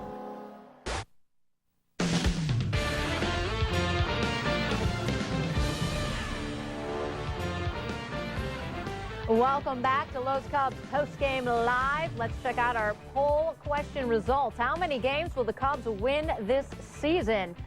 And the majority of you say 96 to 100. They're going to repeat what they did last year, at least, which is win 97 games. Some of you think more like 86 to 95, and even less of you think 85 or less, only 5%. So that's good news. So Cub fans very optimistic about this season, and the Cubs getting it off to a great start with that win over Houston today. Todd, all right, your pick. I'm in the 86 to 95 range. It's very difficult to win 97 games. It absolutely is, but I'm going to go with 95. That's okay, my number. You're there. I want to be just under the first group, and the reason I want to be just under the first group is because that I think this division is just a little bit better than it was yet. I think there's more balance, just a little bit more balance. I think St. Louis is going to be a little bit better. Houston is a good team. And it's really tough to win 97 ball games. Will it take 95 wins to win the division, do you think? I don't think that it will. I think that the Cubs are in a very good position. I think that they will find a way to, obviously win the division. 95, I think, is probably 5 games over. I think 90 gets it done this year. I think that there's a lot of good teams out in the East, in the National League East this year as well. So when they start playing some of their rivals in the other divisions, what you're going to find out is that some of these teams will start to kind of fall by the wayside. Houston and St. Louis, I think they're going to struggle with some of the better teams out east. Well, this series in Houston will continue tomorrow with Game 2. It's a 3-game set with a day off on Thursday before they move to Milwaukee for the weekend. Let's take a look at tomorrow's Game 2 starters. Ryan Dempster versus Wandy Rodriguez. Now, Demp was a 17-game winner for the Cubs last year. Can he repeat the feat? He had a good spring, Todd, with a 3.26 ERA. Now, no reason to believe he couldn't have the same kind of season that he had last year. Absolutely not. I think he's going to have a very good year this year. He's got a 17-game winner. He's had a very good spring. He's very comfortable pitching in Chicago. He's found his way here, and I think that Ryan Dempster is going to move on. I think he's going to show us that that contract was well-deserved. He's a calm, cool, and collected sort of guy. In fact, he was also considered to be the Cubs' opening day starter. I think Lou went back and forth with it. How does his demeanor and his overall approach help him in basically just winning ball games and keeping an even keel? Well, he actually has kind of the mentality of a closer, which he once was here, even with the Cubs. That's definitely helped him bounce back from poor outings, from poor performances. That's what the key to the game of baseball is all about, is being able to bounce back, because for 162 games, for 33 starts a year, you're not going to be perfect. You're going to fail. You have to find ways to bounce back. To be a 17-game winner, you know that you're going to have an awful lot of success, but when you go through those rough patches, how do you get yourself through them? Ryan Dempster has figured it out. He knows himself well enough how to survive when he doesn't have his best stuff. I expect a great outing from him tomorrow night. Well, he's going to try to make it 2 wins in a row for the Cubs. They get the victory today. Let's hear from the Cubs skipper, Lou Piniella, and get his post-game comments as we go to Houston. Boy, I'm telling you. All right. Happy with that one? Yeah, we played a good ball game. Got some really good pitching from Zambrano. Our bullpen came in and did a really good job. And we got just enough hitting. Soriano, second pitch of the season, into the seats. Ramirez, home run, clutch base hit by Hoffpower there in the ninth to give us a cushion. And Terrio had a good day. We moved some runners over. We got good pitching. We played good defense. Good baseball tonight. Carlos seemed to get stronger as the game went on. Yeah, he pitched well. He really did. We got him out at the right time. We were hoping he'd go 7, but I don't know how many pitches he threw, probably in the 90s somewhere. He'll be ready now for his second start of the season in Milwaukee on Saturday. But yeah, he really pitched well, stayed ahead of the count most of the time, and used all his pitches. And yeah, the way we drew it up before the ball game is the way the game played out. We had a lead, and we used Heilman and Kotz in the 7th, Marmol in the 8th, and finish it up with Greg. It's a good formula. Let's hope it continues to work. Surprised they didn't bring a left-hander in there to face Hoffpower there in the 9th inning? No, not really. Gary has been pitching very, very well for him. And we had Reed Johnson sitting on the bench that we could have countered any time we wanted to, so no, not at all. When Soriano starts, how much of a spark does that give your club? Well, you know, Soriano basically, that leadoff hole is instant offense. And when he's swinging the bat, and they're going over the fence, and he's getting doubles instead of singles, then he gives us a big spark. You know, he really does. When he's focused at home plate and swinging at strikes, he's a machine, offensive machine. You know, in the last week or 10 days, he's been swinging the bat really, really, really well. And he loves to play. He's got so much energy. He's just a fun guy to watch play, especially when he's swinging strikes and hitting the ball the way he is now. It looked like when Carlos was warming up, part way? Yeah, the catcher was trying to get my attention, and I didn't know what he was saying, and I didn't want to visit to the mound. But evidently, Soto mentioned that he thought that Zambrano's finger cramped a little bit. I don't know. I don't have an answer for you, but that's what I was told, so I'm reporting it. Maybe I shouldn't, because now I have to answer about it. But he was okay. I talked to Z, and he was okay. He pitched outstanding. And, you know, we were looking for about 100 pitches off of him, tops, and he came pretty close to that. And Howman came in and really got a double play ball, and then the young guy out in center field, Byrne, just chopped one. And the way he runs, it was a base hit. And Couch came in and got a big out for us. But that inning there, the double play ball was huge. All right, Lou, learn something. Do not mention the cramps with Carlos Zambrano. That's going to be talked about. At least we got sort of an answer as to why that's our he came out of the game. responsibility, isn't it, as good reporters? The crampy finger. That explains the 7th inning. Yes. All right, that does it for this very first Cubs pregame, game telecast, and postgame show here on Comcast Sportsnet. Sports Night with Mark Shanowski and Josh Moore is coming up next. We'll see you next time. Chicagoans love their pizza. That's why you come to Giordano's. Some for 30 years now. We use only the finest ingredients to make Giordano's famous stuffed pizza, our equally famous thin crust pizza. Plus salads, pastas, sandwiches, and more. Come on into Giordano's and celebrate 30 great years with us. Giordano's famous stuffed pizza. We made it good. You made it famous.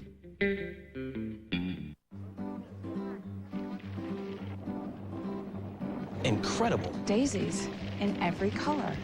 No way. Cyclamen in purple? Spring starts at Lowe's. Come see our enormous selection of plants and flowers specially selected for your area. Are those geraniums? And it's all at everyday low prices, guaranteed. Lowe's, let's build something together. Come into Lowe's and get Bonnie's 5-inch vegetable and herb plants, now $3.48. You know what, I'm gonna go 2 more. I'm in for another. Freddie? I don't like that face. Wow, Webby's out. I'm going to put in 4 black. Okay. Always been on black. I'll raise the pot. Quit acting like a baby. Take your shots and be quiet about it. Who says old school can't go new school? ChicagoSportsWebio.com. It's a beautiful thing. Every weekday morning, wake up with the Monsters in the Morning. Back after these. Obviously, Derek is a big part of what we're going to be doing in the future. Traffic, weather, sports, and a whole lot of fun. As you know, we have some very beautiful women. They want you to grant them a wish. They want you to grant them a wish, Brady. Absolutely, my friend. It's AG. It's all good. Monsters in the Morning, every weekday morning from 6 to 9 on Comcast Sportsnet. Fans' best friend. Where's that former American League home run champ? Everything's good. You didn't have to face me. Stacey and I thought it was Lou All's best game of the year. You see Shane go in and score last night? He turnstile that guy. I'm a basketball guy. Comcast Sportsnet's all-star lineup. Went crazy. Now that's supposed to be. Down here, please. And that's how the batting glove got started. Fans just like you. Hey, deep dish, big boy. Want some water? Find all the greats on Comcast Sportsnet. Fans' best friend.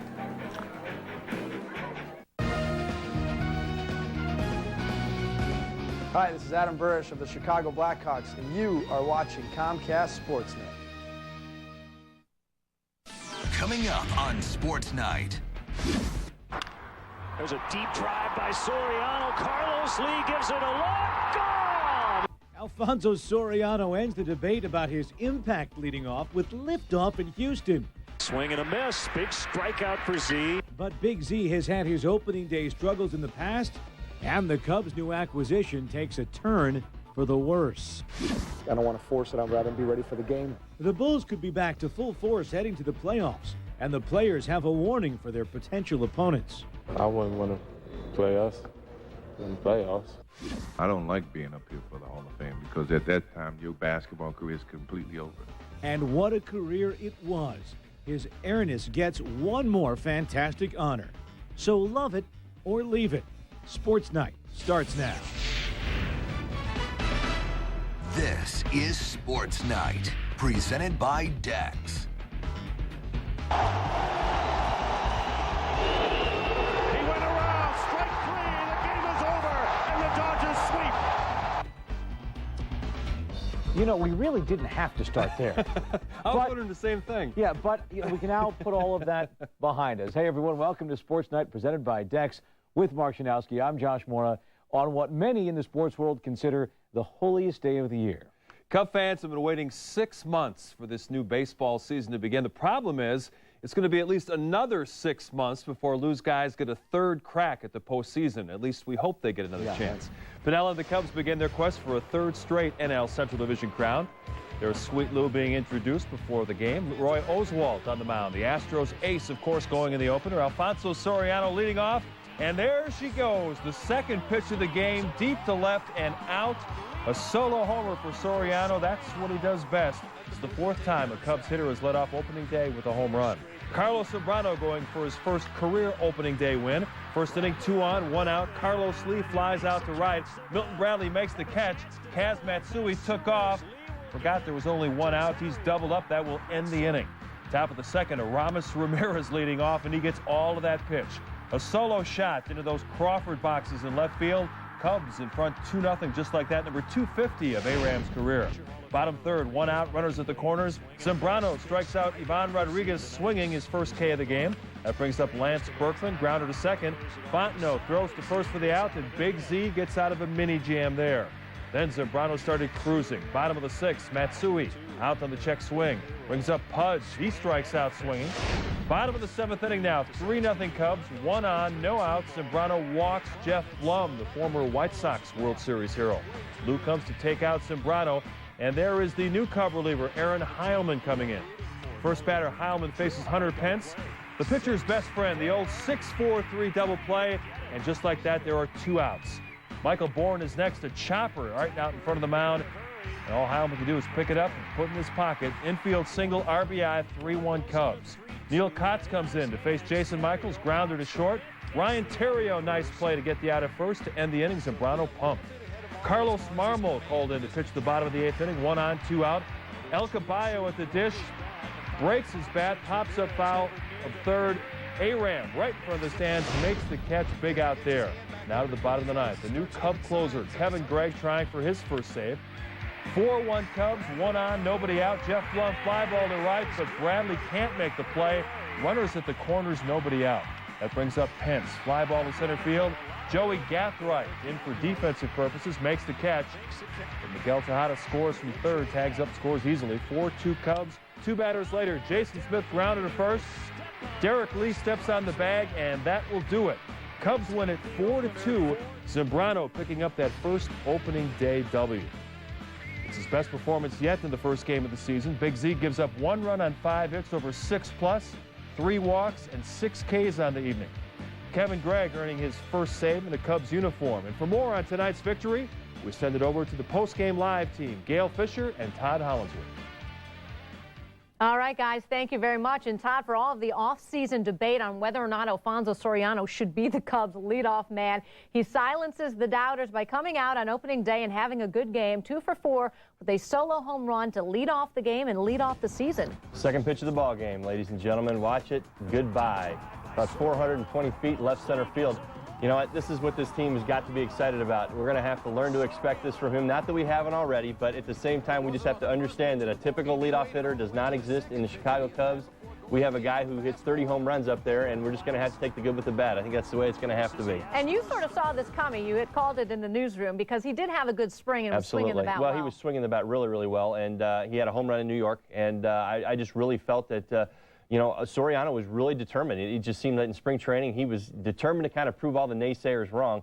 All those people out there who, you know, hey, we need to put him down there in the, you know, the 4-5 hole or the 6 hole. Let him be more productive. Let his home runs mean a little bit more. This is how Alfonso Soriano plays.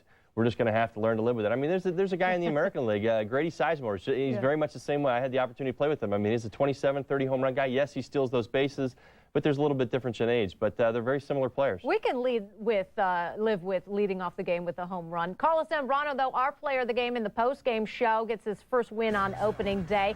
And he was, you know, a little unsettled those first 2 innings, let's say, because he had some batters on base and he settled down right after that when the Cubs needed him to. Absolutely, and you have to give it credit. This was a team effort, and this is what I really felt happened tonight. When Carlos was a little bit wild in the zone and he made some bad pitches, he got down on himself a little bit. He had Lance Berkman 1-2. He was all in his kitchen, and threw a sinker low and away that was supposed to be low and away, left it out over the middle. He raked it in the right field. He was really mad at himself, but the defense picked him up. He had an opportunity to go out there and make a pitch. He got the big double play on Carlos Lee on the little half swing to right field that Milton Bradley got back in and over to second base for the double play. That picked him up, and then the runs, the 2 home runs, I really felt like he capitalized on that. He sensed like, hey, listen, now it's my turn. It's my time to shine. I'm going to do it. He really took command. He started throwing overpowering fastballs, nailing the corner, cutting the ball in on him. There was a lot of check swings. The first thing, offensively, as a pitcher, when you see a lot of check swings, you know that hitter is not comfortable in that box. A solid game by the Cubs. It wasn't fancy. It wasn't a glamorous win, but it was a win nonetheless, getting the season off on the right foot. For Todd Hollandsworth, I'm Gail Fisher. Guys, let's send it back to you. All right, Gail, thanks a lot, and it's great to have Todd as part of our Comcast Sportsnet team. Much more on the Cubs' season-opening victory later in the show, including a live post-game report from Luke Stuckmeyer, who's with the team down in Houston. The inscription on Michael Jordan's statue outside Gate 4 at the United Center reads, "The best there ever was, the best there ever will be." And no words could summarize an athlete better. Jordan's greatness spanned just about every aspect of his playing career. At North Carolina, on Team USA, and of course in his 2-tiered 6-championship stint as a Chicago Bull. Fittingly today, the Basketball Hall of Fame welcomed him into its arms in his first year of eligibility. Kip Lewis was at the Final Four for the announcement. This is not fun for me. I don't like being up here for the Hall of Fame because at that time your basketball career is completely over.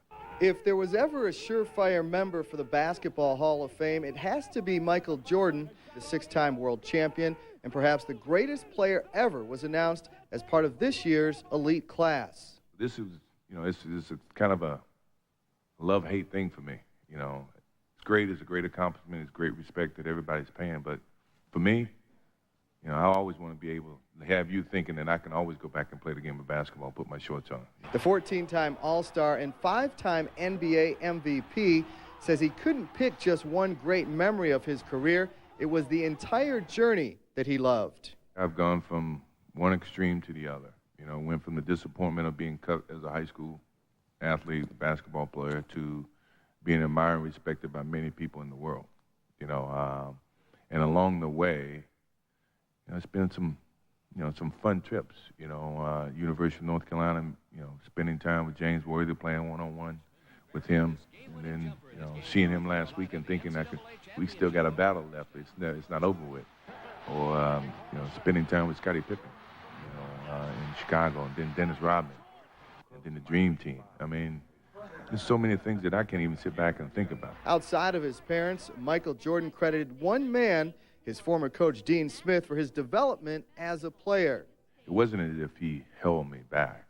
He just taught me more facets about the game of basketball. And too many times today, people look at the scoring aspect and understand, well, what did Coach Smith do to keep you from excelling as a basketball player? I said, well, you look at me, I did excel as a basketball player. So, I don't take that, I take it as a joke, but, he really didn't hold me back. He taught me a lot of aspects about the game other than just scoring. Number 23 admits that being away from the game has been difficult. His competitive spirits still burn brightly, making it tough to simply just be a fan. I'm just starting to get closer to the game where I can get down and watch it without having that appetite to compete. To be critical about so much, but for someone like me, it's tough. It's tough to be around competitive situations and not drive that not drive you. But I've been able to manage. I've been able to survive, and there's been many ways that I can do that. Michael Jordan and the rest of the 2009 Hall of Fame class will have plenty of time to think about their enshrinement speeches. This year's ceremonies will be held September 10th through the 12th, as always, at the Basketball Hall of Fame in Springfield, Mass. That's when Bulls fans will have the pleasure of seeing Michael Jordan forever honored by the game of basketball. From Detroit, Kip Lewis, Comcast Sportsnet. All right, Kip, thanks. Well, Bulls chairman Jerry Reinsdorf had this to say about Michael's election. We've all known it was only a matter of time before Springfield came calling. What Michael did for the Chicago Bulls, the city of Chicago, and the game of basketball can never be fully measured. Michael Jordan is the greatest player to have ever played the game, and on behalf of our entire organization, we congratulate him on this honor. Now, any class with Michael as valedictorian is going to be good, but this one has another bull as well. Yeah, Jerry Sloan, whose Bulls number 4 hangs in the rafters, goes in as the Jazz head coach and the longest tenured coach with a single franchise in major sports. Sloan's charge guard John Stockton goes in with his NBA assists and steals records intact. Also, fellow Dream Teamer David Robinson, who won 2 titles, an MVP, and 10 All-Star selections in his 14-year career. And Rutgers women's coach Vivian Stringer, who was the only coach to reach the women's Final Four with 3 different schools. And coming up in roughly 18 minutes or so, we'll spend a half hour with Michael, as if that could possibly encompass his greatness. But we'll look back at his career as a player, as a pitchman, and as a worldwide influence on our Michael Jordan Hall of Fame special at the top of the hour. Well, it turns out the White Sox could have played their opening game against Kansas City this afternoon, but with the forecast calling for high winds, snow flurries, and temperatures in the mid-30s, Sox officials really had no choice but to postpone the opener until Tuesday at 1:05. The weather is expected to be clear but cold again tomorrow. Sox head groundskeeper Roger Bossett really wasn't worried about the snow because of heating coils under the field, but a forecasted wind chill of around 20 degrees would have made it miserable for the fans and the players. The sun came out by mid-afternoon. The game would have been playable, but with that built-in off day on the schedule, players really don't mind pushing everything back for 24 hours just to be safe.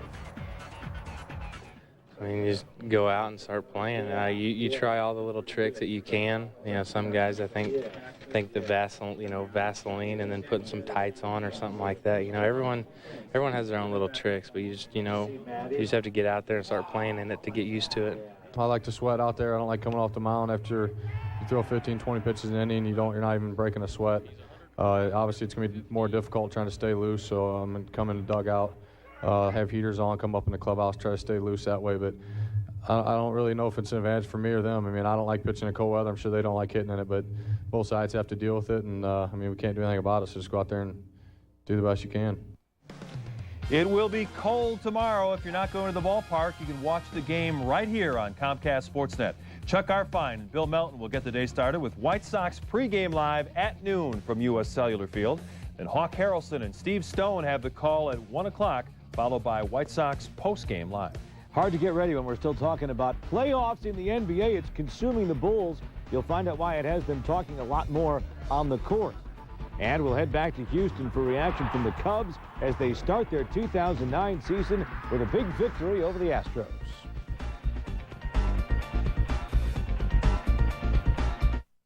Sports Night on Comcast Sportsnet is presented to you by Dex. Wherever your customers are, Dex can take you there. Dex knows. Excuse me, my daughter has a rash. Is there a drugstore nearby? Do you mean pharmacy? Sure, pharmacy, whatever. I've got 1.2 million. I just need one, actually, nearby and open on Sunday would be great. I've got images, news groups. Would you like to see your exact location from outer space? No, just a drugstore. I know 3 in this neighborhood. 2 open Sundays, 1's a chain. They have coupons. Just saying. The new DexKnows.com. Smarter than your average search. More exact, more detailed, a lot more local. DexKnows.com. Great day for hockey, huh? Not bad at all. Let's go play some hockey. What's going on? What's going on, guys? Holy cow. We were kind of wondering, we wanted to play some hockey today. You guys mind if we join you? Where can I get some of that pink tape? You guys want to play a little shinny? Cheated. We got time. That away. That a girl. Oh, breakaway! What a shot! Hawks win. Ready? Woo, right on, guys. Right on. Thanks for having us today, guys. Good job. Thanks for letting us play. If ever you're not satisfied with one of our tires, please feel free to bring it back. Thank you. Discount Tire Company. Low prices, more choices. Discount Tire. When Jeremy and I had our first date, he says I dodged his kiss. She did. She ducked it. I went in and I got like the cheek. I think I even got like hair. I mean, it was just like. And here we are because of an online dating site. So it is pretty remarkable. That beautiful, crazy lady is the best part of my day. He touches my heart in ways that, I don't know, I just never thought that it would be like this. See how it feels to be matched based on compatibility. Review all your matches for free. eHarmony.com. Quiet on the set. Take 73. What? Get moving. Bob Rohrman's ball ready to boba. It's a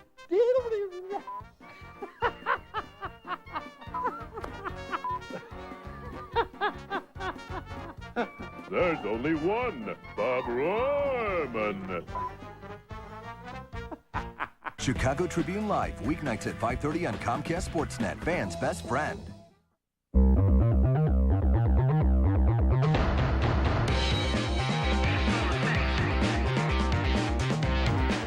Move back in, Havlat. A drag move around to check right to the goal to the backhand. He scores!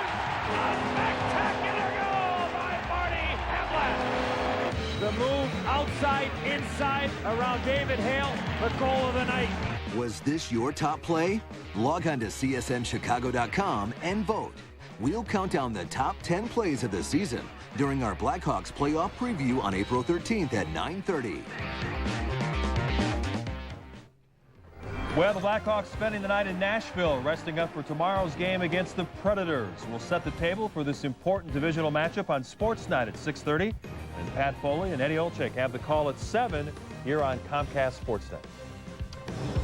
In the tradition of NASCAR not racing on Mother's Day and hockey taking off on Christmas, the NBA paused for opening day in baseball and closing day in college basketball. So for the Bulls, that meant practice, one last chance to polish up and heal up for their 5-game, 9-day run to reach the playoffs. Sarah Kustok has more. At the end of last week, head coach Vinny Del Negro didn't even have enough players in practice to go 5-on-5. But on Monday, other than Luol Deng, the Bulls were at full force, including John Salmons with his strained groin. I think the more I get used to playing with it, the more I won't worry about it. So I'm just trying to just get it out of my head and just knowing that I can't hurt it no more than it already is. I think that's the biggest mental part I got to get over. I don't want to force it. I'd rather be ready for the game, but you also don't want to get out of game shape, and you got to practice and get your work in. So he feels a little bit better today, and we'll see, and we'll just monitor that on a daily basis. John Salmons is just one of the trade deadline additions dramatically impacting the Bulls' late season success. Along with Salmons came veterans Tim Thomas and Brad Miller, bringing on-court production and much-needed playoff experience, which they aren't shy about sharing. They are yelling a little bit more. I think Brad, he yells a lot. In the Indiana game, I think I let TJ get a layup, and they was telling me to foul him like it was in the playoffs, but this is my first time I've been in this situation, so like playoffs, I guess it's totally different. I've had a chance to play in playoff games and understand what it's like, and some of these guys have, but some haven't, and that experience is invaluable. And the level of play that you need to come with and the focus will only benefit us going forward. So as soon as we can get in the playoffs, I think the better we'll be moving forward. With only 5 games left in the regular season, 4 which are at the United Center, the Bulls like their odds of getting into the playoffs, now sitting tied with Detroit for that 7th spot in the East. But to the Bulls, getting wins to close out the season isn't just about making the playoffs, but the momentum they want as they head in. If we make the playoffs, you definitely want to make the playoffs. Like in a winning streak, you don't want to lose. Then going to the playoffs, then that stuff is on your mind. So you just want to win all these games, and hopefully it'll carry over into the playoffs. I wouldn't want to play us in the playoffs. I think we had a good enough team to compete.